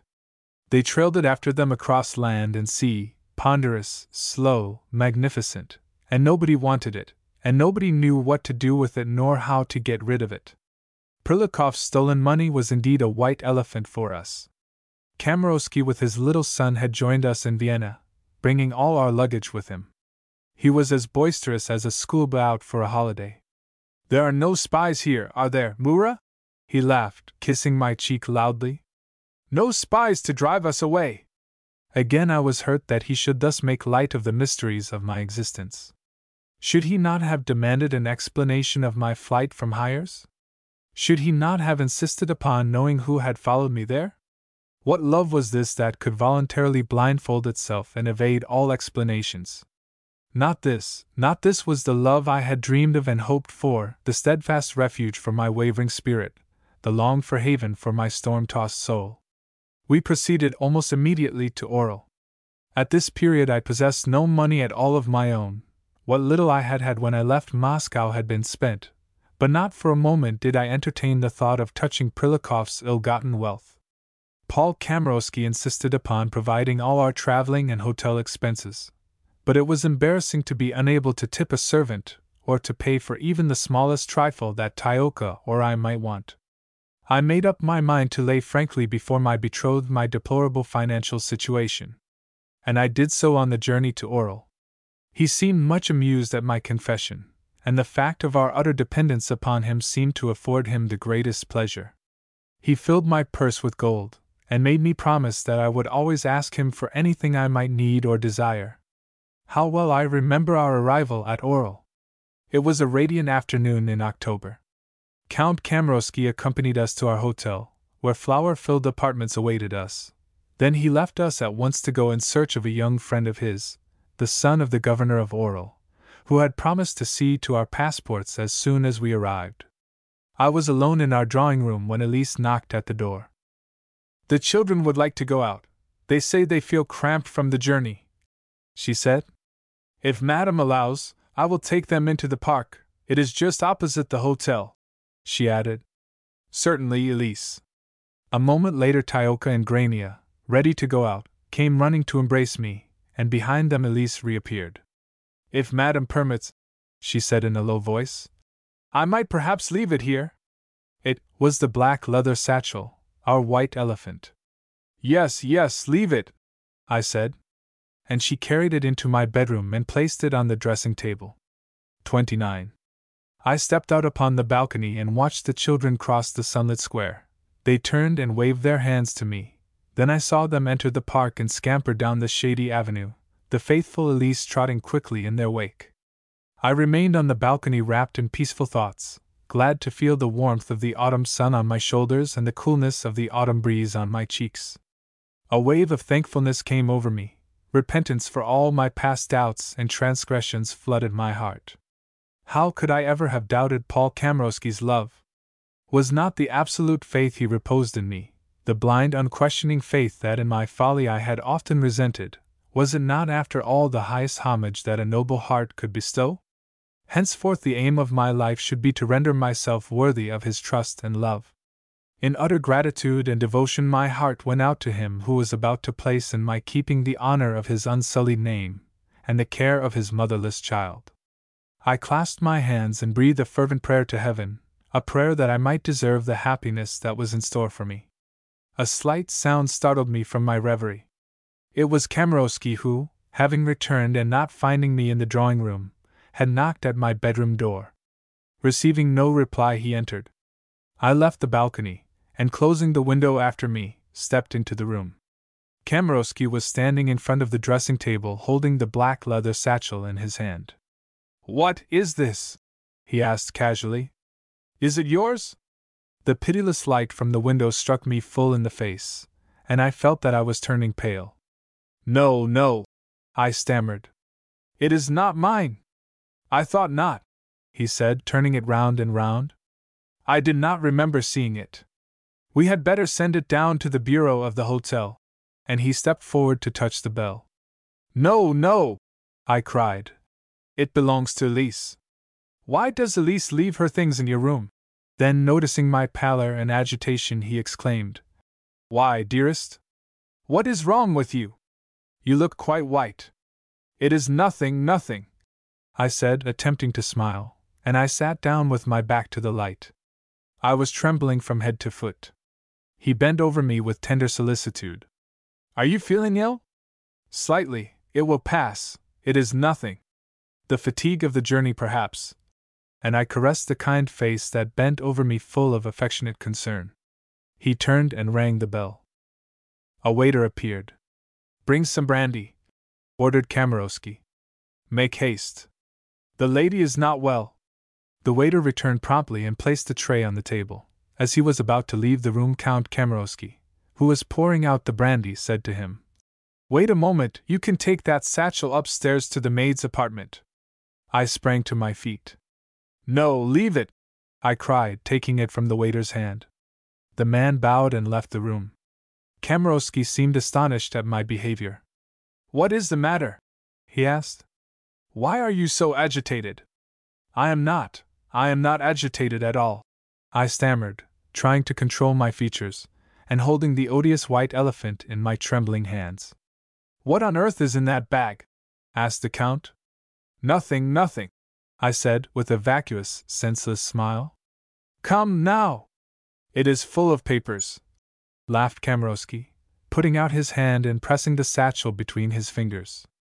"Confess, what are they? Love letters?" I contrived to answer his jest with a smile. "You have guessed right," I said. "They are Elise's, I hope, not yours," he added, half smiling and half distrustful. I laughed. "Elise's, of course." And with a deep sigh of relief I sank upon a chair, feeling that the danger was past. But my heart had not yet resumed its normal pulsation when the door opened and the unwitting Elise appeared on the threshold. "We have returned, my lady, and the children have gone upstairs." Kamarowski jestingly took the satchel from my hand and dangled it in the air. "Ah, Elise! What have we got in here?" Elise rolled her eyes wildly, and a scarlet blush mounted to her face. Elise's blushes were always painful to see. Now her face was of a deep damask hue. The Count laughed. "So this is where you keep your love letters, is it?" "Oh, no, sir!" exclaimed Elise, blushing till her eyes were filled with tears. "What? Is this satchel not yours?" "Oh, no, sir, I mean yes, sir," stuttered Elise. Kamarowski looked at her, and then at me. Seeing the expression of our faces, the laughter faded from his lips. "Come, Elise, tell me whose it is, and what it contains." I attempted to make a sign to her, but the tall, broad figure of Count Kamarowski stood between us. I rose with a sigh of despair, acquiescing in my fate. "Now, let happen what may." "What letters are they?" insisted Kamarowski. I heard the hapless Elise floundering in the quicksands of falsehood. Finally she let herself drift, a helpless wreck on the rock of truth. "It is not letters, it is money," she said at last. "Money? Money of yours?" "No." There was a brief silence. Then Kamarowski said, "I do not believe you. I wish to see what it contains." No one answered him. "Where is the key?" Again there was silence. I heard a slight jingling sound. Kamarowski was searching in his pockets for a penknife. Then he said to Elise, "You can go." Elise went slowly and reluctantly from the room. Then I heard a faint tearing and crackling. Kamarowski had cut through the leather of the satchel. Now the rustling of banknotes told me that he was smoothing them out on the table, and counting them. A few moments passed. 35,000 rubles, said Paul Kamarowski slowly. "I cannot understand why you should have told me you were penniless." There was an icy coldness in his voice such as I had never heard before. "The money is not mine," I said in trembling tones. "Whose is it?" How was I to answer him? Could I betray Prilikov? And with him myself? I decided to tell what was, intrinsically, the truth. "I do not know whom it belongs to." Once more there was silence. I wondered what he would do. Would he insult me? Would he raise his voice in bitter accusation and reproof? No, the silence remained unbroken. Kamarowski left the room without a word. Ah! I was still in the grip of the octopus. Its tentacles bound and crushed me still. Even from afar Prilikov guided my destinies, drove my frail bark into storm and disaster. With trembling hands I gathered up the scattered banknotes, and thrust them back into the execrated leather bag. Ah, if only I could have freed myself from this nightmare burden, if only I could have returned the money to Prilikov. But how? Where to? At the Bellevue in Hyers he had called himself Sealer. But now where was he? Under what name was he hiding? How could I, without warning, send him such a sum of money? Where could I write to him? No, fate had doomed me to wander through the world carrying with me the hated money in Elisa's abominable satchel. At the bitterness of this thought I dropped my face in my hands and wept. I did not hear anyone knock at the door, nor did I hear the door open. When, still shaken with sobs, I raised my tear-stained face, I beheld standing on the threshold a stranger, a slender, fair-haired youth. He was gazing at me with compassionate eyes, full of confusion at having found me in tears. "Pardon me," he said, and his voice was soft and musical. "Whom do you want?" "I was looking for Count Kamarowski," he replied. "He has invited me to dine with him." There was a pause. "My name is Nicholas Naumov." "My name is Marie Tarnowska." And I gave him my hand. XXX. Count Kamarowski came in shortly afterwards. He was gloomy and morose, but on seeing his friend, whom he had that morning invited to dine with us, he made a heroic effort to keep up an appearance of good temper and hospitality. But his grief and anger were only too apparent. He sat beside me at table without speaking to me, nor did he ever turn his eyes in my direction. Our guest seemed distressed and amazed at his behavior, and, doubtless remembering my recent tears, he gazed at me with his light brown eyes eloquent of sympathy and compassion. Once or twice I addressed a remark to Kamarowski, but he scarcely answered me, and I felt myself flushing and paling with humiliation. Silence fell upon us at last. Painful and embarrassing as I felt it to be, I yet could find no word to say. A violent headache racked my temples, and I had to bite my lips to keep myself from bursting into tears. Suddenly I got up and went into my room. With trembling hand I sought in my dressing case for a bottle of cocaine, which for nearly a year I had not touched.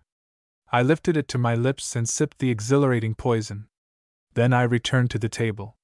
Kamarowski was sitting grim and silent with bent head and lowering brow, but the young stranger raised his golden eyes under their long fair lashes, and fixed them upon me as if to give me comfort. After a few moments, in order to break the well-nigh unbearable silence, he spoke to me in his low and gentle voice. "I hear that Delphinus, the famous crystal gazer, has arrived in Oral. You ought to get him to tell you your fortune. Is that so?" I said, smiling, and even as I spoke the prediction of that strange soothsayer flashed into my memory. I seemed to hear again the brief, prophetic words. "Two men are yet to enter into your life. One will be your salvation, the other your ruin." Two men! I glanced around me, startled and amazed. Two men were here, one on each side of me. Was the prophecy coming true? Were these the two men he had spoken of? Were the one and the other sitting beside me now? In my mind I could still hear the fortune-teller's nasal, dreamy accent. "You will choose the other. It is your destiny." Overcome by a feeling of timorous superstition, I looked at my two table companions, of whom one, perhaps, might represent my destruction, the other my last hope of happiness. At my right hand sat Kamarowski, sullen and sinister in his grief and anger against me. On my left the young unknown, with radiant face and gold-bright eyes that smiled at me. A flash of intuition seemed to illuminate my spirit. Here was salvation. Nicholas Naumov. This unknown youth, in whose eyes I had read such complete and instant devotion, it was he whom fate had sent to lead me back to joy. Looking back to that hour I realized that it was the rhapsodical delirium of cocaine that whipped my brain into senseless aberration. But at the time I implicitly believed that by a miracle of divination I had rent the veil of the future, and could discern with inspired gaze the distant sweep of the years to come. I saw Kamarowski, somber, dark, with bent head, as the very incarnation of sorrow and misfortune, and, to make assurance twice sure, was it not he whom I had chosen? And had not the diviner foretold me that he whom I chose would be the one to lead me to destruction? But I might still draw back, I might still trick the fates and escape from my predestined doom. With the blind impulse of the hunted quarry seeking a refuge, I turned an imploring gaze on the young unknown. He read despair in my eyes, and his own responded with a flash of comprehension. He leaned toward me, and, as if in the throe of some instant emotion, I saw him thrill from head to foot like a tense string. At this immediate response of his nerves to mine, I also felt a tremor stir me, as the water of a lake is stirred by a gust of wind. What evil spirit possessed me? Was I ill? Was I demented? I cannot tell. I know that my soul pledged itself to him at that moment, and I know that he understood me. Thus, in my attempt to escape it, the tragic prophecy was to be fulfilled. When Nicholas Naumov got up to take his leave, I knew that he would return, that I should see him again, and this thought intoxicated me with such delight that even Kamarowski, in spite of his anger and his suspicions, was swept away by the radiance and rapture of my joyfulness.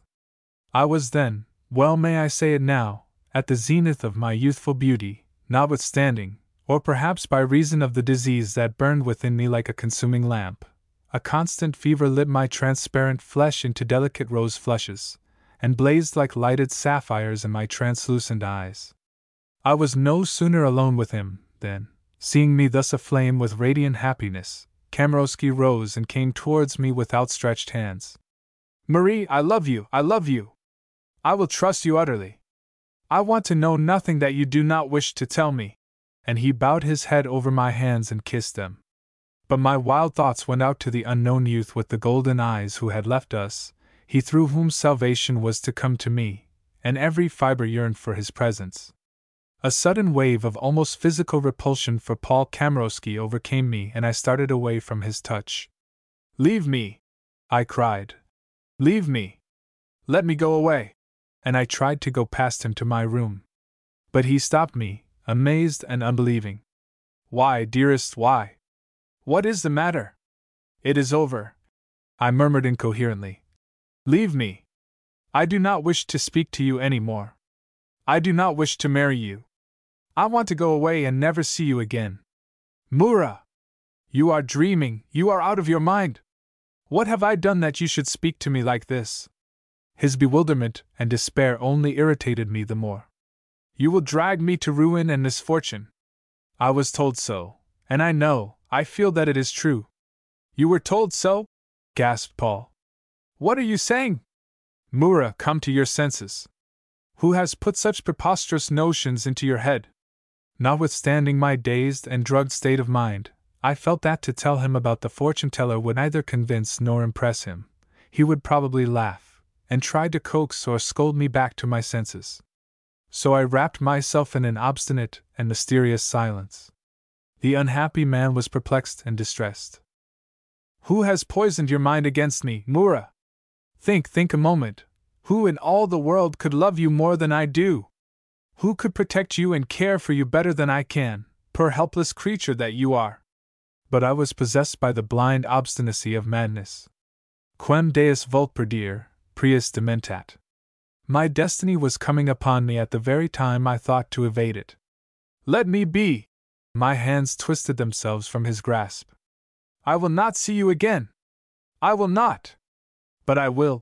cried Kamarowski, clasping my wrist in an iron grip, and his long, languorous eyes opened wide and flamed into mine. "Do you think that because I am kind and patient you can play fast and loose with me? No indeed, no indeed, you have promised to be mine, and I shall make you keep your word." Never had I seen him like this nor dreamed that he could be so fierce and resolute. I felt dizzy and bewildered. I felt the bats of madness flying in my brain. I raised my eyes with a scornful smile to his. How could he keep me against my will? As if he had divined my thought, he bent forward with his passionate face close to mine. "Do not think you can escape me," he said. "Do not imagine it for a moment. Mura, I know you well. You need to be mastered, and I shall master you. As long as I live, remember, as long as I live you shall not escape me." These words seemed to pierce my dizzy brain like red-hot needles. "As long as he lives I shall not escape him. As long as he lives!" I raised my eyes and looked at him, then I drooped my lashes, and smiled. The subtle cunning of madness stirred within me. 31. Paul Kamarowski appeared not to notice it. He continued to speak agitatedly, holding my unwilling hand in his. "I know, Mura, that you have done many unworthy things in the course of your life. I know that you are not what I would have you be, but my pity for your misfortunes is far greater than my resentment at your faults. I know that you are ill. I know that you have had none but rakes and reprobates around you. It shall be my duty to strengthen you and uphold you with my love. I will help you, Mura, whether you wish it or not. I will save you in spite of yourself." Ah, miserable creature that I was, why did I not throw myself upon his mercy and confide my doubts and my despair to his generous heart? Why did I not surrender my poor sick soul to his keeping? This was indeed the last time that salvation opened its haven to my shipwrecked soul. But I knew it not, and like a boat adrift in the darkness I swept on towards the storm. He continued to speak. "If I have not wanted to know about your past, it has not been from cowardice nor from the fear of any man, but from distrust of my own heart, Mura, for fear lest my love for you should wane. Whereas it is my duty and my mission to love you, Marie Nikolaevna, to love and save you from your own weakness and the iniquity of the world. You are still so young, hardly less of a child than little Tyoka, notwithstanding the storms of passion and sin that have passed over your head. All you need is to live among right-minded people who will love you. I shall love you, Mura, and my mother, gentle soul that she is, will take you to her heart, and so will my sisters. Then when you find yourself surrounded by such pure, kind and simple affections, you, too, will become simple, kind and pure again. His voice broke. We shall be so happy, and Tioka and Grania will be happy, and so will your good old father. He shall come and live with us. How is it you never think of your father, Mura? The generous, broken-hearted old man in that desolate house of Otrada? Hot tears rushed to my eyes. My father! My stately father, with his venerable white hair, and his proud blue eyes, the terrible O'Rourke, living in that deserted house, widowed, desolate and alone. There was no one to coax him out of his grief or his anger, no arms went round his neck, no laughing voices cried to him, Father, don't be the terrible O'Rourke! I covered my face with my hands. Kamarowski bent over me. Is it not wickedness, Mura, to throw away one's life as you do? To rush from place to place, from emotion to emotion, from misery to despair? Is it not more than wickedness? Is it not madness? Madness! As if the word had rent a veil before my eyes, I looked my calamity full in the face. Yes, it was madness. It was the hereditary curse of my mother's people. I was like my mother's two wild-faced, frenzied sisters, whom we used to run away from and laugh at when we were children, Olga and I. Madness. In my delicate blue veins it had taken root again, and now its monstrous flower opened its crashing petals in my brain. I was mad, there was no doubt of it, and no help for it. I was mad. I spoke the words softly to myself, and the very sound of them made me laugh. It amused me to think that no one knew my thoughts. I felt like a naughty little girl hiding in a dark cupboard while everybody is looking for her. The dark cupboard was my mind, and I had discovered madness there. Undoubtedly I was bereft of reason, and my mother's sisters, now for so many years entombed in an asylum at Warsaw, were assuredly not more mad than I. The thought of this, also, made me laugh. I whispered to myself, I am cleverer than they. I am as mad as they are, but no one shall ever know it. I have no other explanation to give, no other justification. I was demented, and I knew it. Sometimes in the night I started up wide awake, and the horror of the thought that I was alone with myself who was mad, froze me into a statue of ice.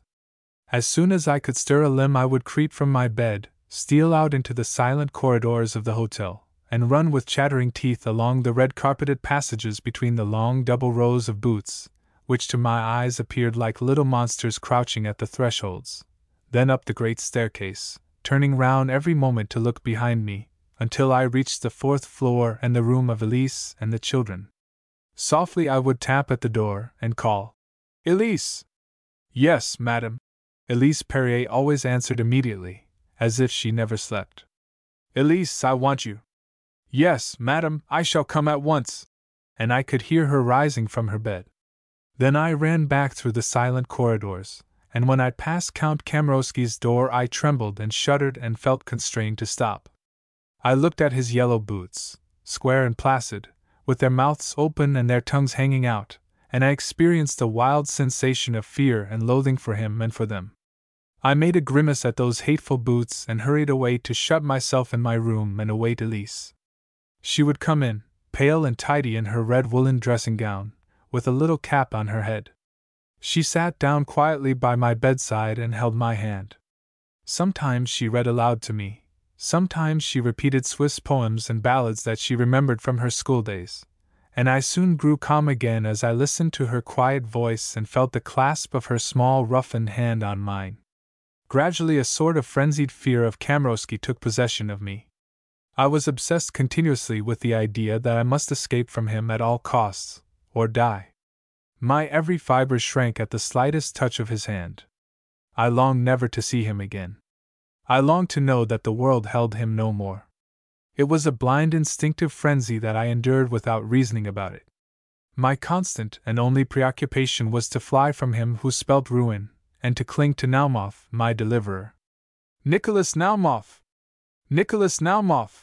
I repeated his name all day long like a kind of exorcism against Kamarowski. Sometimes I felt as if I were stifled, as if I must hold my breath until he was near. On his side, Naumov, who frequently came to see us, was reserved and shy, and did not venture to believe in what nevertheless he could not but read in my eyes. Knowing nothing of my insensate notion about the diviner's prophecy, and having no conception that to my fancy he was a rescuer sent to me by Providence, he thought I was making fun of him, or at other times he believed my predilection for him was merely the caprice of a frivolous creature accustomed to gratify every passing whim. So he held back, aggrieved and mistrustful. And the more he held back, the more was I impelled to pursue him, to hold and to vanquish him. The passionate gravity of his youthful face delighted me. I was thirsty for the unknown recesses of his soul as for a spring filled with mysterious sweetness. His voice perturbed me. His silence lashed my nerves. I lived in a perpetual quiver of rhapsodic sensibility. I was in this frame of mind when Kamarowski resolved to invite all his friends in Orel to a banquet in order to announce to them our imminent marriage. At this banquet Naumov also was present. Doubtless he already knew the announcement that his friend was going to make, yet when the Count rose to speak and laid his hand with a placid air of ownership upon mine, I saw Nicholas Naumov turn pale. I watched with deep emotion the color slowly receding from his face. In its pallor his youthful countenance appeared to me still more beautiful. He looked indeed like the supreme deliverer, the angel of death. I did not comprehend a word of Paul Kamarowski's speech. I know that when it was ended he turned to me and placed a magnificent diamond ring upon my finger, and every one applauded and cheered. Then the guests rose in turn to congratulate Kamarowski, and to kiss my hand and wish me joy, and I know that I smiled and thanked them. Naumov alone had not left his place, but in the gay chatter and stir that surrounded us no one noticed it. He soon went away. He disappeared without taking leave of anyone. Toasts and speeches followed. The waiters came and went, carrying fruits and wines and sometimes leaving the large double doors of our dining room open behind them. Suddenly, as I raised my eyes, I saw a man standing on the threshold and gazing in at us. It was Prilikov. 32. In truth, I do not know whether I felt dismayed or glad. It was as if I were in a dream. Since I had begun to take cocaine again, that twilight sensation of unreality had descended anew like a misty veil upon all my perceptions. I could not distinguish facts from illusions. Prilikov had immediately disappeared, or had I only fancied that I saw him? Trembling a little, I rose from my place, and while many of the guests were still talking and laughing with their host, I excused myself on the plea of fatigue. They toasted me a last time, and Kamarowski kissed me ceremoniously before them all. With cheeks and heart aflame, I hurried to my apartments, glad to think that I should find them dark and silent. My temples were throbbing, the coronet of diamonds, a gift of Kamarowski's, weighed heavy on my brow, and my eyes seemed to be pierced with red-hot needles. I opened the door of my sitting room, where a lamp, turned low, glimmered like a star veiled in red vapor. Behind it I could see yawning blackly the open door leading to my bedroom, which was in complete darkness. I had a strange feeling that I was not alone. Someone was in the room, someone whom I could not discern was near to me. Yes, a footstep approached, a strong arm encircled me. Nicholas Naumov's voice spoke in thrilling accents. "Marie! Marie! My heart is breaking." With a sigh of infinite weariness merging into a sense of infinite repose, I laid my head against his breast. I longed to die. I felt as if I had nothing more to ask for, nothing more to desire. But the anguish that was passing from my soul seemed to have entered into his. "You must not marry that man! You must not! You shall not!" He gripped my shoulders as if he would crush them. Tell me that you do not love him." At that instant, on the black background of my bedroom, there appeared a form, Prilikov. Erect in the doorway, he stood watching us. Naumov had his back to him, but across his shoulder I looked Prilikov in the face, only a few steps from me. My heart stood still. What would he do? Knowing as I did his ungovernable frenzies of jealousy, his madness, his recklessness, I wondered whether he would leap forward and spring at Naumov's throat. Would there be blows and groans and a death struggle in my tranquil, shadowy room? Would there be a turmoil and a scandal, during which the bond of infamy that tied me to Prilikov would be revealed to Naumov? Revealed to Kamarowski and to the world? The fear of tragedy and disgrace kept me stark and terror-stricken, rooted to the spot. Then I saw Prilukoff move. Slowly he raised his right arm. His right hand clutched something which I could not see. Suddenly, incredible sight, I saw him open his mouth wide, and never have I seen anything more grotesque and terrifying than that figure in the darkness with mouth gaping wide. But still his right arm moved, rising slowly and relentlessly until it was on a level with that terrible open mouth. What did the hand hold? Did I not see a gleam of polished metal? I tried to scream, but no sound issued from my parched throat. I could see the whites of his staring upturned eyes, and the hand now motionless just in front of the open mouth. From my throat came a hoarse whisper. "Don't, for heaven's sake! Wait!" Naumov, in amazement at these words which he believed to be addressed to himself, relaxed his hold. "What is it?" he whispered. "Is anyone there?" Step by step I drew back from him, with my fascinated eyes still fixed upon Prilukoff, who stood motionless as a statue in the same dreadful attitude. "Is anyone there?" repeated Naumov. "Yes." "Don't move." The words formed themselves soundlessly on my lips, but Naumov understood them and obeyed. He neither turned nor moved. "Stand as you are," I breathed. "Do not stir." And I glided snake-like from him. Then with the quickness of lightning I darted upon Prilukoff, thrusting him back into the dark bedroom, clutching him by the wrist, and covering his rapid breathing with my hand. The carpet deadened our footsteps. With my elbow I pushed the door and, as it closed behind me, I turned and shot the bolt. I was locked in my room with Prilukoff. "Hush, hush!" I whispered, my lips almost touching his face. I implore you! Do not betray me! Do not let them hear you!" Through his closed and stifled lips there issued hideous, incoherent words of vituperation. "Hush! Hush! Hush!" I pressed my hand still tighter to his lips. "Forgive me! Spare me! I am yours only! Don't forgive me and keep silence! Mine only!" breathed Prilukoff hoarsely. "You swear it?" "Yes. Oh, yes." I could hear Naumov trying the handle on the other side of the door. Marie! What are you doing? Why have you run away?" Prilukoff's right hand was still uplifted, and now he held it close to his temple. As I clutched that hand I could also feel the cold contact with the steel of a revolver. "Do you swear that you will be mine forever?" I murmured something inarticulate. Naumov was calling under his breath. Marie! Open the door!" Prilukoff raised his voice slightly. "Swear to me that you loathe that man and the other. Swear that if I murdered them both you would still be mine." Yes. "Speak softly." "Swear it."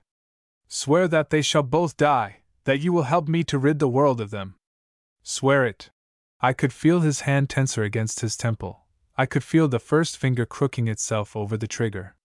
"Unless you swear," hissed Prilukoff, "I shall shoot myself here, this instant." I did so. He repeated the words softly with me. "I swear that they shall die." And something within me kept saying, "I am dreaming all this." "That is not enough," breathed Prilukoff. "Swear it on the life of Tyoka." My parched lips opened, but the iniquitous words would not pass my throat. Then Prilukoff pushed me from him and the fingers of his right hand moved. I heard a slight clicking sound. I threw myself forward. "I swear it." And I swore it on the life of Tyoka. Prilukoff's hand dropped to his side. He seemed to reel slightly, and staggering backwards leaned against the foot of my bed. Naumov on the other side of the door was growing impatient. He shook the handle. I bent over to Prilukoff. "Are you going to betray me? If I open this door, will you show yourself?" He laughed derisively. Go along," he muttered. And I opened the door. "Why did you run away?" asked Naumov, taking my hand. I closed the door behind me. I felt no more fear of Prilukoff. I felt no more fear of anyone or anything. My heart seemed turned to stone. And as I stood thus, someone else knocked at the outside door. It was Kamarowski. And the door was not locked. I turned quickly and blew out the lamp. But Naumov had taken a rapid step forward, and turned the key in the lock. Then he stood still, leaning against the door. Kamarowski outside heard him, and thinking it was I, murmured softly, "Good night! Good night, my darling!" Then I was seized with a convulsive fit of laughter. I laughed and laughed, shaken from head to foot by a wild paroxysm of mirth. I could not leave off laughing. I laughed until the laughter became a spasm which racked and agonized me. My teeth chattered, I trembled and quaked, and still the hysterical laughter continued, shaking my entire frame as an aspen is shaken by a brutal hand. I laughed and laughed, trying to laugh softly in order that those 3 men standing in the dark should not hear me. The thought of the 3 men motionless behind the doors made me laugh more than ever. Tears ran down my face, my head felt as if it would burst asunder. And still I rocked in the throes of frantic laughter until body and soul seemed to be shattered and rent. I staggered and sank to the floor. Naumov bent over me. I felt his icy hands passing over my face. Then we remained quite silent in the dark. Slowly, reluctantly, Kamarowski's footsteps had passed away down the corridor. I mustered strength enough to whisper to Naumov, "Go, send Elise to me, quickly!" Naumov obeyed. Yes, Nicholas Naumov, submissive soul, has always obeyed. 33. I was ill in bed for a long time. I lay supine and motionless, feeling, as once, long before, as if I were lying at the bottom of a well. In the distance, far above me, life and the world went whirling on, but nothing in me or of me stirred, except that at every pulse beat my lifeblood seemed to be gently, inexorably ebbing away. The doctors bent over me with anxious faces. On my body I felt the burning weight of ice. My arteries contracted under the grip of ergot and chloride of iron. Still slowly and inexorably I glided, as on a smooth and shallow river, towards death.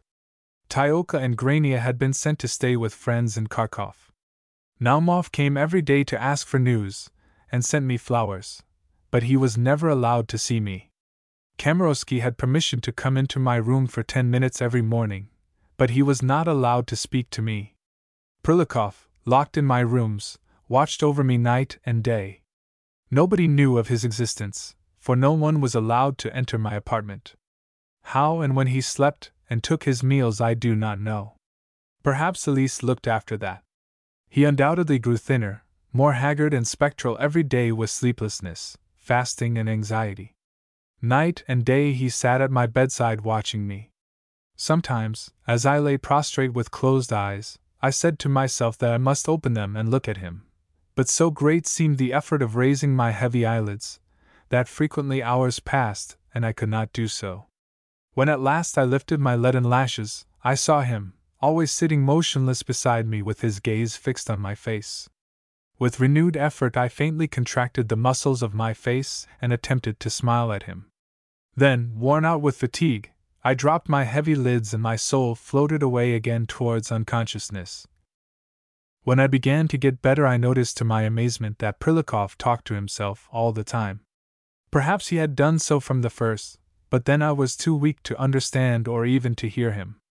Now that a little strength was coming back to me each day, I could hear and comprehend the words he uttered. It was a succession of imprecations, of incoherent and disconnected maledictions hurled against Naumov and Kamarowski, who as he thought had snatched my heart from him, and would be the ruin and the death of me. I could hear him murmuring, "They must be got rid of, we have sworn it. They must die."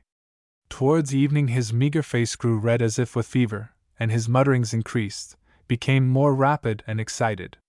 He would bend over me with his nightmare face as I lay weak and helpless on my pillows. "They are outside there, in the corridor, both of them. I can hear them walking up and down, whispering together, talking about you. But they are doomed, are they not? Irrevocably doomed. You have sworn it. Tell me that it is so." I faltered, "Yes," hoping to silence him, but he never ceased his uncanny mutterings, and the idea of murder completely possessed his disordered brain. Elise, moving like a little frightened ghost through the locked and darkened rooms, frequently attempted to come to my aid. "Go away, Leave her alone, she would say to Prilikov. Do you want her to fall ill again? Why don't you go to sleep? Why don't you eat? Why don't you go out? But Prilikov stared at her with vacant eyes, then went into the dining room and drank some vodka, and soon he was bending over me again. Mind, I am not going to do it alone, he whispered, so that afterwards you would be afraid and horrified of me. No, no, you shall help me. You shall attend to one, and I to the other. By degrees, as strength returned to me and dispelled the torpor that had numbed my brain, I understood Prilikov's ravings, and was aghast at them. Absorbed in his monstrous dream, he delighted in planning all the details of the double crime. What I want is to be alone with the man I saw holding you in his arms the other evening, he ground his teeth. As for your betrothed, you shall give him a dose of curare or atropine. An exquisite wedding cup for the bridegroom. Then I burst into tears of terror and weakness, while the indignant Elise, hastening to my aid, would grasp Prilikov's arm and compel him to leave me. He would sit gloomily in a corner, or go into the adjoining room, but a little while afterwards he was there again, raving as before. Elise, I whispered to her one evening, I am afraid, I am terribly afraid of him. Shall I tell someone about it? Shall I tell Monsieur the Count? Exclaimed Elise. No, no, I cried. Might I tell Monsieur Naumoff? I hesitated, but when I recalled those golden eyes that turned to me filled with such trust and adoration, I shook my head. No, tell no one, Elise, tell no one. And I hid my face in the pillows. At last a day came when I was able to be up for an hour, and it was no longer possible to prevent Kamrowski from coming to see me. Prilikov refused to go away. I could not get him to stir from my room. At last, having compelled me to repeat the abominable vow, having forced me to invoke once more the seraphic image of little Tyoka as tutelar genius of a monstrous crime, he went away, passing through my dressing room to an outer passage at the back of the hotel. Elise dressed me and placed me in an armchair near the window, where I reclined, trembling and weak. Then I sent word to Count Kamrowski that I would see him. He came in full of emotion and joy.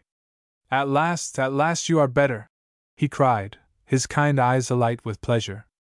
But how pale you are, how dreadfully pale! And bending over me, he kissed my hair with infinite tenderness. As I saw him standing before me, smiling and well, the murderous ravings of Prilikov and my own iniquitous vow seemed but a figment of my morbid fancy, a half-forgotten illusion of my delirium, dissolving and fading away like a dark dream at daylight. Kamrowski held my hand tightly clasped in his, as if he were half afraid I might vanish from him. What a poor little blue-white hand, he said. You have become quite transparent, Mura. I think I can look right through you and see your soul, trembling and flickering like a little flame. I smiled at him. All my morbid fear and dislike of him, even as all my sudden insensate infatuation for Naumoff, was spent. Nothing remained of the storm my soul and senses had passed through but a limitless weakness and languor. I yearned to rest, to sleep, to sink out of life and be no more. A few moments later they announced Naumoff, who had brought me some roses. I was neither glad nor sorry to see him. Punctually when an hour had elapsed, Elise Perrier sent my visitors away and put me to bed again. I fell asleep almost immediately. When I reopened my eyes, twilight filled my room with shadows, and there was Prilikov, sitting beside my bed, talking to himself about murder, revenge, and poison. 34. Every day my fear of Prilikov increased. I had only one thought: to escape from him, to go far away where he could never find me. Better still, to hide with Tyoka and Elise in some distant spot, where neither this terrible maniac nor yet Naumoff, nor even Kamrowski, could ever reach me. I thought of Otrada, my home. But how could my unhappy father protect me against the loving persistence of Kamrowski, against Naumoff's passionate daring, or Prilikov's diabolic designs? In the rare moments when I was alone with Elise, we talked it over. In trembling whispers, glancing constantly round lest the scorpion should be on the watch, we concerted the manner of our flight. We made 1,000 different plans, all equally extravagant and impracticable. In our luxurious hotel rooms we were imprisoned like mice in a trap. We never opened a door without finding a maid awaiting our orders, or a zealous and obsequious waiter bowing to us, or Kamarowski asking for news, or Naumov waiting with a bunch of flowers in his hand. We closed the door, and found ourselves shut up with Prilikov, ferocious and maniacal, who glowered at us with the eye of a tiger.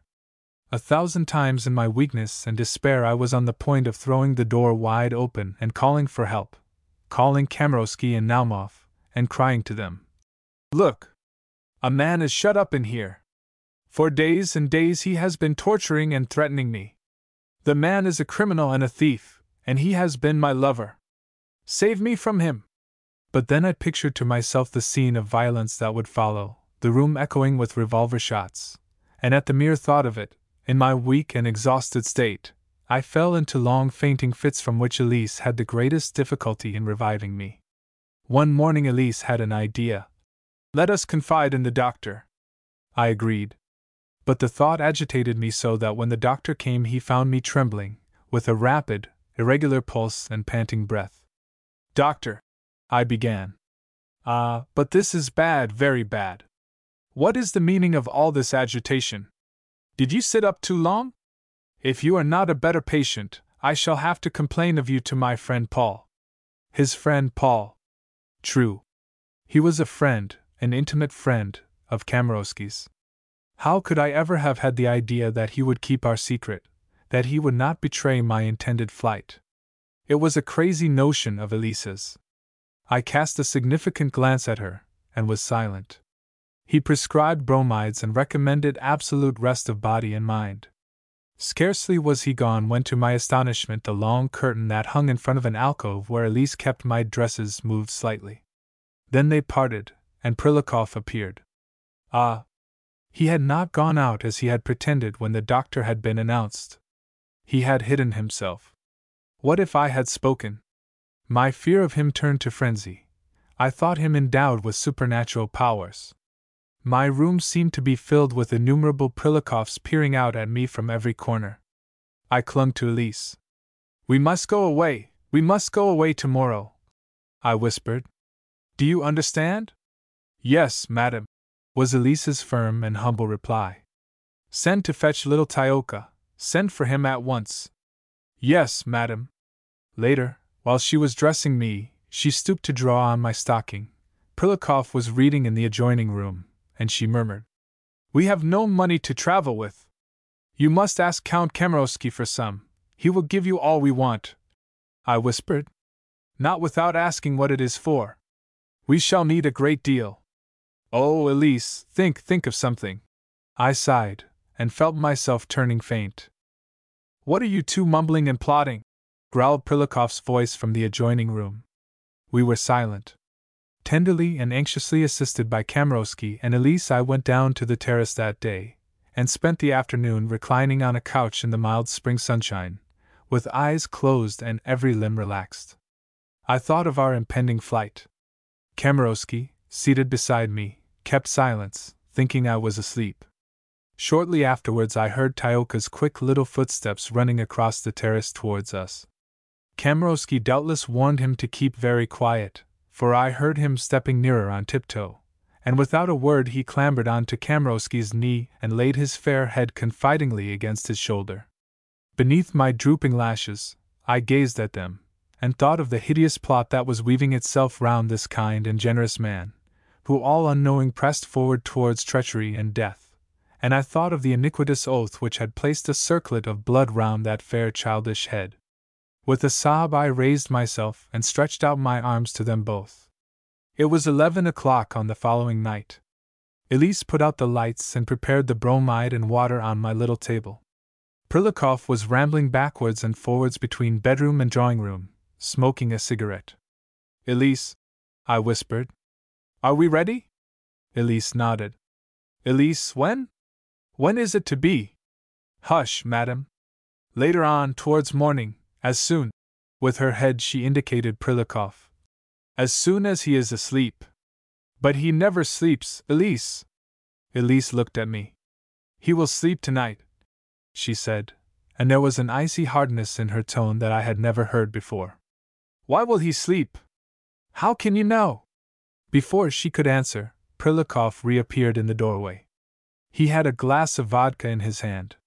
"This accursed throat," he said, throwing his cigarette away and putting his hand to his neck. "Everything I swallow burns and scratches me." He coughed and cleared his throat. "You can go, Elise. I shall see to anything your mistress needs." Elise did not reply. With a hard, pinched face she poured the water into my glass and dropped 2 little bromide tablets into it. Then with her back turned to Prilikov she fixed her eyes upon me and moved her lips. "Do not drink." She formulated the words clearly but without sound. I stared at her in bewilderment, and she made the movement with her lips again. "Do not drink anything." Then seeing that, notwithstanding my astonishment, I had understood her, she said respectfully, "Good night, madam," and left the room. She went out by the bathroom door, of which she always kept the key. Prilikov dropped into an armchair and yawned. "This accursed throat," he repeated. He poured out a glass of water from the crystal carafe on my table and swallowed it at a gulp. Then he coughed violently. "The devil!" he exclaimed. "This too! It tastes like some beastly concoction of chloral." He coughed and yawned again. Then he leaned his head against my bed. A few moments later he started up. "The devil!" he repeated, rising to his feet. I saw him go to the little table on which Elise every evening left some coffee ready on a spirit lamp. He lit it, and I dreamily watched the thin blue waverings of the flame. While the coffee was heating, Prilikov constantly cleared his throat, with the same murmured oath. Now he poured the smoking coffee into a cup and sipped it. "By all the infernal powers!" he cried, and turned suddenly to look at me. I did not dare to shut my eyes, much as I should have liked to do so. He came up to my bed and bending over me looked me in the face. Then he touched my shoulder. "See here!" I drooped my eyelids drowsily. "Yes, dear." "What is it?" "Just taste this coffee." And he pushed the cup against my lips. I sat up and with a smile took the cup from his hands. "It burns," I said, barely touching it with my lips and making a little grimace. "Drink it!" he roared in a terrible voice, though his eyes were half shut as if he could not keep awake. I took a sip of the coffee. It scraped my throat like a rake. I thought of Elise and understood. For a moment the idea flashed through my brain to say that I found nothing the matter with it. Then I changed my mind. "Good heavens!" I exclaimed. "What have they put in this coffee? It tastes like poison!" Prilikov bent still closer over me. "If you had said it was all right, I should have strangled you." My teeth chattered, partly through the taste of the chloral, partly through my fear of Prilikov. "Have you drunk much of it?" I gasped. "You ought to call for help." But Prilikov had sunk into an armchair, and already, with his head rolled back and his mouth open, he slept. 35. How did we 3 hapless, terrified creatures manage to escape from the hotel that night? Tioka, wakened out of his sleep at 3 o'clock, kept on whimpering. "Where are we going?" "I am afraid." "I want Papa Paul." "Call Papa Paul." As we descended the dark staircase, a night porter, dozing in the hall, started up and came towards us, blinking and yawning. When he caught sight of Elise, laden with shawls and medicine bottles, which constituted all our luggage, he seemed greatly astonished. For a moment no one spoke. Then, "I am feeling ill," I said. "We are going to the doctor. Please call a carriage for me." "But excuse me, madam," stammered the man. "Had I not better telephone to the doctor to come to the hotel?" His eyes wandered suspiciously from me to the lachrymose Tioka, and from Tioka to Elise and her burdens. "Open the door," said Elise authoritatively, "and call a carriage at once." The man shook his head. Then I saw Elise gather all the shawls into a heap on her left arm, as with her right hand she searched for something under her cloak. She drew out a crumpled piece of paper, and with a gesture of solemn deliberation she proffered it to the man. It was a banknote of 100 rubles. The man took the note, stared at it, and turned it round and round in his fingers. Then he raised his eyes and gazed in stupefaction at Elise. "Open that door and call a carriage," commanded Elise, in a thin voice. The man obeyed. As the large door swung back, we could see that it was nearly dawn. The sound of distant church bells came to us across the clear, keen air. Elise raised her hand to her forehead and made the sign of the cross. She had plundered the white elephant. Oh, Elise Perrier, not least among my great pangs of remorse is the thought that I have dragged you down into my own dishonor. For me and through me, your honest, hard-working hand and your innocent soul were stained with guilt. While we stood waiting for the man to return, I thought I heard a door open and close overhead. I started. Could it be Prilukoff? I gasped to Elise. She shook her head. Elise, what have you done to him? I put chloral into everything. And Elise shuddered. Oh, Elise! What if he were to die? She made no answer. And if we were to be sent to prison? The bells were ringing joyfully in the limpid Easter dawn. Elise closed her eyes, and her lips moved. Dear God of Eastertide, give us thy blessing. Tioka stopped crying to look at her. Then with an enchanting smile he did as she had done.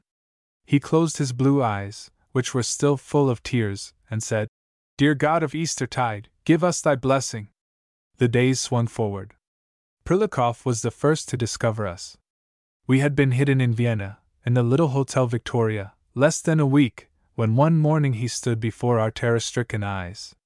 He was derisive and sarcastic, but finding us alone, without Kamarowski, without Naumov, the maleficent frenzy that possessed him at Orel seemed to have vanished. He was soon quite genial and good-humored. He was once more the Prilukoff we had known at Moscow, the trusty knight, Elise's Lohengrin. He did not speak of the past. He made no allusion to the chloral. Neither did he ever recall his murderous purposes, and sometimes I thought that I had dreamt it all. Cheerful and light-hearted, he took us out for drives in carriages and motors, to the Prater, to the Brühl, to the Semmering. He insisted upon our going with him to theaters, concerts and cabarets. And to pay for it all we had recourse to the black leather satchel. When any money was required we found it there. No accounts were kept. Simply, and as a matter of course, we dipped into the lacerated body of the white elephant and took what we needed. I let myself drift with the tide. I gave no thought either to the future or the past, but yielded myself passively to my fate like a straw afloat on the water. One day I saw in the newspapers that Kamarowski was putting in motion the police of every city in Europe in his efforts to find me. Then, on Prilukoff's advice, I sent Elise to Neuchâtel to telegraph to him from there in my name, in order to tranquilize him and mislead his inquiries. No sooner was the name of Kamarowski mentioned between us than Prilukoff became sullen and gloomy again. He sulked and glowered at me, and passed the whole day without speaking a word. On this particular day we had taken a box at the theatre in Derveen, having promised Tioka that he should hear The Merry Widow. Long before it was time to go, the little fellow was dressed and ready, jumping up and down in front of the window. Let us make haste, he cried. The carriage will be tired of waiting. Let us make haste. Suddenly he uttered a shriek of joy. Mother, mother, look! There is Papa Paul! I can see him. He has just passed. Papa Paul! He shouted with all his might. Prilukoff caught him by his little jacket and drew him roughly from the window. Then he himself looked out. Sure enough, he said, shutting the window and looking at me with that terrible crooked smile I had learned to dread. It is Kamarowski. There was a moment's silence. Then he said, And now I have had enough of this. We will end it. Murder gleamed in his eyes. I clasped Tioka in my arms. The child was quite sad and hurt by Prilukoff's sudden rudeness, and as I kissed his soft curls I breathed Elise's prayer. Dear God of Eastertide, give us thy blessing. But alas! It was Easter no longer. In spite of what had happened, we went to the theatre that night. And there, while the music swayed us in the undulating rhythm of the waltz, and little Tioka gazed enraptured at the stage, Prilukoff, sitting behind me in the shadow, formulated his plans for the crime. You have sworn it on your child, remember. If you break your oath, he will be the sufferer. Tioka turned to us with shrill laughter. Oh, look, Mama, how beautiful it all is! Look at that fat policeman dancing. When Kamarowski finds you here, Prilikov went on, but I interrupted him. No, no, let us leave Vienna at once. It is useless. He will find us all the same. You are too striking, he added, to pass unobserved. And with a cynical laugh he surveyed me from head to foot. He had better not find me with you. I shall remain at the Hotel Victoria, but you and Tioka must go to the Bristol, and when that man joins you, this is what you must do. His iniquitous suggestions floated on the buoyant waltz music like carrion on the surface of a sparkling stream. I shuddered in horror. No, no, I murmured. Have pity! No, no! Oh! That music of Lehar's, that every one knows and every one whistles, and that is played by every organ at every street corner, what monstrous secrets does it murmur to my heart? Ichka hazu maxim. Da bin ich sehr intim. The joyous verses ring in my ears like the shrieks of maleficent furies, scourging me with nefarious counsels and diabolic commands. And while little Tioka laughs and claps his hands, I, his mother, sink ever deeper and deeper into the gulf of despair, and crime, like a sea of mire, closes its corrupt waves over my head. 36. Everything came about as Prilikov had foreseen. Kamarowski found me the following evening alone with Tioka at the Bristol Hotel. He overwhelmed me with reproaches and with endearments. I maintained a mysterious silence, which he interpreted merely as the caprice of a spoiled child, nor did he take umbrage at it. He was too happy at having found me to care to quarrel either with the fates or with me. All he said was, Marie, I shall not leave you again, and the promise sounded almost like a threat. For some time Prilikov gave no sign. I might have thought he had forgotten me. He had fixed a definitive space of time, 10 days. On the 8th day he sent me a note, telling me to come to the Hotel Victoria that evening at 9 o'clock. He would then provide me with what was needful. I was not to fail, or he would come himself. I dined with Paul Kamarowski as usual. Then, pleading a headache, I retired to my room at 8 o'clock. Half an hour later a closed carriage was conveying me to the Hotel Victoria. From Prilikov's hands I received a syringe, 2 tiny bottles, and a box filled with globules of curare, nitrate of amyl and chloroform. From his set gray lips I received instructions how to use these things. His teeth were chattering as well as my own, his hands were ice cold, and his eyes distraught. Then I fell on my knees at his feet. I implored him with all the strength of desperation to forego his abominable purpose. I reminded him of his past, of his unsullied youth, of the kind and generous love that had at first bound him to me. With tears streaming down my face I clung to his knees and swore to him eternal gratitude, eternal devotion, if only he would not stain my soul with crime, if only he would not ruin himself forever with so dark and vile a deed. I beat my forehead against his feet, entreating of him death for myself, but pity, pity for a generous, chivalrous man whose only wish was to protect and save me. What heaven-inspired words were granted me that I was able to move him? I cannot tell, but suddenly a great shudder went through him and agonized sobs shook his frame. He bent down and raised me. Then he sank into an armchair and wept aloud with uplifted face, a terrible spectacle of anguish and desolation. I also wept, kneeling beside him, kissing his hands, thanking him, blessing him. Don't it, dearest, do not weep! It has been all a dream, a fearful dream. We were ill, we were poor demented creatures. God will not remember it, He will cancel and forgive everything. Let us thank Him, don't it, for not permitting us to do harm to anyone. Let us begin life all over again, a new, honorable life. Ah, no, groaned Prilikov. I am a criminal. I have stolen. Never mind, never mind. You will give it all back. I will help you to give it all back. We must be prepared to face suffering and humiliation, but we shall atone, we shall take up our lives again, and retrieve and redeem the past. Even while I spoke I resolved that I would confess everything to Kamarowski, and this thought filled me with joy. I would reveal to him the darkest recesses of my soul. I would confess the iniquitous treachery plotted against him, my every act of baseness and of shame. He would drive me from him in loathing, he would tread me under foot like some poisonous thing, but I would bow my head beneath his wrath and his disdain. I would go far away and live the rest of my life in humility and penitence. I would perhaps link my fate with that of Prilikov, the degraded outcast. Yes, my penance should be to stay forever with him who inspired me now with so much horror and fear. Carried away by an ecstasy of feeling, we knelt down in that paltry hotel room and thanked God for having opened our eyes, for having touched our hearts, for having saved us.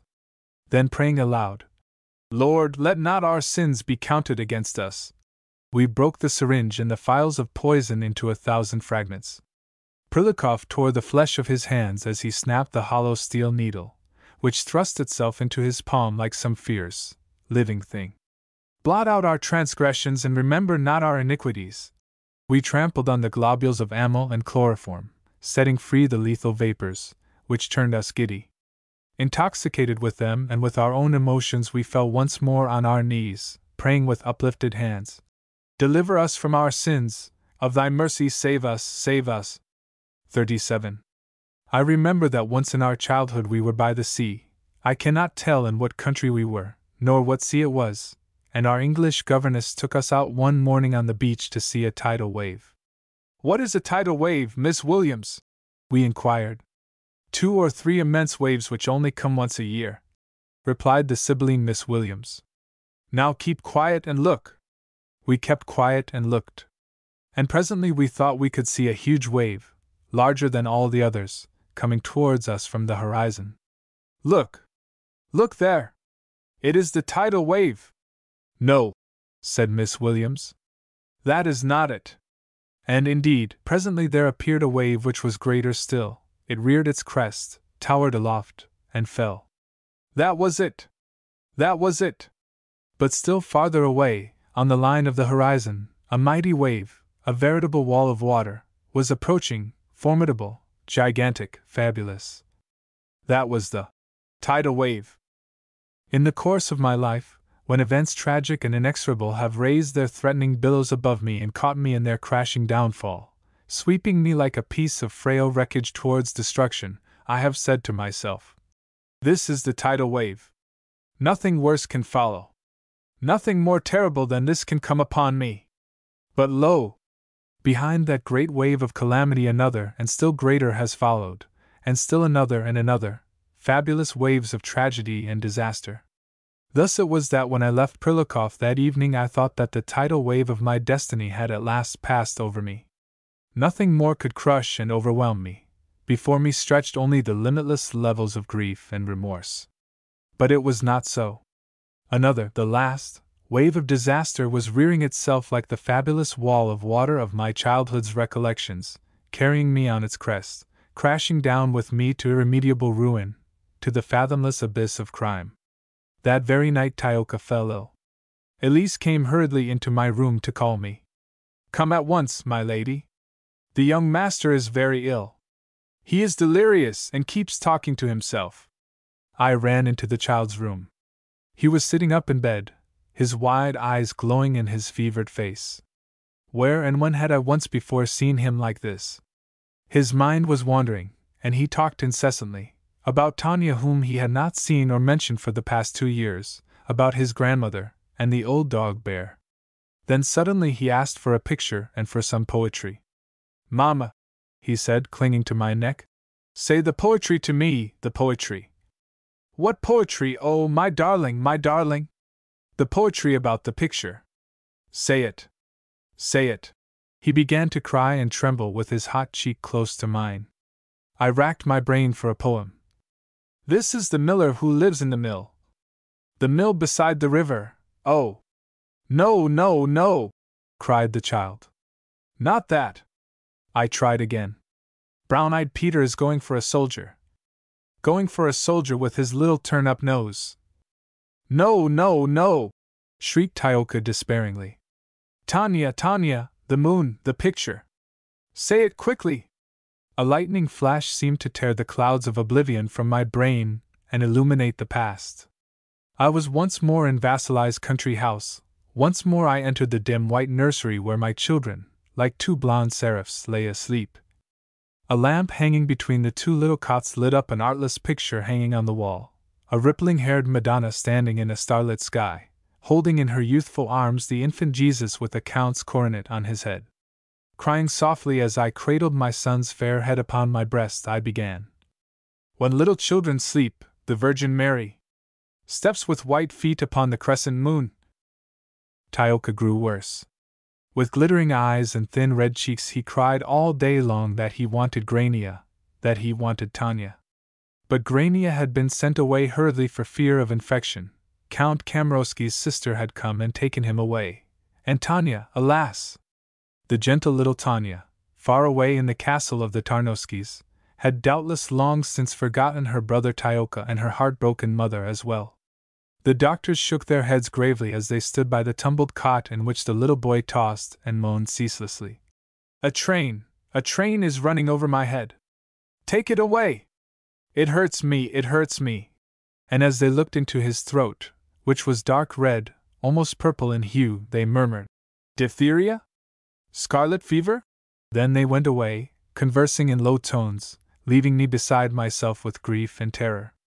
Kamarowski watched with me night and day. Sometimes he fell asleep, and when I saw him sleeping, the old, unreasoning hatred for him stirred in my heart again.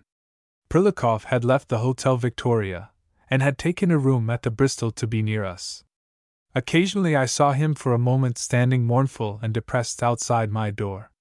We looked at each other with anguish-stricken eyes, but we scarcely ever spoke. I had no thought for anything but Tioka. One night, the fourth since he had been taken ill, the child, who had been dozing for a few moments, awoke coughing and choking. Mother, mother! He gasped, fixing his large frightened eyes upon me. Why do you let me die? Then he closed his eyes again. I stood as if turned to stone. It was true. It was I who was letting him die. That idea had already flitted through my brain, but I had never dared to formulate the awful thought. As soon as he had fallen ill, I had said to myself, This is retribution. Did I not vow on Tioka's life? I saw myself again at the theater on the evening of The Merry Widow, and Prilikov pointing to the child's angel head and whispering, If you break your word, it is he who will pay for it. Yes, Tioka was paying for it. He was paying for the iniquitous vow that had been wrung from me that night at Oral when the three men pursued me in the darkness. With his revolver pressed against his temple, Prilikov had bidden me swear. Ah, why had I not let his fate overtake him? Why had he not pulled the trigger and fallen dead at my feet?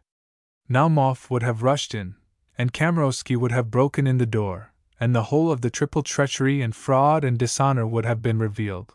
But, at least, I should have been free to take my child and wander with him through the wide spaces of the world. Whereas, coward that I had been, the fear of disgrace had vanquished me, and the threat of ignominy and death had dragged the inhuman vow from my lips.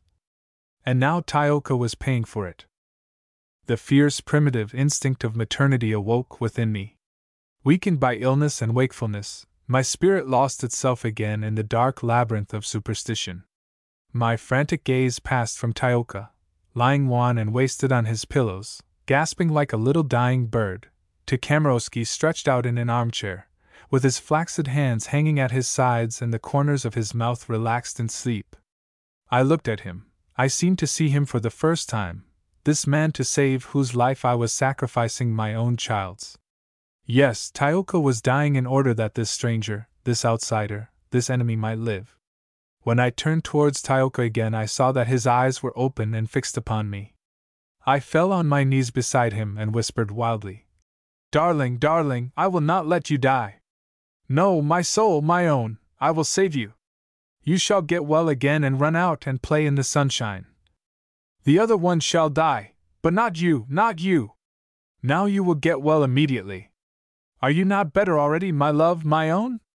Are you not better already? And my boy, cradled in my arms, smiled faintly as my soft wild whispers lulled him to sleep. This idea now took possession of my brain, to the exclusion of all others. I thought and dreamed of nothing else. Tioka had scarlet fever, and the fluctuations in his illness seemed to depend solely upon me.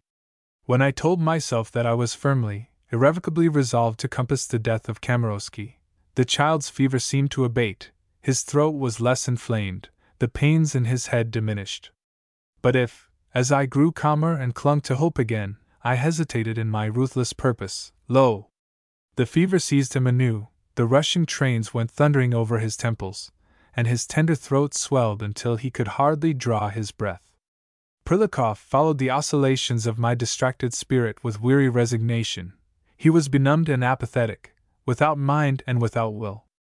When in the fixity of my mania I insisted upon the necessity of the crime, he would answer languidly, "Oh no, leave it alone. Let things be." Then I grew more and more frenzied, weeping and tearing my hair. "Can you not understand that Tyoka is dying? Tyoka, my little Tyoka is dying! And it is we who are killing him." "No, no," sighed Prilikov. "Let things alone." Tyoka grew worse. A day came when he could not see me or hear me, when he lay quite still with scarcely flickering breath. Then I rose as one in a dream. I went to Prilikov's room. He sat listlessly by the window, smoking. I seized him by the arm. "Don't it, Prilikov, I renew my oath. Paul Kamarowski shall die within this year." All right, grumbled Prilikov, wearied to exhaustion by my constant changes of mood. "Let us finish him once for all, and have done with it." I gasped. "Where? When? Is it you who will?" Prilikov raised his long, languid eyes. "Whatever you like," he said. Then he added in a spent voice, "I am very tired." And it was I who urged him, who pushed him on, who hurried him to think out and shape our plans. He was languid and inert. Sometimes he would look dully at me and say, "What a terrible woman you are!" But I thought only of Tyoka, and my eager and murderous frenzy increased. And behold, Tyoka got better. This chance coincidence assumed in my diseased brain the character of a direct answer from heaven. The sacrifice had been accepted. A year later, when I stood before the judges who were to sentence me, no word of this delusion passed my lips. Demented though I was, I knew myself to be demented.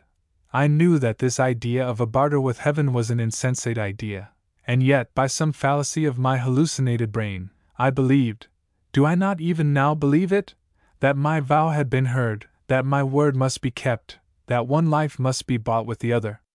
Even so, better, far better would it have been to let my child's white soul flutter heavenwards, than to retain it with my blood-stained hand. But at that time my one thought was to save him, even though for his life, not one, but 1,000 others had been immolated. The day came when I was able to carry him in my arms from his cot to an easy chair beside the window. What a joy was that brief transit! His frail arms were round my neck and his head lay on my shoulder. With slow, lingering steps I went, loath to leave him out of my embrace. A sweet Italian verse came light and fragrant into my memory. I thought I bore a flower within my arms. It was Prilikov who reminded me with a cynical smile that the vow included also Nicholas Naumov. Nicholas Naumov! I had almost forgotten him. Nicholas Naumov! Must he, this distant and forgotten stranger, also die? I cannot tell which of us it was who conceived the idea of making use of him as our instrument, of destroying him by making him a weapon of destruction, of murdering him by making him a murderer. The idea may have been mine. I feared that I could not rely upon the languid, listless Prilikov. Yes, it must have been I who devised this method of propitiating the avenging fates, and averting from us the imminent nemesis.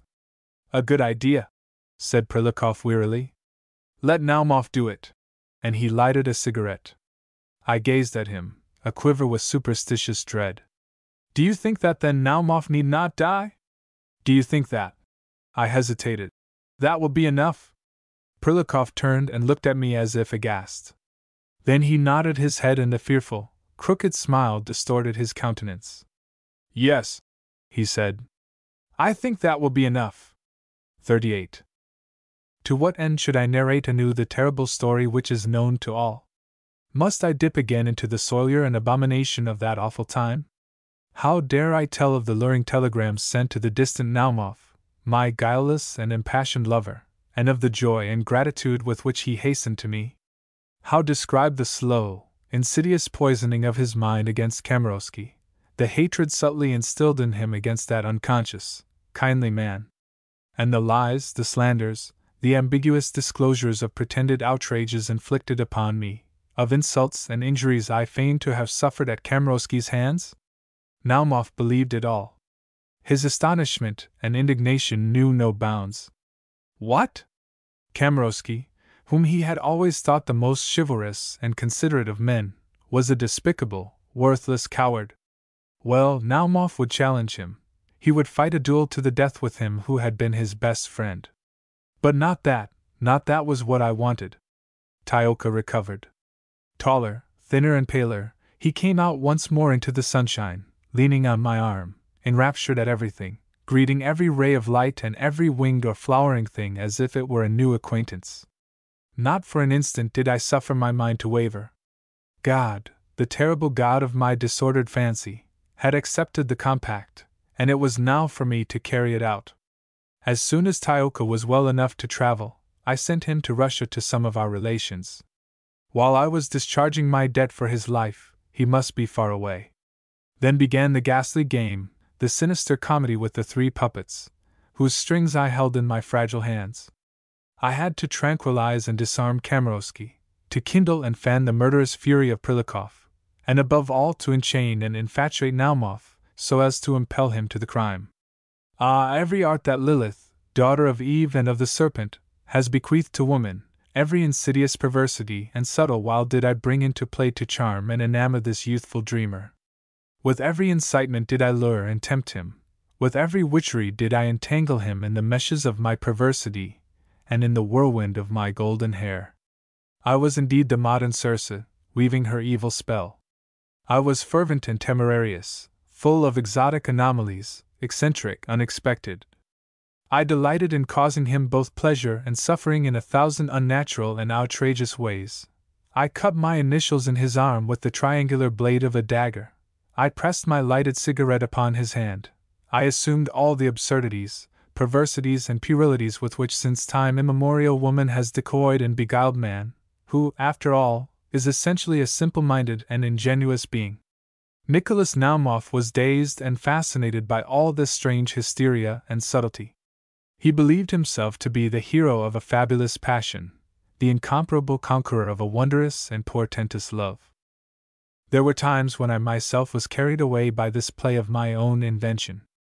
Now and then I lost sight of the grim purpose of this process of seduction. I rejoiced in my own coquetries, and myself burned in the flame I had deliberately kindled. One evening, as he knelt before me, pressing my cool hands against his fevered forehead, I bent over him with a smile. "Why do you love me so much?" I asked. Tell me the truth."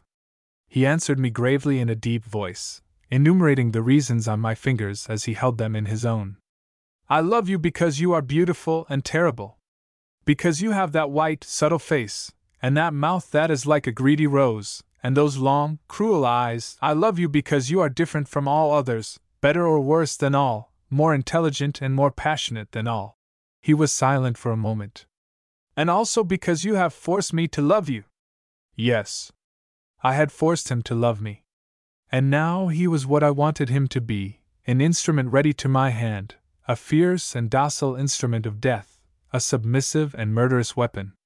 June crept warmly up from the south, and murmured of blue waters and dancing sunlight. "Mura, let us go to Venice," said Paul Kamarowski one afternoon as he sat beside me on the balcony. "Let us pass these last 3 months of waiting at the Lido.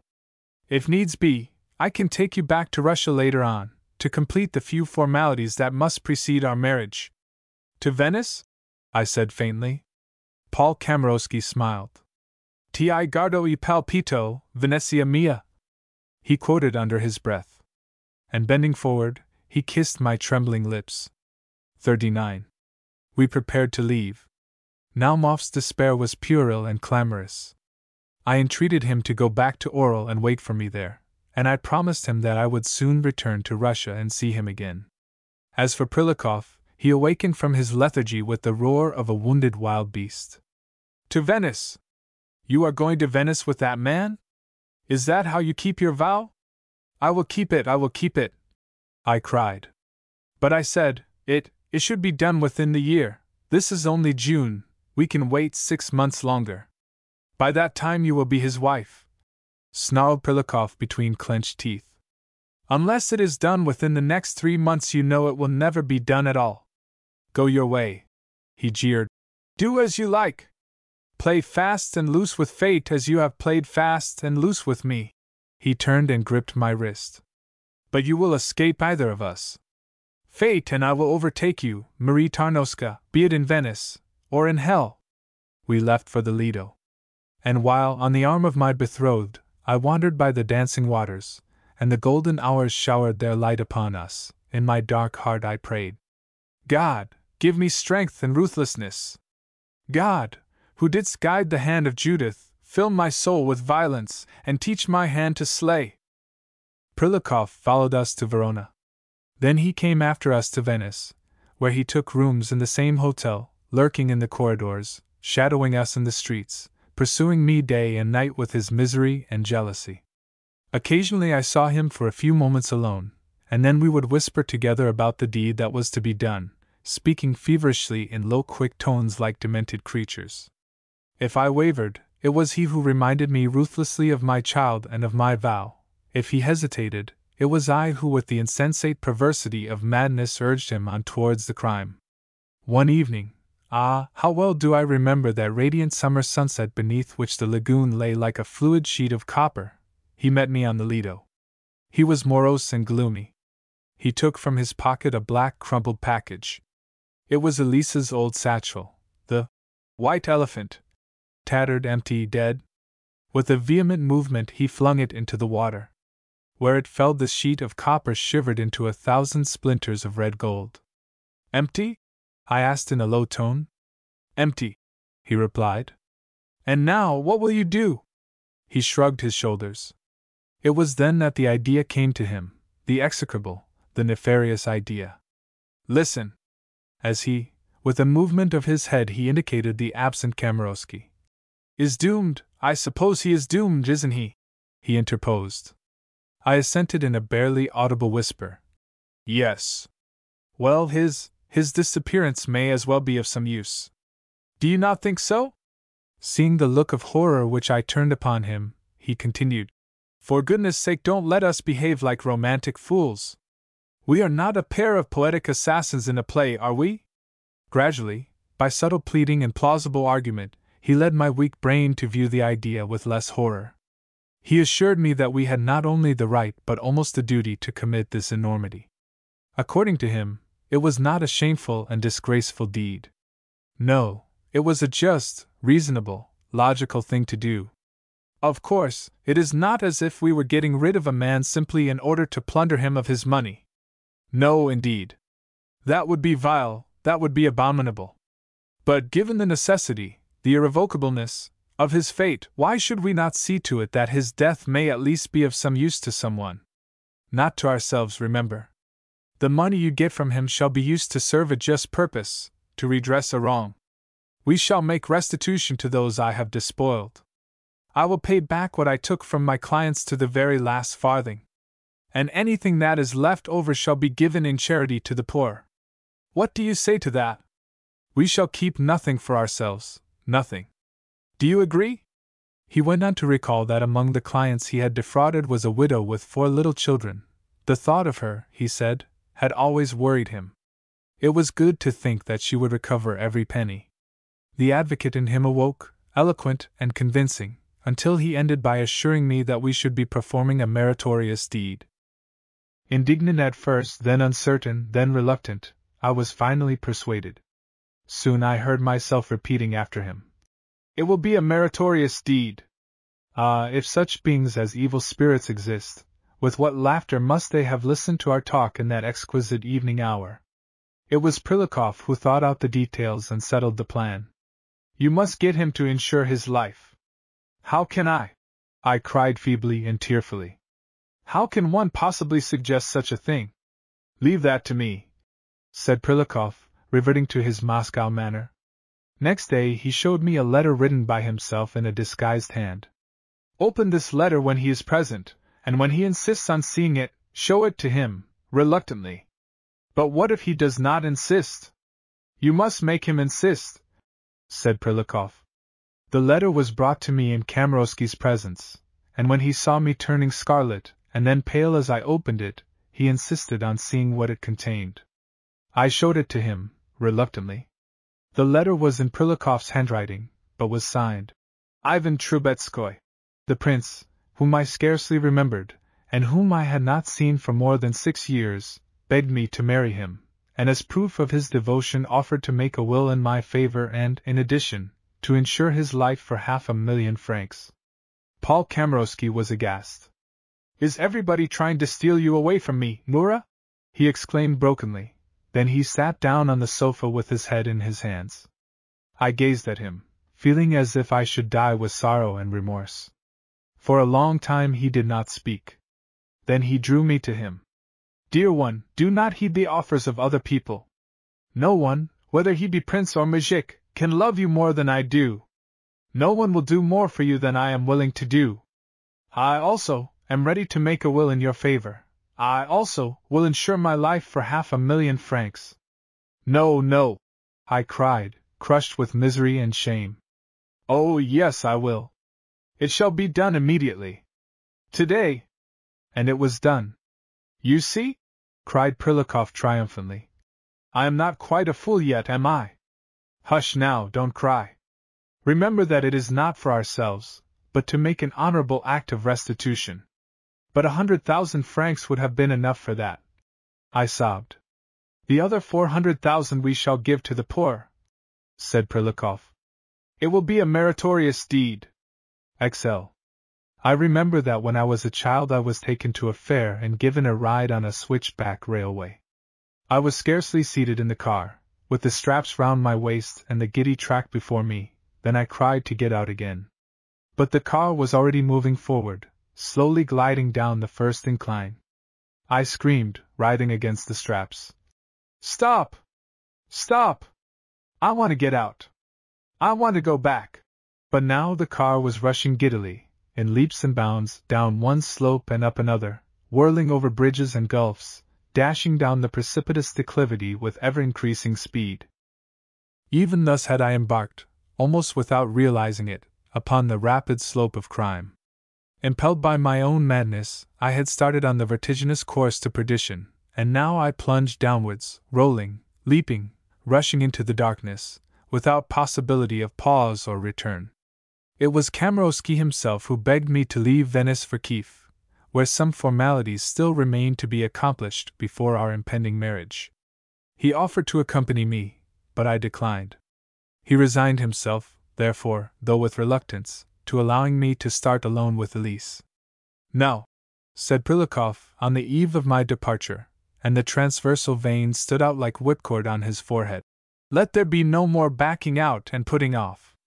You will see Naumov in Russia, send him straight back here. I'm sick of this business, let us get it over. I bowed my head and wept. Kamarowski took me to the railway station, where I found the compartment he had reserved for me already filled with flowers. I thanked him with trembling lips. In 3 weeks, my love, he said, you will be back again, and then I shall not part from you any more. He kissed me and stepped down upon the platform, where he stood gazing up at me with smiling eyes. Many people stood near, watching us. I leaned out of the carriage window, and as I looked at him I kept repeating to myself, this is the last time I shall see him. The last time! It seemed strange and incongruous to see him there, with his usual aspect, making ordinary gestures and uttering commonplace remarks. Knowing as I did that he stood on the threshold of death, I wondered that he had not a more staid and solemn demeanor, slower, graver gestures and memorable words. Whereas he was saying, with a smile, mind you don't lose your purse, and remember to look after your luggage at the customs. You will have the dining car at Bozen. And then, looking about him, would you like some newspapers? He hurried away after the news vendor, and then counted his change and argued about a coin which he thought was counterfeit. He came back to my carriage door, handed me the newspapers, and with his handkerchief dried his forehead and the inside of his hat. Fearfully hot, he said, looking up at me with a friendly laugh. All this seemed terribly out of keeping with the tragic situation of which, all unconsciously, he was the hero. I tried to say something tender and affectionate to him, but my agitation stifled me. "Mind you are good," he said, still smiling, and he threw a glance at some officers in the compartment next to mine. I heard the doors being shut and the guard calling out, "Partenza!" My heart began to beat wildly. I felt as if once again I were strapped in the car on the switchback railway. I wanted to get out, to stop, to turn back. A whistle sounded and a gong was struck. "Well, Moura, au revoir!" cried Kamarowski, stretching up his hand to me. "A happy journey and all blessings!" I leaned out as far as I could. The bar across the window hindered me, but I managed to touch his outstretched hand with the tips of my fingers. A spasm caught my throat. "Paul, Paul!" I gasped. "Oh God, forgive me!" A shrill whistle drowned my voice as the train moved slowly forward. He must have seen the anguish in my face, for he cried anxiously, "What? What did you say?" Now he was running beside the train, which was beginning to go faster. I repeated my cry, "Forgive me! Forgive me!" and stretched out my arms to him from the window. He shook his head to show that he had not understood. The train was throbbing and hastening. He ran faster beside it. What is it? What did you say?" But the train was gaining speed, and he was obliged to stop. He stood there, erect and solitary, at the extreme end of the platform, following with perplexed and questioning gaze the train that was carrying me away. It is thus always that I see him in my memory, a solitary figure, gazing at me with perplexed and wondering eyes. Surely it is thus wondering and perplexed, that he must have looked in the face of death and treachery, on that summer morning when he was struck down by the hand of his friend. The switchback plunges downward in its mad race to the abyss. The end is near. At Kiev, as arranged, I meet Naumov. I sob out my despair to him. Paul Kamarowski must die. I give no reason, I explain nothing. I repeat unceasingly the three words. He must die. Until there seem to be no other words in the world, until the universe seems to ring with those three words. He must die! Naumov recoils from me, pale-faced and horrified. Then I drive him from me, crying, "Go, you are a coward! Let me never see you again!" "But why should he die?" cries Naumov. "What has the poor man done to you?" What, indeed, has the poor man done?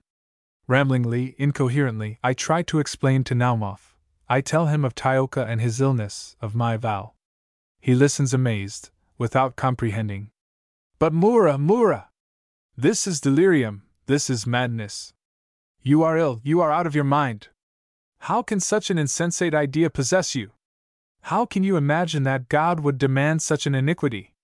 Then I rack my brain for arguments that will convince him. I invent all manner of falsehoods. I repeat the tale of insults and outrages that I have endured at the hands of Kamarowski. I accuse him of violence and brutality, and even as I tell these mad stories they seem to myself to be true. I am thrilled by my own words. I tremble, I weep convulsively, and Naumov, ever more pale, ever more bewildered, does not know what to believe. Continually, a dozen times a day, blind to all caution, reckless of all consequences, I send telegrams to Prilikov, the telegrams that afterwards were found, and led to our arrest. Berta refuses. Prilikov, I know not for what reason, had nicknamed Naumov. Berta. Then again, "Berta will do it." And again, "Berta irresolute. What am I to do?" Then seized by sudden panic. "Wait. Do no harm to anyone. Advise me. Help me. I am going mad." Prilikov telegraphs back his usual set phrase. "Leave it to me." And he forthwith proceeds to send me a number of telegrams, all of which contain a series of insults and taunts addressed both to Naumov and to myself. He signs them, "Paul Kamarowski." Naumov reads them in amazement, then in anger. Finally he, too, becomes possessed of the idea of crime, obsessed by the frenzy of murder. How can I tell the terrible story further? The gust of madness caught us in its whirlwind, dashing us round like leaves blown in a storm. One evening, it was a pale, clear twilight at the close of August, I sprang suddenly to my feet, and winding a black veil round my hair, I ran from my rooms and down the wide, shallow flights of the hotel staircase. There were large mirrors on every landing. As I descended, I saw at every turn a woman coming to meet me, a tall, spectral creature with a black veil tied round a white, desolate face. Her light, wild eyes filled me with fear, and I hurried forward to reach the hall, where I heard voices and music. Standing beside the piano in the vast lounge, two young girls were singing. They were English girls, and they sang, with shy, cool voices, a duet of Mendelssohn. Some distance away, listening to them with tranquil contentment on their peaceful faces, sat their parents, the father, a stern, stately old man with kindly eyes, the mother, gentle and serene, wearing the white lace cap of renunciation on her smooth gray hair. As I passed them with faltering step, the mother turned and looked at me. What did she read in my face that wakened such a look of tenderness and pity in hers? She smiled at me, and that smile seemed to stop my heart, so guileless was it, so maternal and so kind. For an instant a wild thought possessed me, to stop, to fall upon my knees before this gentle, unknown woman and implore her help. What if I cried out to her, "Help me! Have pity upon me! I am an unhappy creature whom the fates pursue. I am distraught, I am demented, tomorrow I shall have murder on my soul. Keep me near you, save me! Unless you help me I am lost." But the furies that pursued me laughed aloud and lashed me forward. And now Nicholas Naumov, who had noticed my flight, came running down the staircase to follow me. I crossed the hall rapidly and went out into the dusk. Zly. Through the twilight streets I hastened, and Naumov followed, calling me by my name, but I did not answer him. Through the long road of the cross I hurried silently, and out through the Golden Gate, and on, down dusty solitary streets, past the Church of All Saints, until at last I stood before the cemetery where my mother is laid to rest. "Where are we going?" asked Naumov. "Why have you come here?" But without answering him I threw a ruble to the gatekeeper and entered the silent pathways of the churchyard. The sky was still light in the west, but the paths were gloomy in the shadow of willow and cypress trees. Hastening on between the double rows of flower-decked graves, and the monuments that gleamed whitely in the twilight, I reached my mother's tomb. I knelt and kissed the great marble cross that stands so heavily above her frail brow. And the thought of her lying there, so desolate and alone, abandoned to the rains and the winds in the darkness of long dreadful nights, struck terror to my heart. "Speak to me, mother," I whispered to her. "Tell me what I am to do.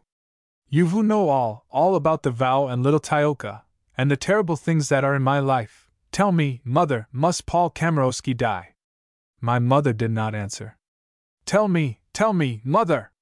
Is he to die?" My mother was silent.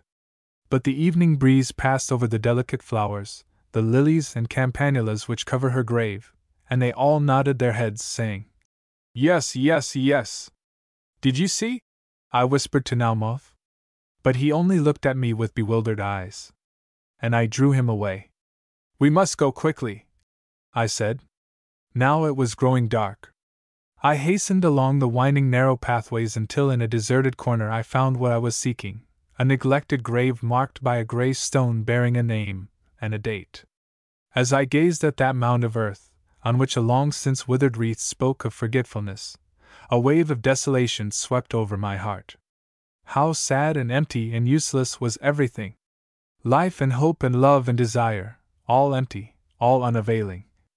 "Who is buried here?" asked Naumov under his breath. He bent forward and read the name aloud. "Vladimir Stahl." Something stirred. Perhaps it was only the dry leaves of the withered wreath, but I was afraid that I should see Stahl suddenly move and rise up, covered with mold, to answer to his name. "Vladimir Stahl," whispered Naumov again, raising his haggard boyish face and gazing at me. Mura, I see you encompassed by the dead." Doubtless he meant the tombs which spread around me in a livid semicircle, but to me it seemed that he could discern standing behind me all my dead, my mother and Stahl, and Bozevsky and little Peter. I uttered a scream as I looked fearfully behind me. "Why do you scream?" gasped Naumoff, and he also turned and looked round. Then he pointed to the grave in front of us. Who was this? He asked in a low voice. Did he love you? His eyes flickered strangely. There was horror and lust and frenzy in the gaze he fixed upon me. I was silent. Did he love you? Did he love you? He pressed closer to me, with parted lips and quickening breath. Then I bent towards him, and a thrill such as I have never felt passed through me. Swear on the dead that you will kill that man. I swear it, he gasped. Terrible woman that you are, I swear it. Go, I whispered. Go, at once. But he sprang towards me and fastened his lips upon mine. Amid all the horrors that haunt my memory, all the spectral visions which drift darkly through the labyrinth of my life, that frenzied embrace among the tombs in the crepuscular cemetery, still rises before me, a ghost of darkness and of shame. He turned and left me. I heard his footsteps running along the gravel path. I saw his tall, shadowy figure vanish in the gloom. He was gone. I was alone in the nocturnal churchyard, alone by Stahl's desolate grave. Nicholas Naumoff! I cried. But no one answered me, and fear ran into my heart with thudding steps. I hurried forward, down the narrow path bordered with tombs, and turned to the right, down another wider avenue among other endless rows of the dead. Where was I? In which direction lay the gate? I turned and ran back. I must find Stahl's grave again, and then go to the left through the unconsecrated burial ground of those who had died by their own hand. With shuddering breath I stumbled forward, but nowhere could I find the dreary field of the unshriven dead. Tall sepulchres and mausoleums loomed dimly on either side of me, limitless rows of tombstones and statues, but Stahl's low, dreary mound was nowhere to be seen. Stay, behind the willows on the right, was that not the white cross standing on my mother's grave? To reach it quickly I left the pathway and ran diagonally across the burial ground, trampling the graves in my haste to reach that large cross shimmering in the gloom. No, it was not my mother's grave. But further on, and further, other crosses glimmered and beckoned, and I ran on, crazed and terror-stricken, stumbling over mounds and hillocks, tripping in iron railings, trampling over flowers and wreaths, until I fell in the darkness and lay unconscious and silent amid the silent and unconscious dead. A breath of soft morning air awoke me. I opened my eyes. Elise was bending over me with pale and anxious face. The room, my bedroom, whirled and swam before my dizzy sight. Elise! Elise Perrier clasped her hands. Thank God! She murmured. I feared you would never wake again. Her face worked strangely, and she burst into tears. Elise, what has happened? What is today? Before she could answer, another question sprang to my lips. Where is Naumoff? He has left, my lady, whispered Elise in awestruck tones. Left? A long silence held us. Left? Where has he gone? Elise looked down at me with blanched and quivering countenance. To Venice, she said in low tones. I started up. To Venice? To Venice. My memory darted to and fro like a child playing hide and seek. Elise! Elise! Elise! I stretched out my hands like one sinking and drowning in the darkness. Elise wept. I watched the strange faces that Elise always made when she wept, funny, pitiful grimaces with puckered brow and chin. To Venice. My memory flickers like a feeble light, then blazes into sudden flames that sear my soul with fire. Elise! He must be stopped. He must not reach Venice. Elise, stop him, stop him! It is impossible, my lady. Yes, it is impossible. By this time the train which is carrying Naumoff on his mission of death has passed Warsaw and is hastening towards Brunn, hastening, ever hastening through the dawning hours and the noonday sunshine, hastening on into the twilight, and at dusk it rumbles and pants into the station at Vienna. I fall fainting back upon my pillows, and all through the day and the night I dream that I am speeding after the rushing train, catching up with it and losing it again, sweeping through the air, tearing along the unending rails, reaching it at last, and being struck down and crushed under its rolling wheels. Day dawns once more. Elise, Elise, bring Naumoff back. Telegraph to him. Elise, for heaven's sake, bring him back! It is hopeless, my lady. Yes, it is hopeless. At this hour the train is hurrying from Bozen to Verona, from Verona to Vicenza, from Vicenza to Padua. Night falls on my despair. Elise, Elise! Where are you? What is the time? It is nearly dawn, my lady. Elise, what day is this? It is the 3rd day of September. The 3rd day of September. Elise! I scream suddenly. Elise! Telegraph to Kamarowski. Warn him. Quickly, oh, quickly!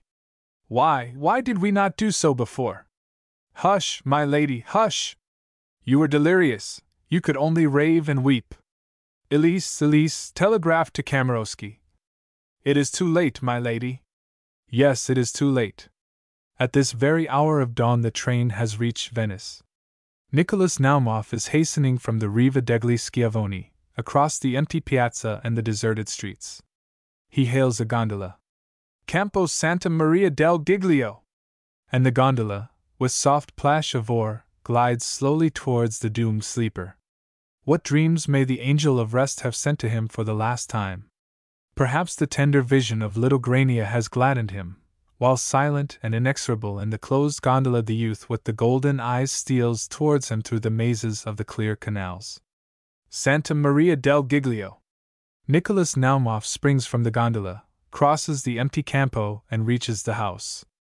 He ascends the steps quickly, knocks, enters, and closes the door behind him. Yes, it is too late. I hear myself shrieking with laughter as I fall back on my pillows. Soon I am surrounded by strangers who hold me down, who thrust opiates between my lips, who lay soothing hands and cooling compresses on my brow. Then I know nothing more. Elise Perrier's terrified face surges out of the darkness. She is speaking quickly, she is bending over me, imploring and urging. What does she say? She weeps despairingly, and ever through her tears she speaks, urging and imploring. Finally, in her thin arms, she drags me from my bed, she dresses me, she wraps a cloak about me, and hurries backwards and forwards with traveling bags and satchels. Now we are in a carriage. No, we are in a train. Elise Perrier sits opposite me, with ashen face and her hands in gray cotton gloves tightly folded. Her lips move. She is praying. Suddenly I struggle to my feet. Paul!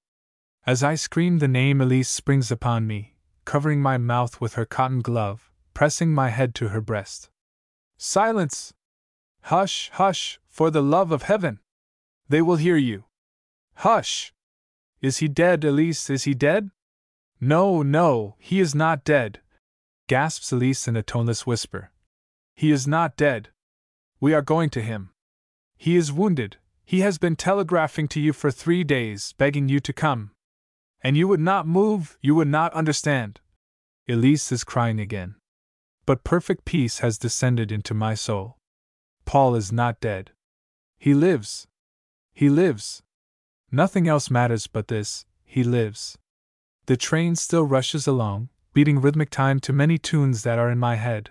I gaze out of the window, at the whirling landscape that swings past like a giant chessboard, at the telegraph wires that dip, and then ascend slowly and dip again. Hours pass or days pass. And the train stops. Elise is hurriedly collecting cloaks and satchels. Where are we, Elise? Are we in Venice? Not yet, not yet. We are in Vienna. As I step from the train, 2 men whom I do not know approach me. One of them asks me if I am the Countess Tarnowska. He has not taken his hat off, and I do not deign to reply. As I am about to pass him, he lays his hand on my arm. The other man also comes forward, and one on each side, they conduct me along the platform. I notice many people stopping to look at me. Nothing seems to matter. I do not remember why we are in Vienna, nor whither we are bound. I notice that it is a bright, hot day, and I feel that I am walking in a dream. I find myself thinking of Vasili. I wish he would come, and send these men away and take me home.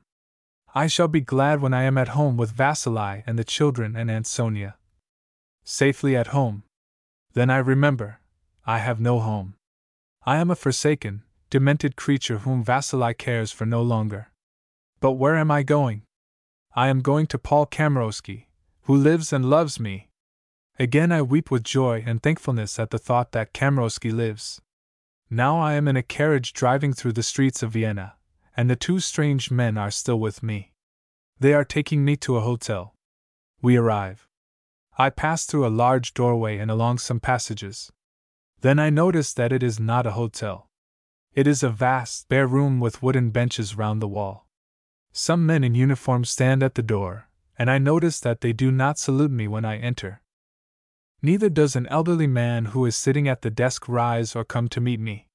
He looks at me steadily and asks me many questions, but I pay no heed to him. The windows are open. I can hear the sound of a piano very far away. Somebody is practicing a romance by Chaminade that I used to play at Otrada. How sad a piano sounds when played by an unseen hand in the silence of a sunlit street. The man at the desk speaks in German to the uniformed men. They take my golden wrist bag from me, and conduct me out of the bare room down a long passage. As I go slowly forward between the two men, I notice that from the far end of the passage a group of people are coming towards us.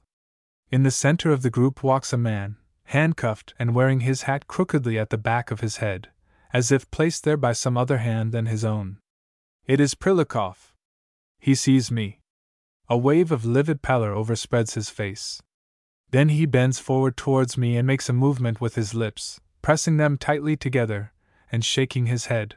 He is trying to make me understand something.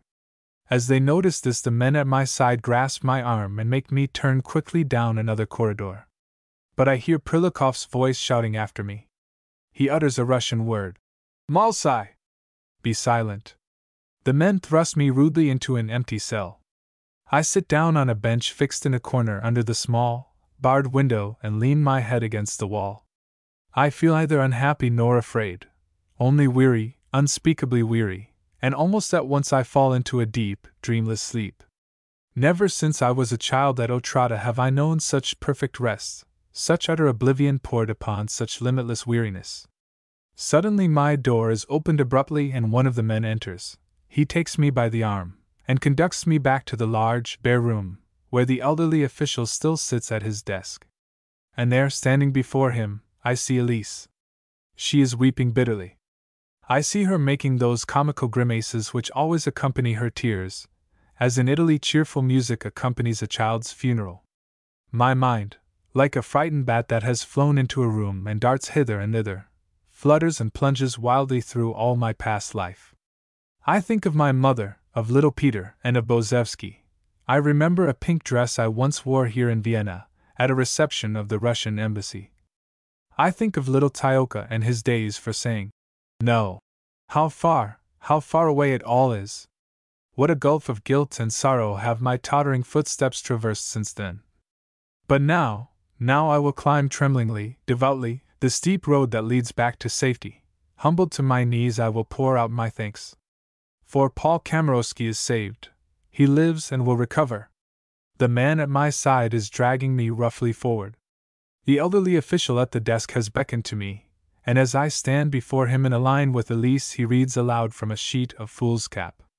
Suddenly I hear the words, "Complicity in the murder of Count Paul Kamarowski." The murder? The murder! Two of the uniformed men hold my arms. "But," I try to say, with chattering teeth, "Count Kamarowski lives, he will recover." The man replies, "Count Kamarowski is dead." I laugh out loud. The car on the switchback rushes, whirls, plunges, falls with me to destruction. 42. Like a dream within a dream. Poe. It was in the prison infirmary that I first heard the details of what had passed in the Villa Santa Maria del Giglio, on that fatal morning of August the 3rd, as the nursing sister sat beside me, renewing from time to time the cold bandages placed on my throbbing forehead. She told me in low tones the mournful and tragic story. I listened as if I were listening in a dream to the story of a dream. When, she said, at early morning the Venetian servant girl heard a knock at the door, she went to open it, and a pale youth stepped quickly across the threshold. He asked for Count Kamarowski, and bade the girl tell him that Nicholas Naumov, of Orel, had arrived and desired to see him. The girl went to her master's door and knocked. He was awake and had risen. On hearing her message, he hurried out to meet his friend, for he loved him like a brother. Ah, sister, I know. He loved him like a brother. When he saw Naumov come in, he went forward to meet him with open arms. The young man raised his hand and fired 5 shots point blank into his body. The Count fell to the ground, but even then he stretched out his arms to the young man and said, "My friend, why have you done this to me? In what way have I ever harmed you?" The young man, with a cry as if he had awakened from a dream, flung himself on the ground at his feet. Then the wounded man showed him the balcony from which he might escape, and with fast-ebbing breath forgave him and bade him farewell. Oh, sister, with fast-ebbing breath he forgave him and bade him farewell. He was carried to the hospital, and the doctors wanted to give him chloroform while they probed the gaping, deep-seated wounds, but he would not take it. "Do what you have to do without sending me to sleep," he said. "I shall have plenty of time to sleep afterwards." The doctors groped for the bullets in the lacerated flesh, and stitched up the 5 deep-seated wounds. When it was over, he asked for you. Sister, he asked for me. He begged that you might be summoned quickly, and many telegrams were sent, but you neither came nor replied. I neither came nor replied. On the 3rd day he was better. He spoke to those around him, and again he asked for you, and hoped that you would come. In the hospital he was in the hands of an old and very famous surgeon, but alas! As fate would have it. What? As fate would have it. As fate would have it, the mind of this old and celebrated surgeon suddenly gave way. None knew that anything was amiss, as he stood that day at the bedside of the sufferer whom his skill had saved. He spoke to his assistants in the same calm, authoritative voice as usual, but he ordered that the stitches should be taken out of the 5 wounds that were just beginning to heal. Those around him recoiled in amazement. They were thunderstruck. But he repeated the disastrous order in the voice of one who is accustomed to command and to save lives that are in peril. Then? What then? Then the assistants, doubting their own wisdom, but not that of the man who had been their master, obeyed, and reopened the 5 deep-seated wounds which were just beginning to heal. And again, as fate would have it. Ah, fate! The ghoul, the vampire fate! She who has pursued me since my birth! She who has caught us and crushed us all in her torturing grip, splintering us like frail glass bubbles in her hand. Now she had entered the sick room of Paul Kamarowski, had brooded over his bedside, and in fiendish pleasantry had scourged the old surgeon's brain with madness, whipping it to frenzy as a child whips a top, guiding his hand to tear the injured body and reopen the fast-healing wounds. As fate would have it, the old surgeon gave other and still more dreadful orders. Ah, Holy Virgin! How shall the horror be told? When the bewildered assistants, aghast at what they had done, laid the sufferer back on his pillows, the slaying had been accomplished. The slaying had been accomplished. With his last breath he called upon your name. With his last breath he called upon my name. 43. I son quasi all'estremo. Lus degli animi dove seguida? Carducci. If I were to be asked to name the darkest hour of my dark life, well do I know which of all my gloomy memories would raise its spectral face. Not the terror-haunted hours of madness and crime, not the anguish-stricken nights passed at the bedside of those I loved, not my own life struggles with the monsters of disease and dementia, tearing at the very roots of my life.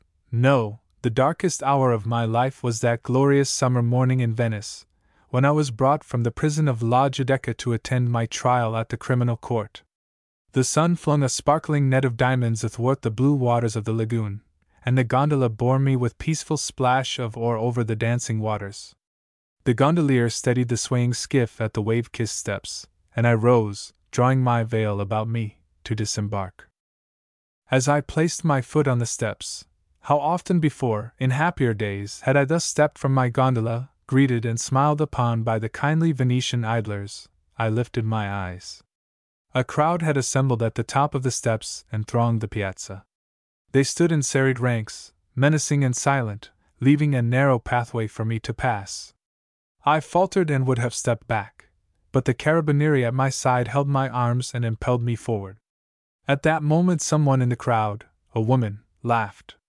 As if that sound had shattered the spell that held them mute, the mob broke into a tumult of noise, a storm of hisses and cries, shrieks and jeers, hootings and maledictions, while, rising above it and more cruel than all, was the laughter, the strident, mocking laughter that accompanied my every step and gesture.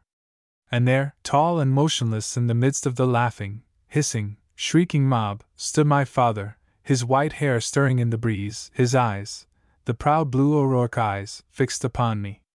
Oh, Father, Father, whose heart I have broken, in that hour I paid the wages of my sin. Not these dark years of imprisonment, not the mantle of ignominy that clothes me with eternal defilement, not the gloomy solitude in which I see the gradual fading of my youth, not the horror of the past, nor the hopelessness of the future, not these are the deadliest of my punishments, but the memory of your white hair in the crowd that hissed its hatred, and laughed its contempt of your daughter, and the jeers that greeted you, and the rude hands that jostled you when you stepped forward and laid your hand in blessing on my degraded head. Marie Tarnowska is silent. Her story is told. Epilogue. The verdant landscape of central Italy swings past the train that carries me homeward. The looped vines, like slim green dancers holding hands, speed backwards as we pass. Far behind me lies the white prison of Trani, and the memory of Marie Tarnowska and of her sins and woes drifts away from me, like some shipwrecked bark, storm-tossed and sinking, that I have gazed upon, powerless to help.